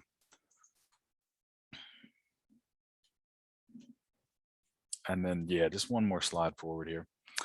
So this shows a bit more of connectivity, pedestrian connectivity. Currently on Cutler Lane, where our entrance ties into, there's sidewalks on both sides. But then there's the sidewalk on Park Street is on the other side of the road, on the other side from Cutler. So as you can see in this, there's an existing sidewalk with a yellow line. There's a bus stop to the north. There's also, I believe, another bus stop to the south. And then that sidewalk leads into downtown. So currently Cutler's kind of cut off sidewalk connectivity wise from the major sidewalk network. So what we're proposing as part of this development is to add a new crosswalk at Cutler and Park Street to tie it into the rest of the pedestrian network. We also have a new sidewalk on our site leading in at ADA slopes. And then as Kurt mentioned, formalizing those trail easements to allow a permanent home for that trail. So I think at this point, I'll turn it back over to Kurt for the next slide. Thanks, Jonathan. Yeah, this slide really just tries to focus on, there's a choice that had to be made. Do we build in the open space or do we build kind of on the edge of the tree canopy? And we thought that the amenity of the open lawn and kind of the character of the site is experienced by the majority of people who drive by the property on Park Street and look up that intersection at Cutler, and also the neighborhood folks who enjoy that open lawn, that we would try to do our best to kind of have a less impactful, but obviously a building of this size is going to take down some trees. Placement of the building where it's shown here. The resultant, I think, is that we've preserved a vast majority of the tree canopy, and the experience we believe from Park Street and from the neighborhood will be less impacted by our placement here. But we also hope that our tree canopy over time will kind of grow back and be supplemented by the trees that we're going to add as part of our landscaping plan. I did want to note that one of the concerns that we heard from the neighbors, there are a couple of specimen trees in the open lawn area that folks enjoy, older specimens. And so we rerouted with Jonathan's team's help the driveway to access the parking. That's why it kind of takes that odd shape, so we can avoid those root balls and hope to preserve those trees, which are also character defining for the church property as well. Next slide, please. And so our proposal, I think, stepping back and looking at the big picture is, on the surface, it's affordable housing in an underserved neighborhood for affordable housing that is a need in our community. Our process to this point has been a welcoming and shared future endeavor, a future focused endeavor. We hope that it will be experienced in both the neighborhood and the broader community for young and old. I should mention that the preschool and the senior housing concept was one that kind of led the church's vision making as we got started. But simply put, I think this is the kind of work that's generated by a community member. The church generated this idea. They looked at a need. It's an endeavor that was initiated by optimism, and it's really sustained and supported, I think, by the long-term vision that's articulated in our comp plan. And the staff report rightly noticed and kind of made note of a few of our alignments with the new comp plan, and we're happy to kind of present it to the Planning Commission and the neighbors and the larger community for discussion. And that's the end of our presentation. I didn't clock myself, Lyle, so I don't know if that was 10 minutes or less or not. It felt like 10 minutes. Great. Let's go to questions. Ms. Dow? I guess I would like a little bit more elaboration on as to why staff felt that it was an issue with them disturbing the critical slopes from findings 1 and 2.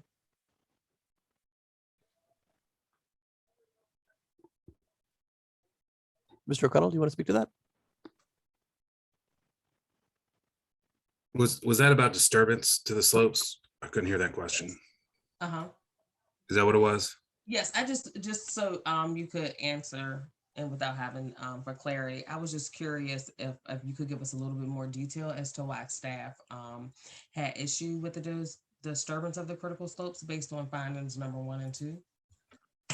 Yeah, sure. So essentially, this is the same talk I give every time we do this, but this is very, very early on in this process. So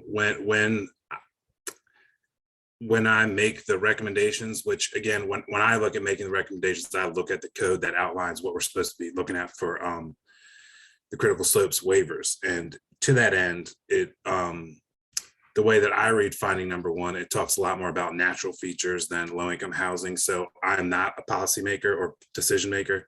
So when I provide those, it's from reading the applicant's justification of finding number 1 or finding number 2.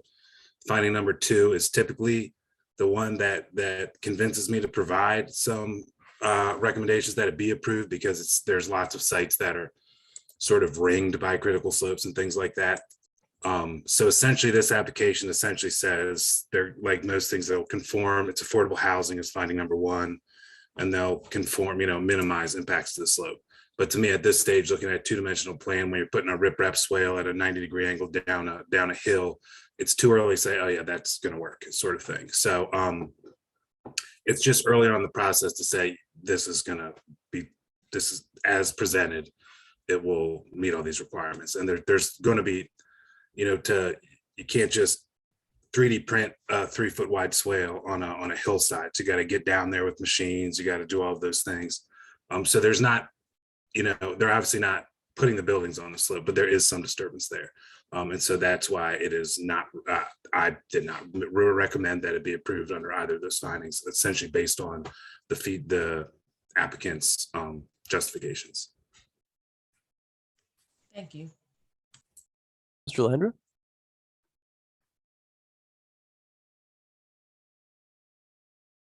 So for Mr. Showalter, the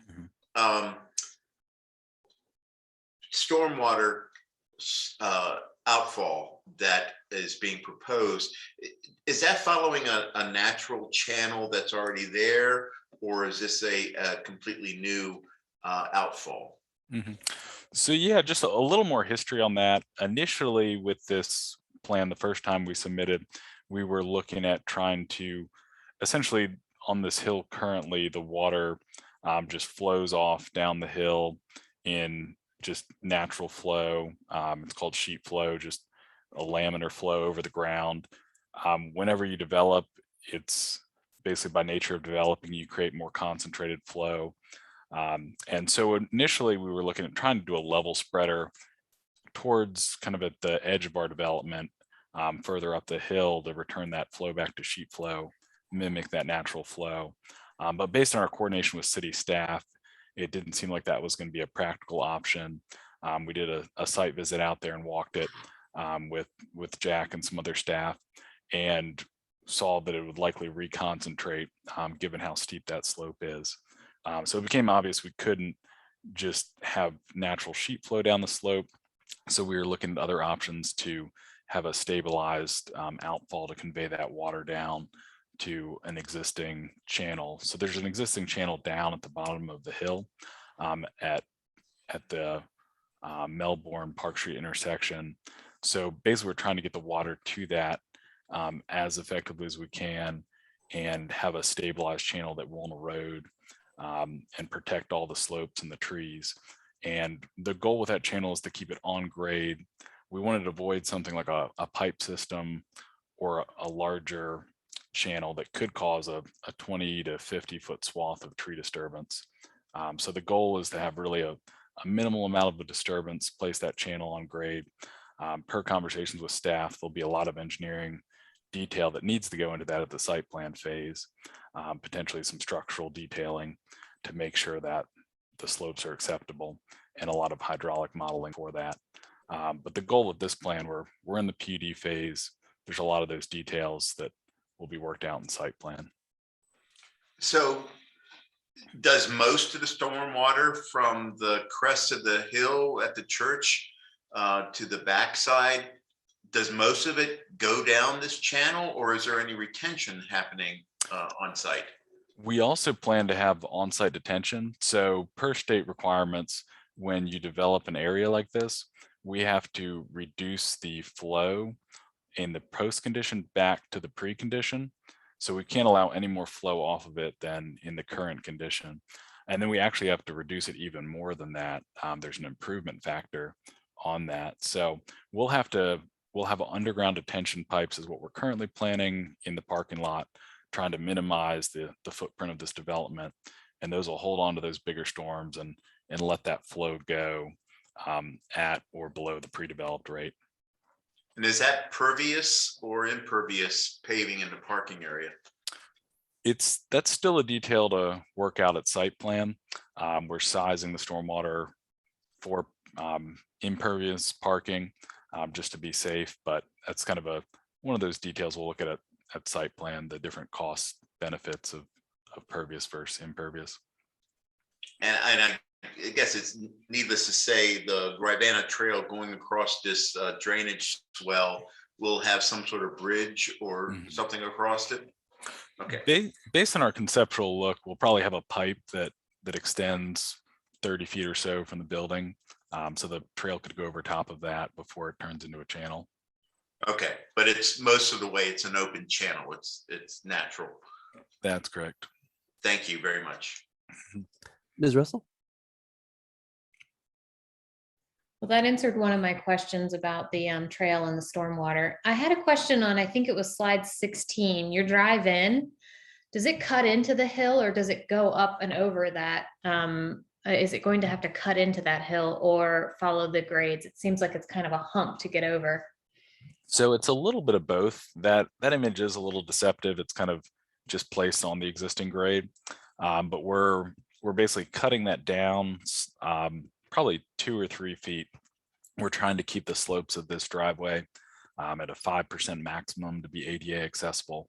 So we're kind of cutting that down, but we also are trying to minimize how much we cut that down because we don't want to create a break in that yard. So it'll probably be cutting down about 3 or 4 feet at the most through that yard area.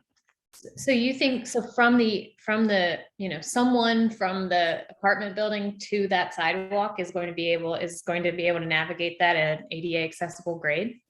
That is the goal that we're still early in the design, but in our conceptual look at grading, we believe we can grade that to be 5% or less. Okay, wow, that seems like a short run to do that, but good luck. Thanks, that's all for me. Thank you. Mr. Stolzenberg? Yeah, just one question. What does a high visibility crosswalk mean in this context? Does that mean flashing beacons or just? So we've been, and Thomas Ruff is our traffic engineer, so I may pull him in here, or Thomas, feel free to jump in and correct me if I describe this wrong, but basically there's different types of crosswalks. The lowest level is where you just have 2 striped lines, like 2 6-inch striped lines. The city minimum, I believe, is high visibility. So that's those 2-foot square or 2-foot rectangular reflective panels across the road. So that way it's highly visible to cars. And then the current plan is just have signage, like reflective signage as well with that. And we've gone through a VDOT warrant analysis process to determine what VDOT requires for this, coordinating with Amanda Ponzi. And based on that, it shows it's basically warrants a high visibility crosswalk and considering advanced signage. So that's what we're looking into for this one. Great, thanks. Mr. Palmer?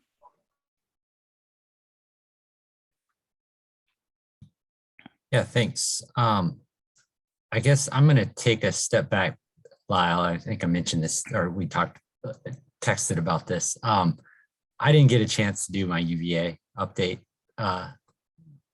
pre-meeting. So I was going to just real quick mention something. Is that okay? Or briefly, please? Yeah, that's fine. I want to be brief because everybody's been sitting here for so long. This is a perfect time to just mention that our affordable housing, initiative has taken the next step to identify a few, three sites that we're considering. I'm just going to throw some links in the chat and then for everybody. And you can find out more and find out how to provide feedback, which is highly desired. So go ahead with that and move on.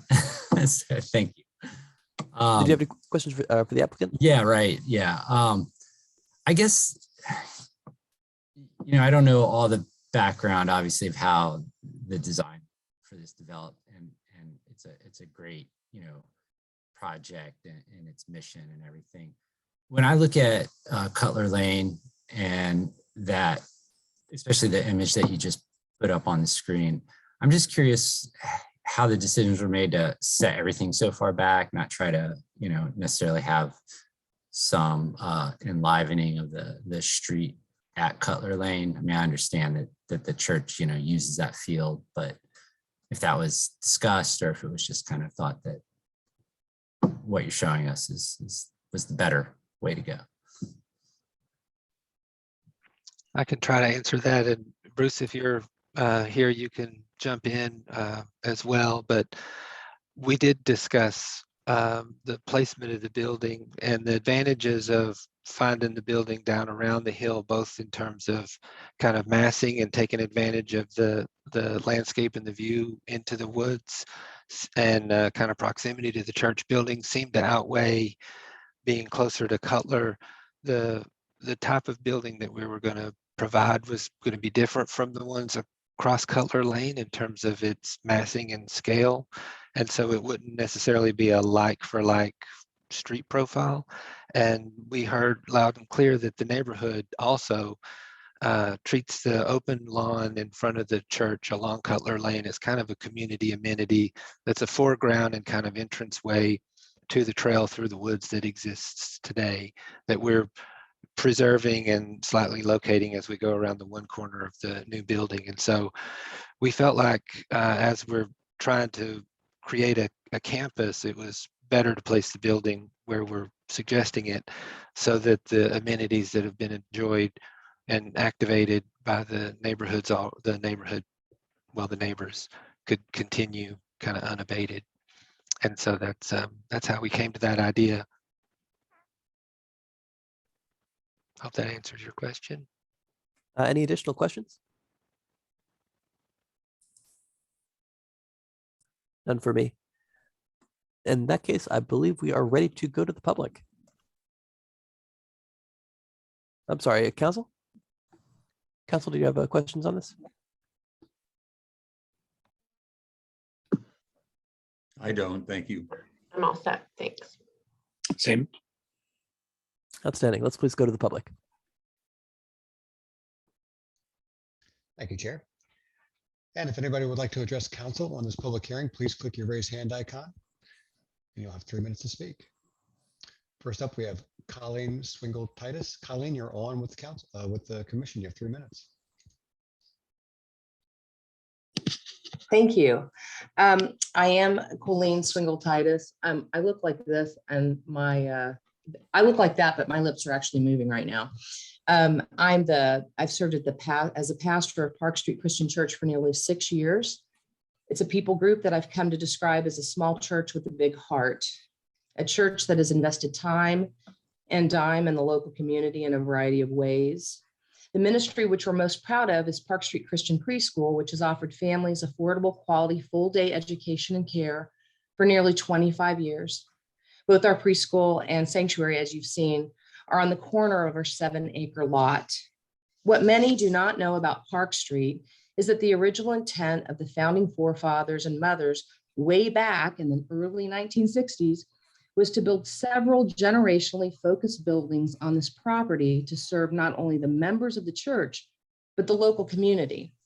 In my seminary training, we call this type of vision kingdom building versus fortress building, the latter being those churches more interested in securing and fortifying their churches and worship centers for members only. Park Street is not a wealthy church. However, we do sit on a valuable asset, our land. We could, of course, sell this land to the highest bidder to secure our congregational future. That would be fortress building. But that is not who we are. Instead, we hope to fulfill the legacy of our founders by releasing a portion of our land to care for our community in many ways, from senior adult housing to formal development of a trail system to access the Ravenna Trail. In short, a space which could offer both intergenerational and inter-economic community access. We ask you, our local leadership, to support us in these efforts. Thank you very much for listening. And I just want to say I had so many of my members on here earlier, but they all had to go to bed. So they're going to send you comments. So thanks. Thank you very much. Next, please. Next up, we have John Hossack. John, you're on with the Planning Commission. You have 3 minutes. John Hossack. I like to note that the Park Street numbers, so far as I can tell, are out by between 50% and 100%. The traffic analysis was performed in late June 2021. In other words, in the middle of the summer, off semester time, in the middle of COVID. These numbers are relevant to future needs and peak season, peak hour needs. The county numbers, meanwhile, are 32,000 cars a day, and the majority are using Park Street, meaning that the actual volumes are in the 16 to 20,000 cars per day, not of the order of 10,000 per day are used in the analysis. Thus, the C grades will become Ds, the E's will become E's, etc. The junctions are not likely to work. Cutler is also a uniquely hilly and twisty part of Park Street, and I don't see any allowance for the fact that traffic habitually speeds off hours, especially in times of less visibility, especially darkness. Please do not overlook the longer term problems of Park Street. As mentioned in a separate email, the problems of Park Street are largely the result of irresponsible county planning decisions, and we, the city, have been asked to absorb the pain of their irresponsibility. For example, I never found an instance in the city holding them accountable. Meanwhile, the county is working on the Ryle corridor, which terminates into city streets. They're not working on the Eastern Connector, which they promised. Meanwhile, they're promoting widening of 250 east of the Free Bridge. And meanwhile, I'd like to also draw attention to bad council decisions in the past that created this mess.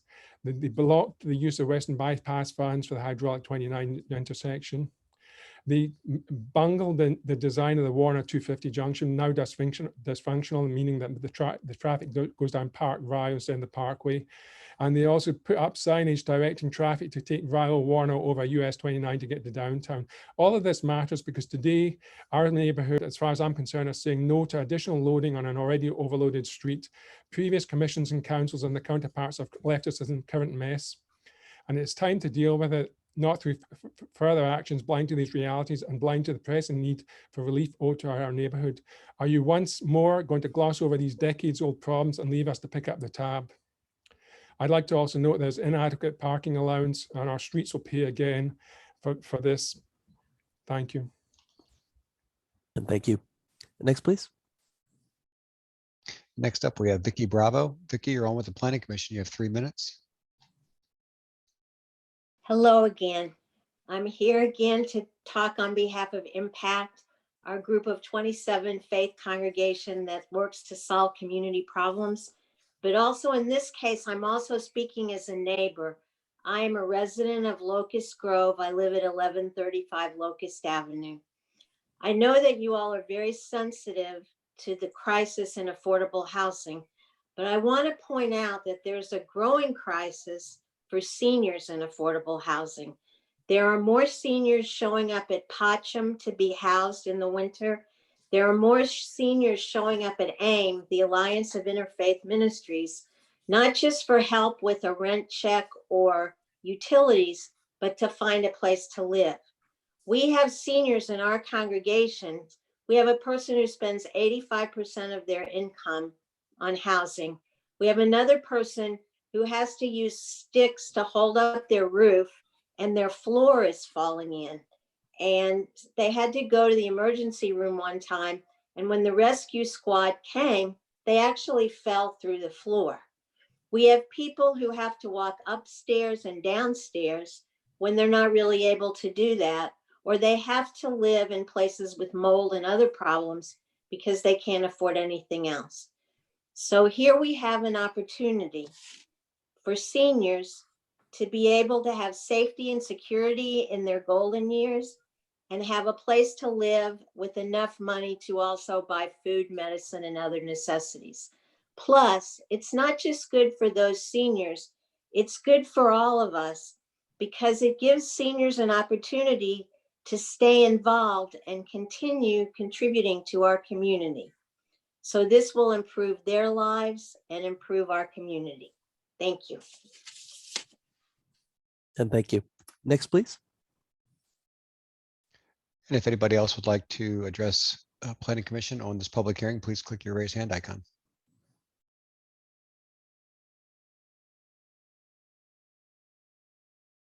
Chair, I see no other hands. All right, thank you very much. Planning Commission, who wants to start? Ms. Dowell? I don't want to start. Mr. Alejandro? Oh, go ahead. No, by all means.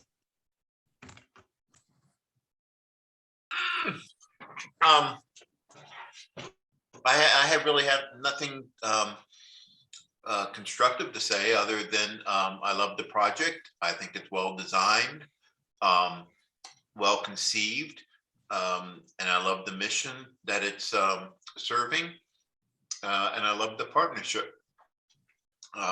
I'm very much in favor of this project. Ms. Russell? I have nothing to add to that. Mr. Stolzenberg? I guess first of all, I'd like to commend the church on and the community on doing a really good thing here. I think the intentions are really admirable, and it's a big step and useful and great. I think as far as the design goes, I think some of the choices that were made seem like somewhat disappointing compromises. I think affordable housing for our seniors is something that we can be proud of, and not something that needs to be hidden and shorter than one-story buildings at any cost. And I think the right side in and out or right only kind of goes against the comprehensive plan's goals on grid connectivity. You could get to Northeast Park without going on those main streets, but we're funneling all the traffic there anyway. It's not super important, but it's clearly a choice made to satisfy some squeaky wheel neighbors rather than an engineering decision. That said, I understand that the church, of course, wants to be a good neighbor and not piss people off. Ultimately, none of those things are bad in and of themselves. I think the design is perfectly serviceable. I'll of course vote to make it legal. I just think it's a shame that the funding model doesn't work out. Mr. Palmer, did you want to comment on this? No, I don't have anything more to add. It's a good project, though. Great project. And I would agree. Very exciting project. Pretty remarkable effort from this community. Comments from council?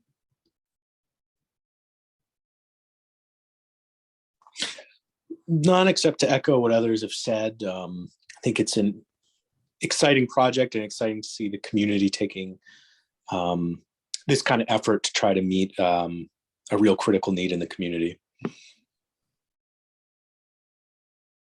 My only concern is I hope we can find the money for it, since it's apparently going to need $2 million of our money that we don't have.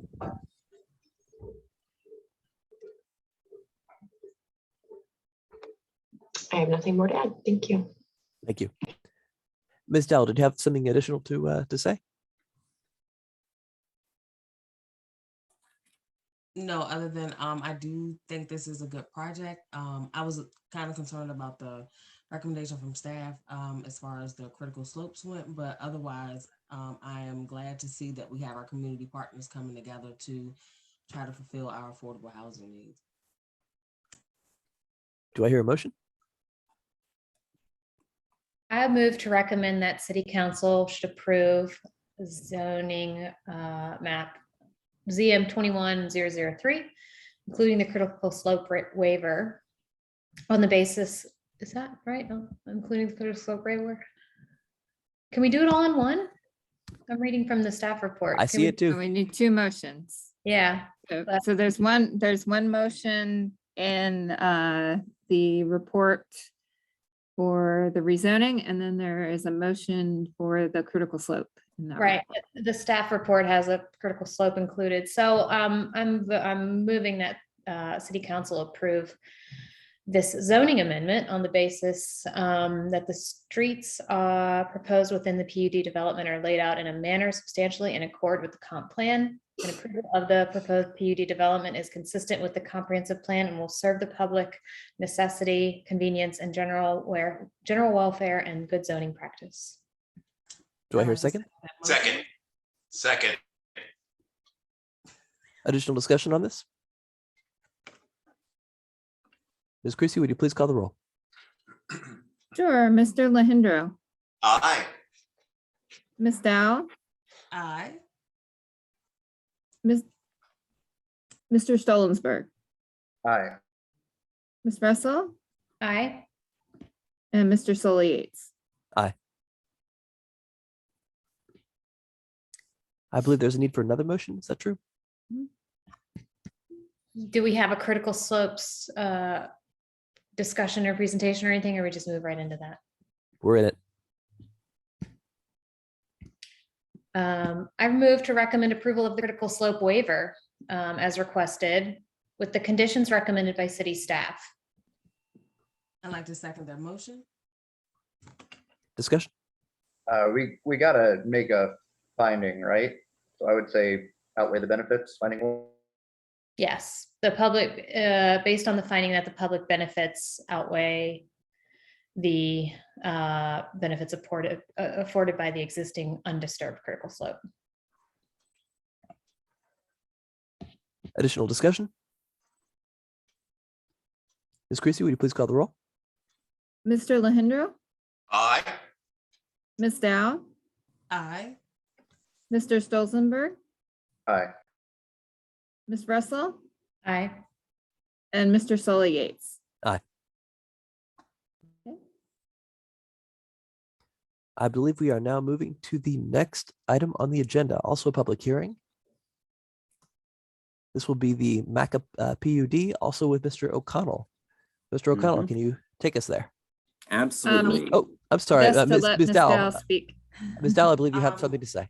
Sorry. Yes, I just wanted to make it clear to let everyone know that I am an employee of the Monticello Area Community Action Agency, and I'm required to disqualify myself from participating in the transaction that is before the Planning Commission for action. The nature of my conflict of interest is the annual salary that I receive as a MACA employee. If anyone would like to review a more detailed written disclosure statement of the reasons for my disqualification, I have a filed written statement with the Secretary of the Planning Commission. And so with that, I will say good night. Thank you. Good night. Thank you.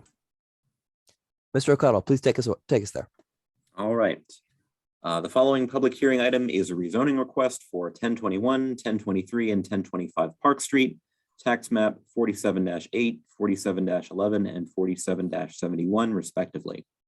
Piedmont Housing Alliance, in partnership with Monticello Area Community Action Agency, or MACA, and 1023 Park Street LLC, has applied pursuant to city code seeking a zoning map amendment to change the zoning district classifications of the subject property from R1 single family residential to PUD planned unit development, subject to a development plan and proffered development conditions.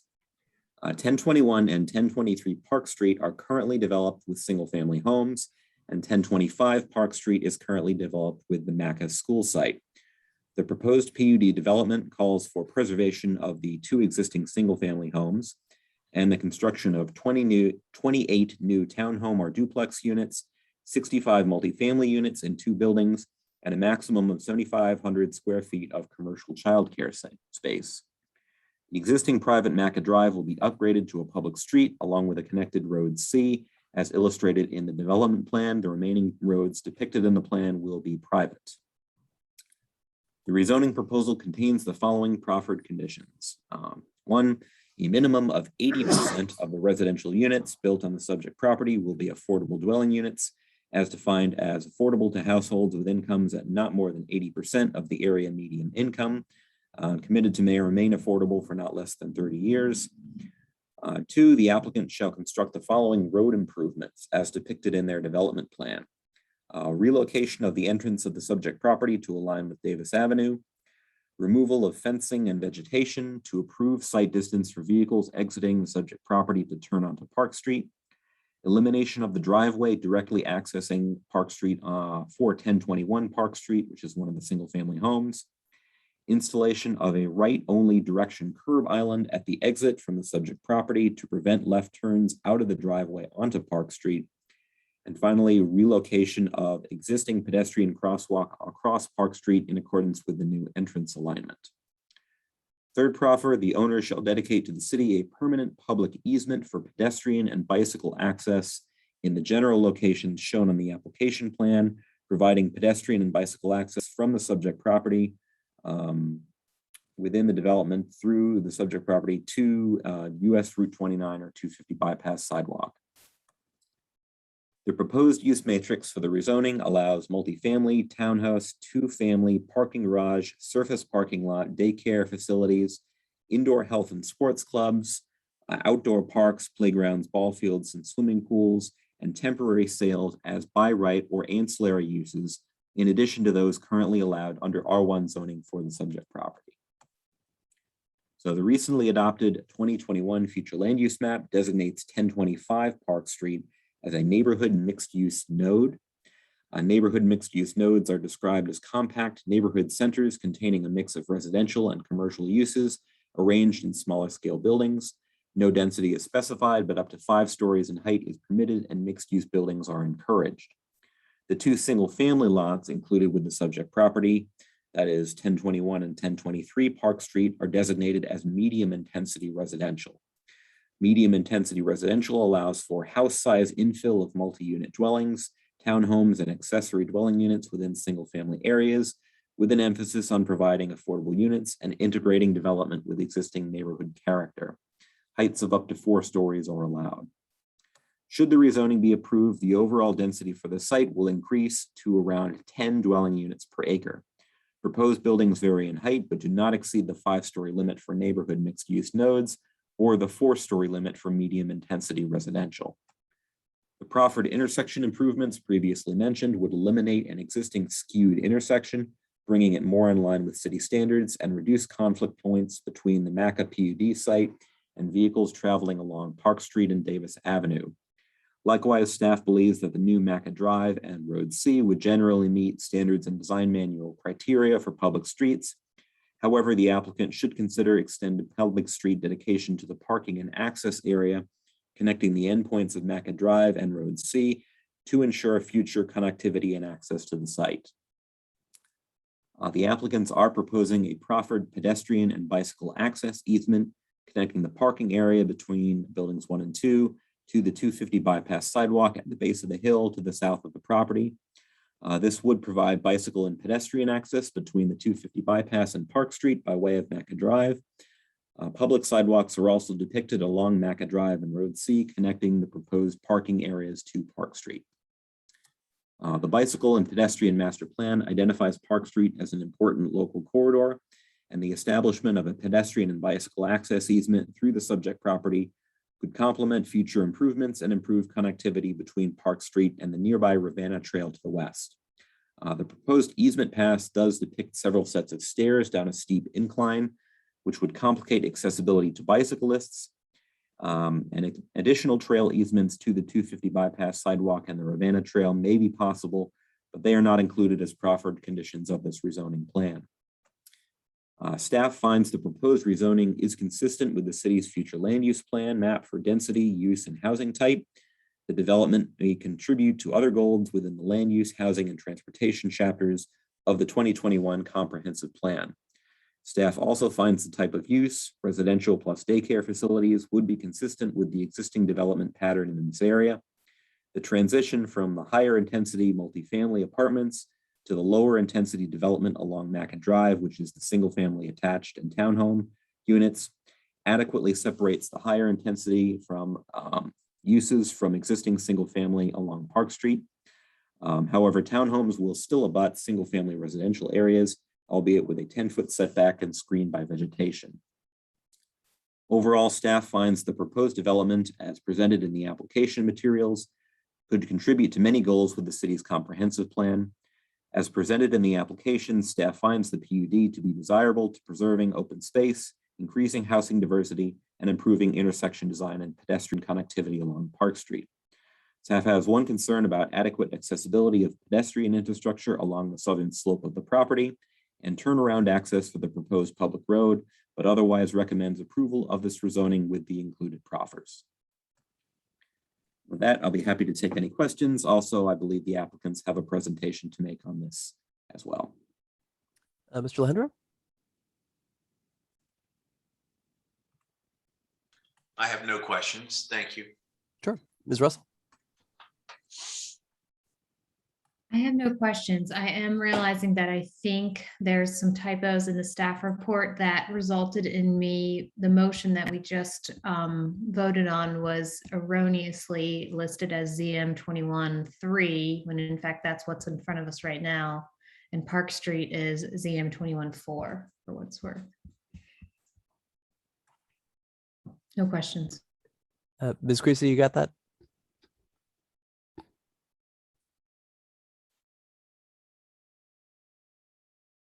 I assume she does. Mr. Stolzenberg? Yeah, so just a question about the pedestrian easement to the trail. I know last time there was discussion about one directly to the corner of 250 and John Warner, and then one kind of the southeast corner. Which one is the one that was actually committed? And is it still that they're like going to explore the other one, but not necessarily proffer it? Yes, I believe they're proposing, I think it's the southeast one that goes along the existing old driveway for the home that used to exist there. And they're showing proposed, I believe, in some of their plans, but they're not included in the proffers or the development plan at this time. Gotcha, thanks. And the sewer or stormwater connection, is that directly beneath that trail? I'm not sure. I don't have the plans in front of me. I think the applicants though can tell us exactly where they are. Yeah, so I can speak to that. Currently, we are showing the stormwater running down that same alignment, trying to minimize disturbance to slopes or avoid disturbance to critical slopes. And then we're looking at that alignment also as a potential sewer option. And there's other ones we're also exploring with city utilities, but those will be details we'll work out at the site plan. But in general, we're trying to use that corridor as much as possible to avoid other disturbance. Thanks. Mr. Palmer?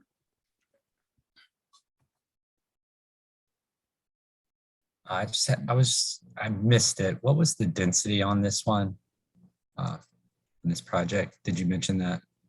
Yes, it would be around 10 dwelling units per acre. Okay, thanks. That was all I had. No questions for me. I think we're ready to hear. I'm sorry, council, questions on this?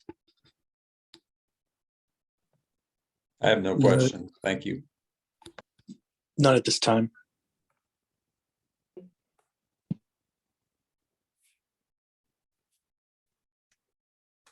Let's please hear from the applicant.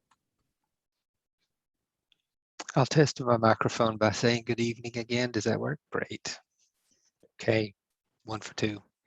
I think we have a slideshow PDF. There we go. Thank you, Mr. Rice. So thank you for letting us explain and present this project. We'll go to the next slide. This is the Maca redevelopment. The project team top line looks very similar to a recent project that you reviewed. Piedmont Housing Alliance is the nonprofit developer, BRW Architects, the architectural team, and Timmons Engineering. But we have 2 new partners on this site, MACA owns the property and has for many years. It is currently used as their Operations Center for childcare and some other needs, and they have recognized that it's underutilized. And Habitat for Humanity is also on the project team to provide an ownership affordable housing component to the neighborhood proposition. This is a dream team of local powerhouse nonprofits that have been serving our community for many, many years. And so it's been a pleasure to work with them to come up with these ideas and present them to you tonight. Next slide, please. I'm going to go to the project timeline a little bit. This is very similar to what we talked about at Park Street. And I won't compare the projects other than to say that because they find themselves in a LIHTC funding cycle that has an annual review in March by Virginia Housing, we found ourselves kind of developing them in parallel. It wasn't intentional, but it just so happened that's the way it worked. We were able to find some, I guess, accommodation and efficiency by meeting with the community at the Waldorf School for both projects and concentrating on the details of this one kind of separately from the Park Street. We had a community meeting in August and then the work session with the Planning Commission in late August, all of which helped us identify some design ideas that we have reflected in the current version. Next slide, please. This site is unique and has had a number of proposals in the past, not by this development team and not with these purposes, but we think currently it takes advantages of all the qualities of the site that make it unique and perfect for this use. It is very conveniently located just north of 250, and it's adjacent to the John Warner Parkway and all of the trails that connect there through bike and other means. And so we're excited about taking on the challenge of finding a good layout for this project. Next slide, please. Locust Grove is our neighborhood as well, and some of North Downtown. And so what we find ourselves kind of navigating is how to work on a project that straddles between a residential single-family neighborhood to the east and large highways and kind of the noise and inherent kind of components to that scale at the same time, and visibility from the bridge and kind of the Birdwood campus of Covenant, and then the park adjacency. So it just has some great unique qualities that we hope our design will resonate with you. Next slide, please. Within the site itself, the existing MACA building is highlighted kind of in white on the left. It sits on the edge of the slope, and our new buildings have taken advantage of the footprint of that building. That building will be removed in its entirety and the new housing will be built there. But we're able to minimize our critical slope or any kind of tree canopy disturbance by building where the former building existed. And so just wanted to mention it's different than Park Street in that regard. Also, as previously noted in our discussion, there's some wonderful garden walls and historic elements that kind of flow through the southern portion of the site. There's green space that's fantastically beautiful. And there's the connection with the potential trail connection over to the 250 bypass through the former driveway, all of which we're going to try to take advantage of in the slides and the design coming forward. Next slide, please. These are all the numbers for the proposal. The density proposed would yield 96 units. We've, if you do the math, we've kind of got 65 apartment buildings. We might be able to get 66 depending on how the final mix of support spaces falls out. But essentially, we've organized the site in a number of different ways. First, and you can probably notice at the top of the site, we've preserved 2 existing homes on Park Street. One is the stone home that's kind of noticeably, kind of a landmark on the street itself. Behind those, a series of townhomes and duplexes. All of those along Mecca Drive will be home ownership developed by Habitat. Some will be market rate. And then the apartment buildings that are shown with daycare in the footprint of the one on the left will be developed by Piedmont Housing Alliance.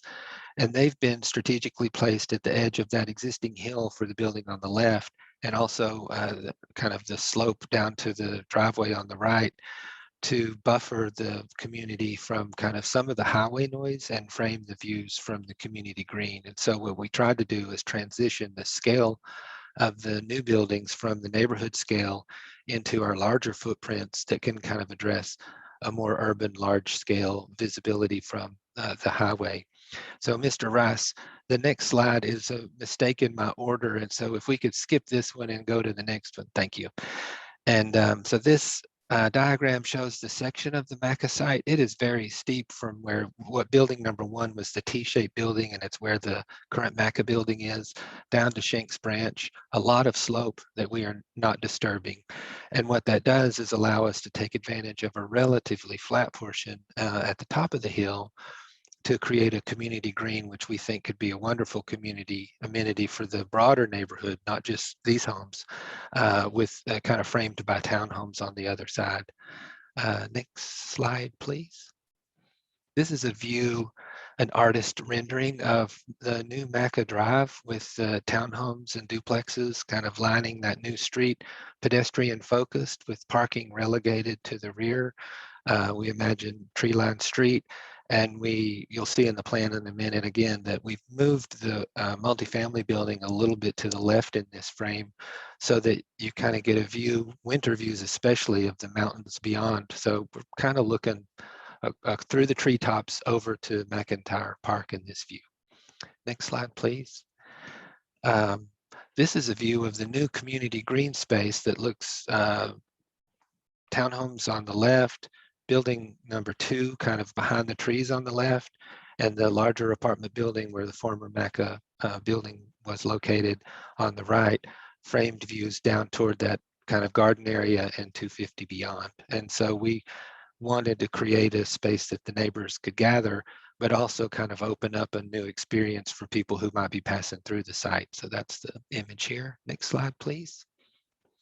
And this is a view from the 250 ramp. I'm not sure who in our office took this picture, but we don't have enough insurance to cover whatever was going on there. It was not a wise choice. But what you can see is the general massing of the new multifamily buildings, because we've been able to preserve some of the trees along 250 as well as their general placement on the hill that already exists. We feel like we've kind of answered to the scale and the view from this location that it seems appropriate for the context from this view. Next slide, please. If we could now go back to slide number 8, that's the one that I left out of order, and I'm so sorry.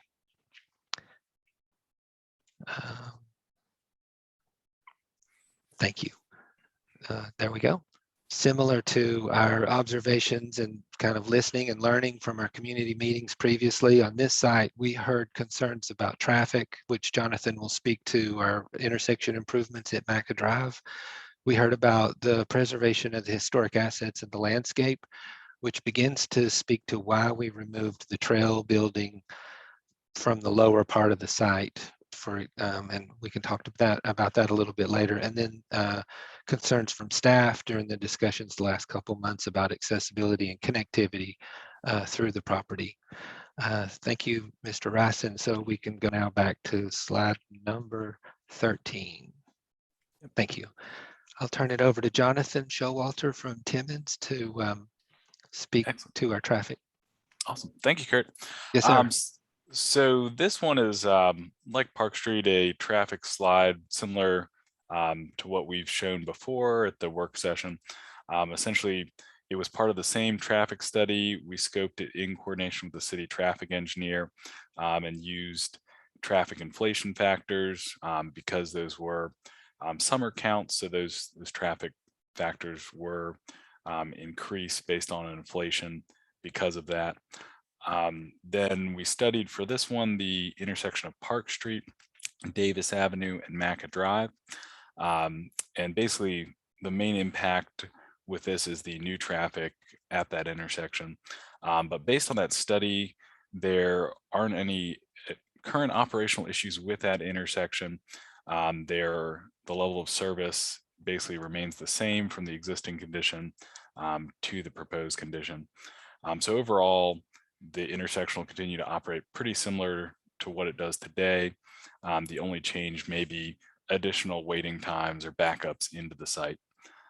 So if we can go to the next slide.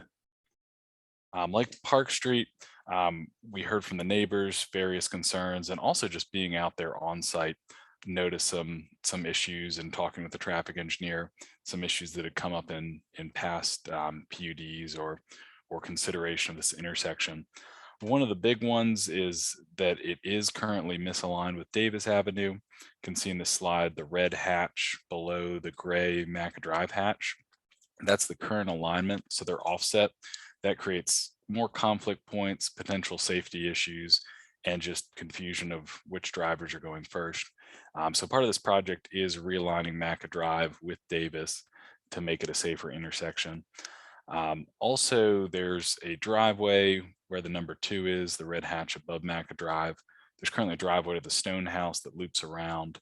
That part of the driveway will be eliminated, making this effective almost 5-way intersection now, just a typical 4-way intersection.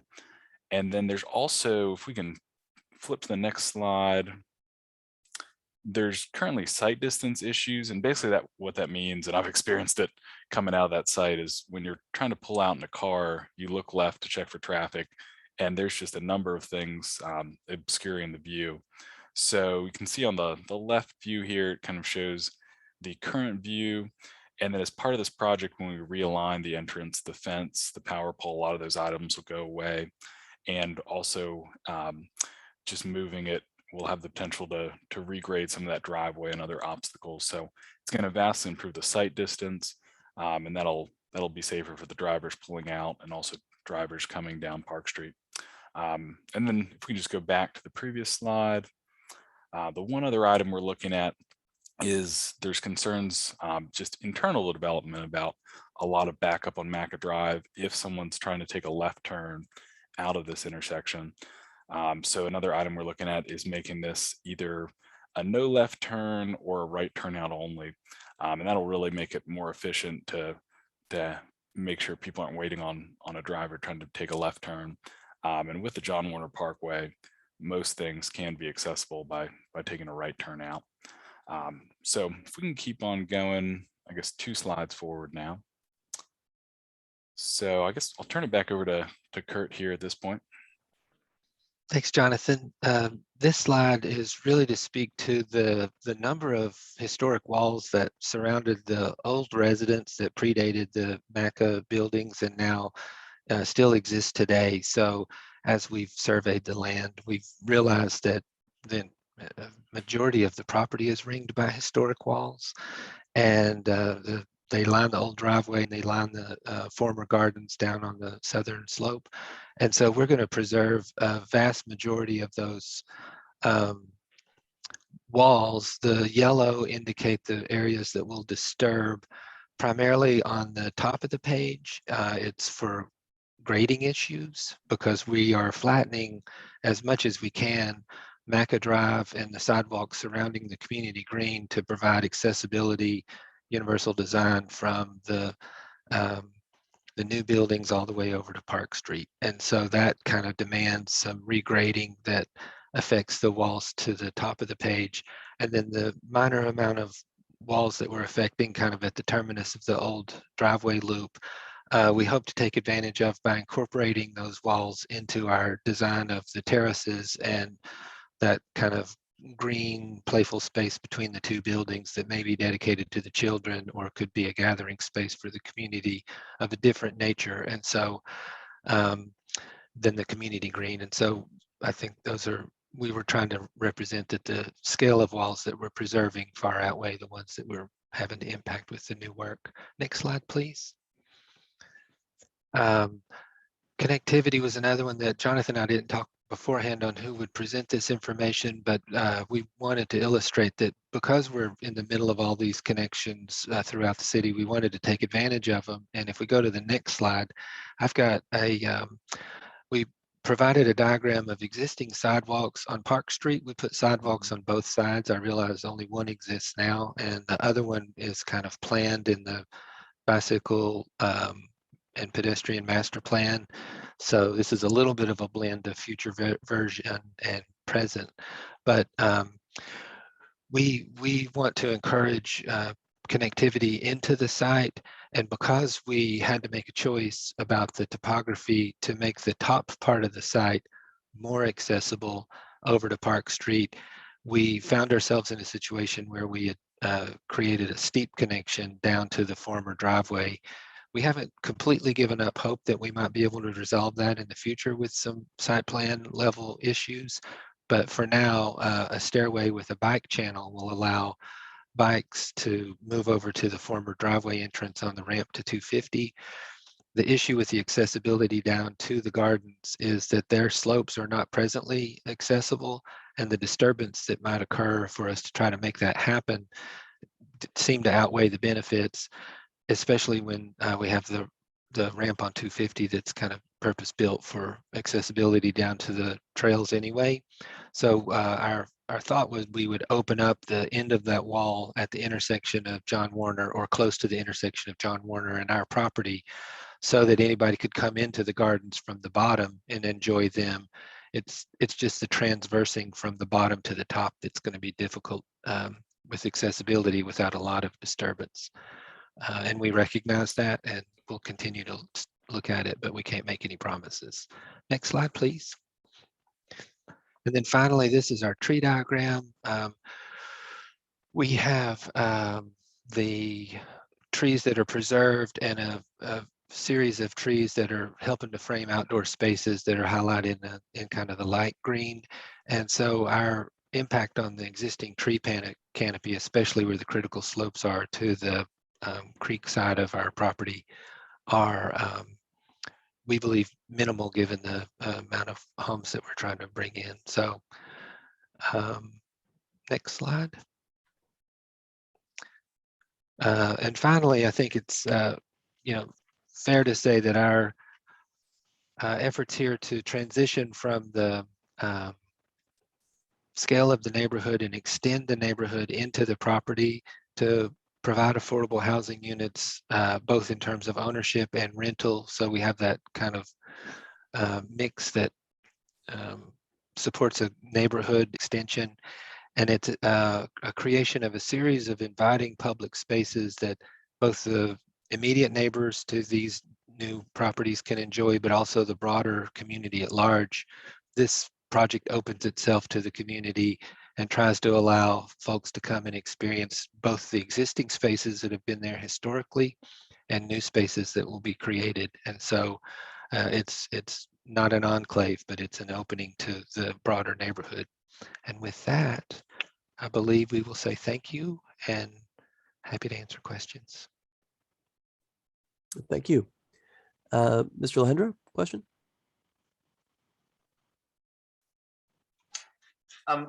Kurt, I should know, but I'm sure you do. The stone house that's on Park Avenue, is that individually protected, or is it the one just off the MACA site next door? I think it's the White House at the top of the hill, but I am not positive. I could find out, and I have to get back to I've been trying to find the maps. It's so hard to find the ADC maps on the city's website. That's correct. That we did look it up, and it is the one north of the stone house. Okay, it's one right next to it. Okay, thanks, Mandy. Because I've made that mistake before. The gardens and the walls, the historic elements that you mentioned, Kurt, any protections on those, regulatory protections, city or state, or, well, I don't think they're federal. I'm not aware of any, but Mandy or PHA may know a little better given some study. Are you aware of any protections that are inherent to those walls presently? I'm not aware of any protection to those walls. So, but it is the intention of the applicant to preserve those features, except for the limited amount of work that Kurt, you outlined, and to, as much as possible, have them open to the public? I'll let Andy answer that. But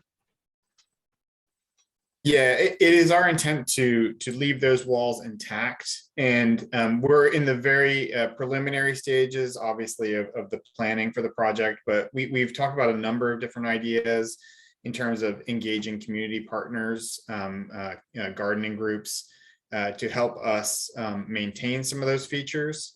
There's also been other ideas that have been proposed.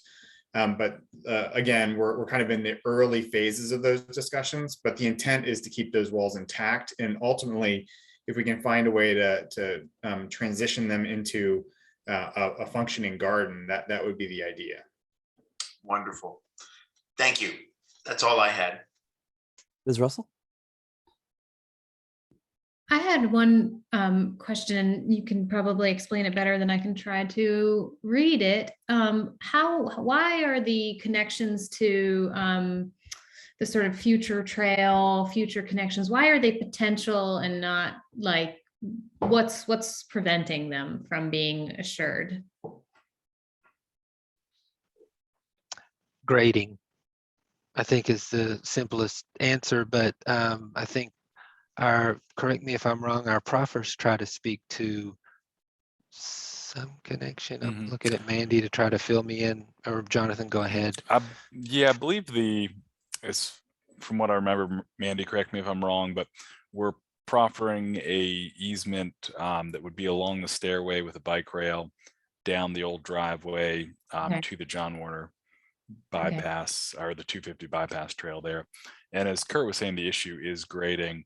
I know the one slide we had a section of the site, but it basically shows how across like the steepest part of the site, there's 100 feet of fall vertically, and kind of through this section, there's at least about 60 feet of fall from Park Street to the 250 bypass. So we want to keep the site itself as accessible as possible, under 5% slopes. But that means when we get to this limit where the stairwell is, we then have a lot of vertical fall we have to make up with the stairs. And also the existing driveway itself is steeper than ADA slopes. So we don't want to have to regrade that, disturb walls, disturb more trees. So that's kind of the balance. That is an important connection that someone would be able to get from the MACA site to the sidewalk kind of network that's pretty close to the Park Street, overpass, and not have to go out Park Street and down that narrow road, which is kind of treacherous. So yes, that's correct. Yeah, basically where that John Warner Parkway trail comes up 250, it's a 10-foot wide shared use path. But then at that point, it basically narrows down to just a sidewalk right next to the on-ramp to 250. So this will allow for a connection kind of off the street through the site for pedestrians. Thanks for walking me through that. That's all. I will just say, as an architect's nomenclature, the trail designation to me kind of is an indicator of, there's an ability to go off road and try to find your way to those connections, if that makes any sense, in a non-accessible way. I know that doesn't speak to broader community goals, but in some ways it's like not a mountain biking trail, but it has that possibility where there may be a longer, more circuitous path that reaches the accessibility goals. But I think that's another part of the equation that we've had talked to Jonathan about, how could we make the inference of a less accessible trail without being exclusive? It's a difficult conundrum. Mr. Stolzenberg? Thanks. So on that line of questioning, how do those stairs interact with ADA accessibility? Does that not undo that, or is that allowed? They don't. They wouldn't be accessible. Stairs, the site stairs to the inaccessible portion of the site today would remain inaccessible. So that lower portion of the site is not accessible today, and our theory is that we're not making that condition any worse, we're actually improving accessibility on the site by having all of the community green and the sidewalks that we're building in the neighborhood proper be accessible. But it was a choice that I think we had to make because of the difficult topography. Great, thanks. What's the height of building 2, the southeastern building? It is a 3-story building with a basement. So call it a 4-story building as it faces 250. The floor to floors, I believe, are about 10 feet 8 with a parapet and some amount of foundation wall for the lowest level kind of coming out of the grade, so people aren't kind of living, you know, they have a little bit of an elevated view. So it will, I believe, be under the height that we promised in the Planning Commission package, and I think it was 50 feet, but I'm going from memory and I'll try to look and see. So yeah, I asked because there's some slide that says 45 feet for the apartment, but it appears to be within 75 feet of the R1, which I think means it's subject to the R1 height limits. So 45 feet maximum height. Yeah, that's right. And Kurt, we did explore that from the front of the building. We're measuring where it is only 3 stories, that it does not exceed 35 feet. And that follows the city's definition of measuring building height.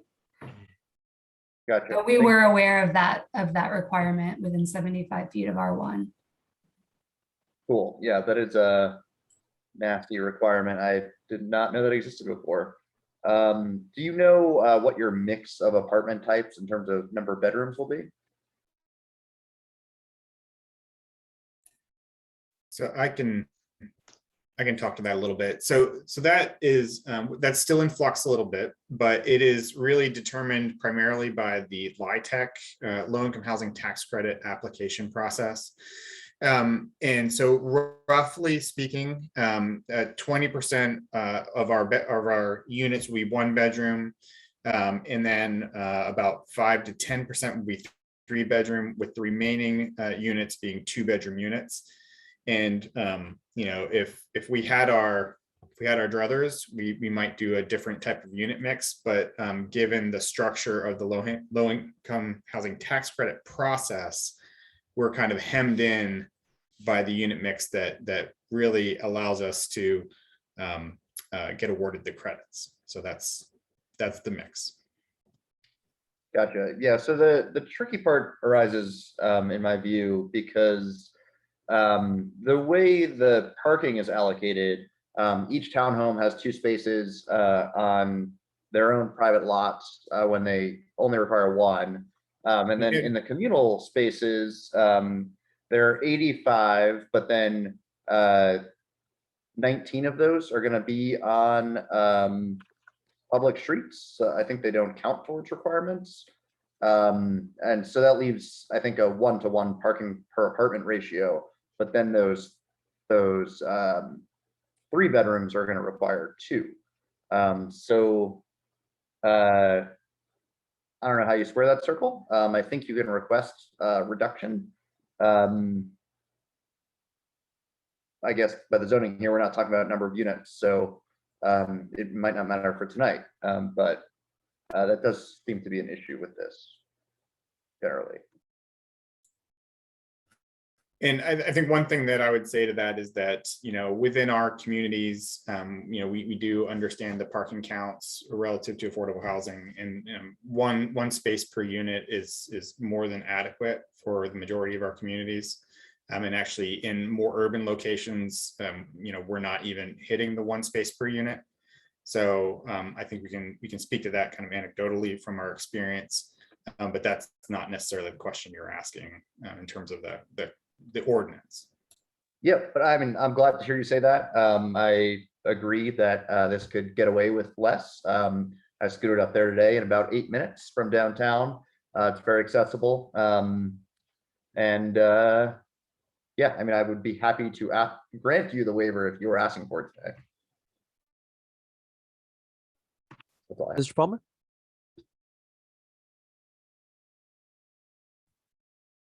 I mean, I think the only comment I had is kind of related to the previous Park Street Christian Church comment I had. How you interact with Park Street, and I know that you're trying to maintain kind of the existing frontage there, but it looks like there could be an opportunity to at 1023 Park Street to think about maybe adding a few more units that could help with adding more affordable units to this. Just kind of shooting from the hip here, but I understand there's probably again community relation reasons to kind of leave that as is, but I didn't know if you again looked into that and just determined it wasn't worth the squeeze, or if there's opportunity there.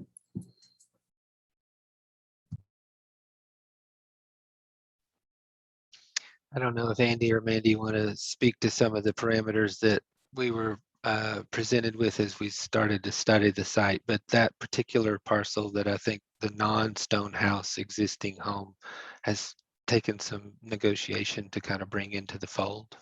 It's the easiest way to put it. I would agree with that statement. It is not currently owned by MACA, and so there's some negotiation that's taken place to allow it to be included in the PUD so that other provisions of the plans can move forward. I guess I didn't understand that. I assumed it was owned by MACA, but under a different, LLC name. So that's good to know. Yeah, it's I just retract my comment. Well, it's just the circumstances, the way that the deal unfolded. So sometimes it's the paper that demands it. Sure. I have no questions. Questions from council? The questions I have are related to future things that have to happen to get them across the finish line. And I guess to that end, I might just ask, because we've been through this before with other projects, what phase, what do you need in terms of plans? Is this the hurdle you need in order to complete your LIHTC process? Is just this level of planning, or is there a whole other phase that's going to be needed between now and March? And I'm just asking that because I know that our staff has found themselves in this circumstance before, and it's not always easy to manage that in a tight timeline. So I'm just kind of curious if this level is where it needs to be for that type of application. And obviously a whole separate thing is the funding piece, which we just shouldn't get into right now. Sure, and I can answer that for you. So in order to submit the LIHTC application, we have to be appropriately zoned. And so this step would actually get us to a place where we could submit that LIHTC application. So there are other things. I think there's one other thing that would be coming in front of the commission or the council, which would be a revitalization cert, which helps us certification, which helps us with the point scoring piece of it. But those are really the two fundamental asks that we need in order to submit the LIHTC application, other than funding. Funding, I'm just gonna say. Yeah.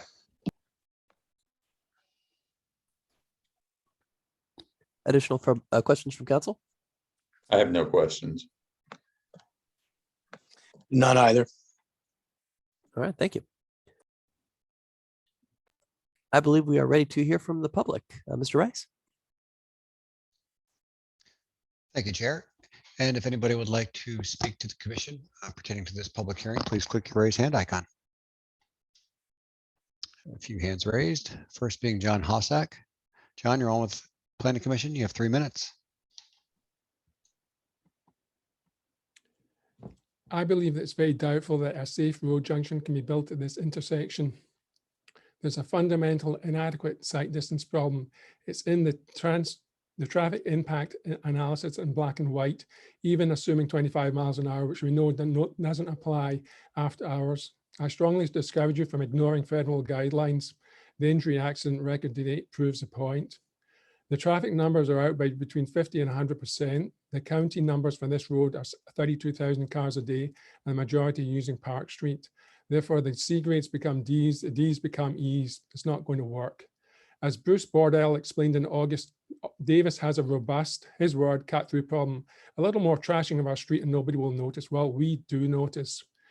Where is MACA? We all appreciate the good work MACA has done over the past decades, especially in reference to Head Start, a program that benefited a close friend of my son.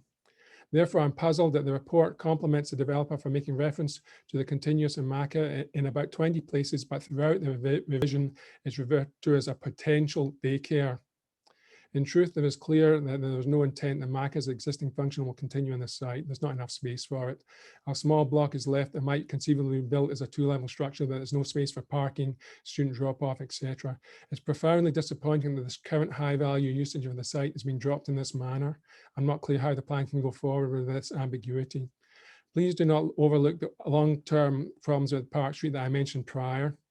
The county is working on the Ryle corridor when they should be working on an eastern connector. It's irresponsible, this commission and council, to just march forward as if there's no problem. There's a big problem. Every day, 16 to 20,000 cars a day and growing, and associated near misses and accidents. I'm glad that we're having a public meeting today. It underlines why the by right aspects of the FLUM are fundamentally flawed. The public should be clear that these by rights have been inserted on the instructions of the developers. I also believe that it would be much better if affordable housing was distributed more equally amongst neighborhoods. Unless I'm mistaken, this is one of the largest single concentrations of affordable housing proposed in the community. The people who have followed this field know that large concentrations are not ideal, and yet this is what is proposed as a matter of expediency. I'd also like to note the grossly inadequate parking, which my street will pay for too. And I've heard your prior dismissive comments on this.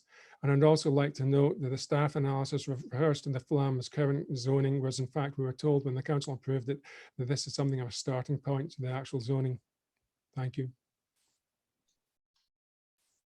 And thank you. Next, please. Next, we have Leslie Burns. Leslie, you're on with the Planning Commission. You have 3 minutes.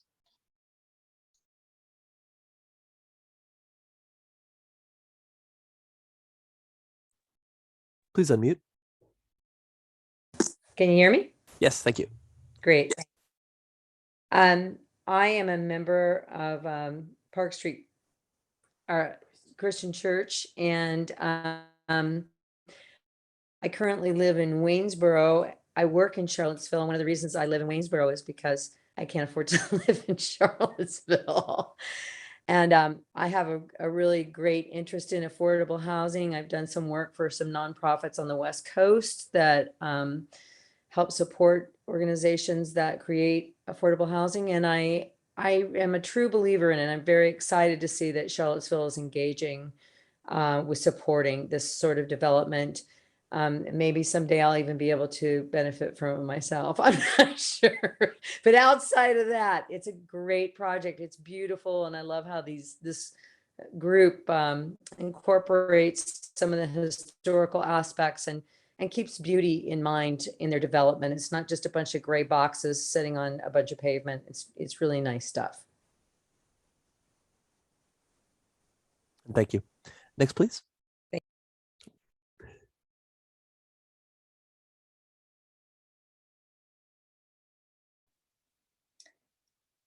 Hello again, this is Vicky Bravo. Also speaking again on behalf of the 27 congregations of impact and on behalf of myself personally as a neighbor living in Locust Grove. I just want to add one thing to what I've said before.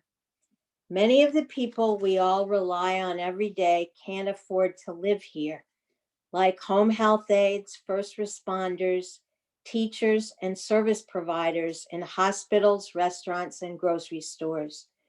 During the pandemic, we have applauded them as essential workers.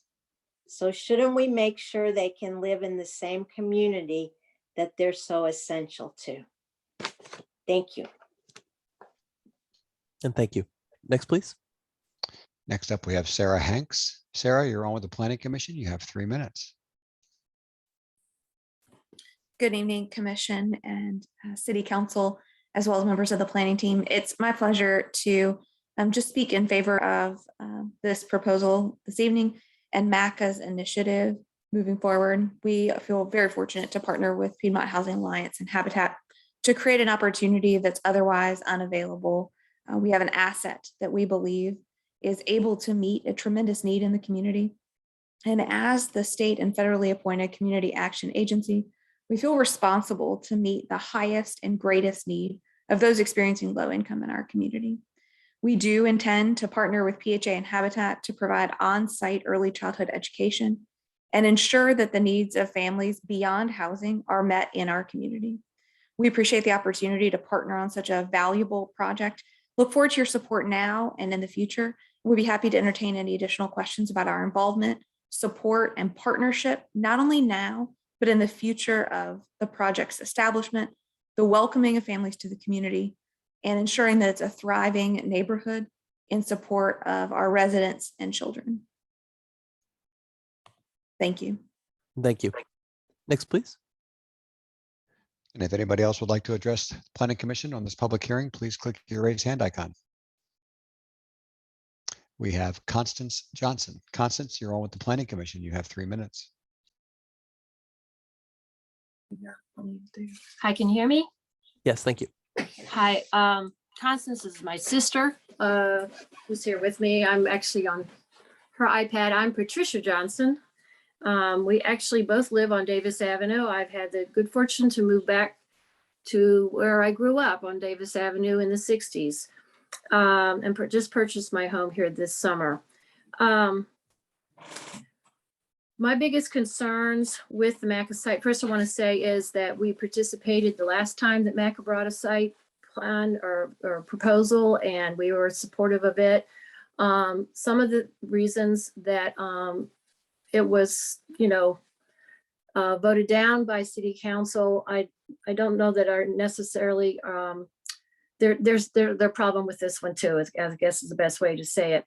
My biggest comments on this right now tonight are, first of all, I'm not going to reiterate what John Hosick said. I thought he was very eloquent, but I really think that his concerns about traffic on Park Street and on Davis Avenue really need to be looked into. I think that the traffic study that was done was very short-sighted, just didn't look any further than the entrance.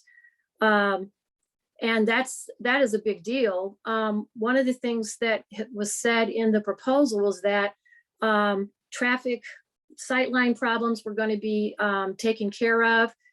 I mean, I don't know what you can require the developer to do. One of the big problems there is that there's a hump. You come up the hill from North Avenue on Park Street, and you have to act very quickly to get off the street, Davis Avenue, or coming out of the MACA site. So, that has not been addressed. I've not heard it talked about tonight or seen it in any of the materials that are online. I don't know if we're talking about taking a hump out of the hill and that's a city or state concern, that's a promise we have to get from some other people, but I just want to put it out there. That is you can take down some trees and shrubberies and walls, but that you're still going to have that hump, and that is the big issue at that intersection. And then the traffic study was just flawed. It did a count, did a study about now current, and I didn't agree. I didn't really see real projections about the future, just a blank statement that any increased traffic from the housing site, the proposal would, it wasn't going to cause any problems. And I didn't see any analysis of how they came to that blank conclusion. We live in this area and we know about the traffic problems already. And we're not against having the housing up there, please understand, but I think that there is going to be an increased traffic problem. Very much. Thank you very much. Okay. And next. And if anybody else would like to address the Planning Commission on this public hearing, please click your raise hand icon. We have Constance Johnson raising a hand. If you would like to hear from the other party on that call, Chair. Yes, if it's a different party, please. Hi, yes, this is Constance, and I live at 631 Davis. And we're also speaking for another neighbor who lives at 636. I also voiced the traffic issues. Even if you tear down houses up there, you got that hump of the hill. Unless you get rid of that, it's dangerous. Coming off, turning onto it, or even coming back from north and trying to turn on Davis. I start doing my turn signals, slowing down, and I actually sit there and pray when I'm trying to turn, hoping that no one's going to rear end me. It is, the visibility is bad any way you go. The hill's the problem. And the impact on the bypass, the Watson Avenue and all that. Okay. Bypass ramp. Yeah. My sister's whispering in my ear. I've got my other points to make. Davis Avenue is not a sleepy street. I don't know about matching it up with Maca Drive, how that affects it. I couldn't tell. We found some discrepancies in your report about talking about a barrier there, about making right turns out of Maca onto Park Street. And it wasn't clear how that affects Davis. Are you still going to allow people to scoot across that dangerous road both ways, going off of Davis and onto Davis from Maca? Again, that's very dangerous right there. Plus, Davis Avenue dumps down to Watson, which either you have to go back up Watson to hit Park Street to get out, or you have to go up the ramp of the Locust Avenue Bridge, which is another site problem because the bridge is old and you're right there at the bridge railing. You cannot see. You have to pull out to get onto Locust. Very dangerous. I've almost been hit there many times. So, plus, like I said, my sister said, we're supportive of housing up there. I think the neighborhood have always been, but we're just concerned about the danger. Also, we have Davis Field on Davis Avenue. And when you're coming up Park Street to turn onto Davis, there are people who park cars along there, particularly when they're having their games. So you have to drive slow and to enter Davis, or you could hit someone. Kids start out children. I mean, and there are no signs. I've called about signage, no signage yet. So I guess we're not getting it. I was told they don't want to clutter up our streets with signs. So the cost for the I'm still confused about what's affordable up there. I've made suggestions about the parking. I don't want it to be just a big parking lot. I want it to be pretty. I want people to have a pretty place to live. I want it to be a great part of our neighborhood. But the overflow of that parking onto Davis Avenue is an issue. The lighting in the parking lots, particularly there at Building 2 that backs up on the property of people living on Park Street and on that ramp that goes on 250. Yet they haven't addressed the lighting that I've seen. Last thought, please. Is that it? Oh, Right here. You said last thought. Oh, last thought. Right here. Okay. Well, I can't. Okay. My sister wants to know if the 3-story building will be seen from Park Street or the 250 bypass. Building. Thank you very much. Okay. Thank you. And final call for anyone that would like to address the commission on this public hearing. Chair, I see no other hands. Very good. Let's talk. Mr. Lahendra, can you start us off? Sure. So I find the design to be very skillful in its use of the site, in the placement of the larger buildings relative to the townhomes, and how that creates a rather residential feel coming into the new development. And I'm delighted that the applicant is preserving the historic features that are on the site and will be making them available to the residents as well as to the public. And I'm satisfied with the engineering studies that have been done regard to traffic, the recommendations that have been made, and to the staff's analysis of the situation and recommendations for traffic. So and of course the mission and what is being provided is commendable and the city is very fortunate to have this proposal in front of us.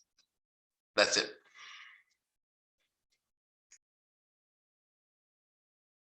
Ms. Russell? I just want to add, or maybe speak to the concerns about traffic on Park Street, and that those are not unheard. Park Street is identified in the I think it's a 2015 Complete Street Sidewalks plan. I may be getting that name wrong, but it is, and the image that Mr. Kiesecker showed 2 lanes of sidewalks, 2 sides of sidewalks. And I would like to see, us work towards meeting the goals that we set out, that we plan and budget and prioritize and staff and support accordingly. So, but I think that this project overall is a huge plus and an amenity to the neighborhood. Thank you. Mr. Stolzenberg? Thanks. Yeah, I mean, I think my thoughts here are fairly similar to mine on Park Street, maybe a little bit harsher. Obviously the goal is very admirable. I would love to see this project come to fruition. I think the design is perfectly serviceable, but I think it's insufficiently ambitious. I think you could fit a lot more housing on this site. As I said last time, those townhomes could be stacked townhomes. Those duplexes could be townhomes. Those are habitats. They won't help you with your LIHTC affordability, but you could be fitting more apartments on the site.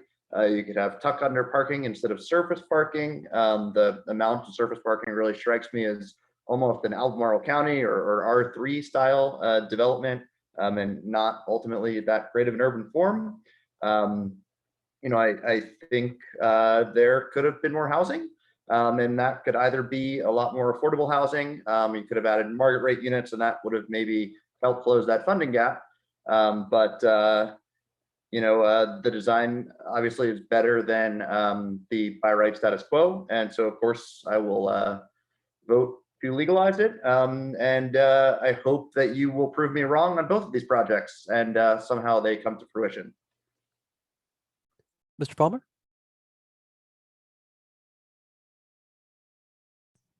Nothing to add past that. Council, thoughts?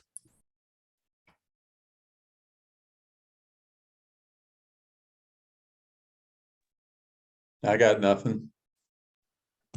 Good project. I hope it can happen. Likewise, nothing more to add. More than that as well. All right. Do I hear a motion? I'll be glad to read a motion. Please. I move to recommend that City Council should approve ZM 21-000. Should this be 4? No, this is 3. This is 3? Okay, thank you. On the basis that the streets proposed within the PUD development are laid out in a manner substantially in accord with the comprehensive plan, and approval of the proposed PUD development is consistent with the comprehensive plan and will serve the public necessity, convenience, general welfare, and good zoning practice. Do I hear a second? Second. Additional discussion? Ms. Creasy, would you please call the roll? Mr. Lahindra, Aye. Mr. Stolzenberg, Aye. Ms. Russell, Aye. and Mr. Sully Yates. Aye. Very good. I believe we're done with this public hearing. Council, thank you very much. Any additional matters we want to discuss? I understand there's some big news at UVA, but it is very late. I would entertain a motion. Well, I have one thing. Please. I've been dying all night to know if, Roy, is that a Christmas sweater you're wearing?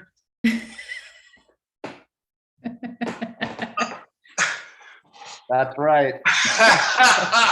This is very festive.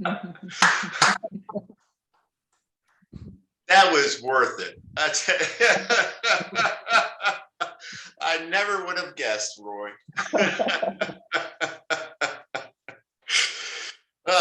Okay, that was it for me. The mystery is solved for me. I'd like to move to adjourn. Hear a motion to adjourn. Until next time, happy holidays all. Thank you. See you guys next year. Yes.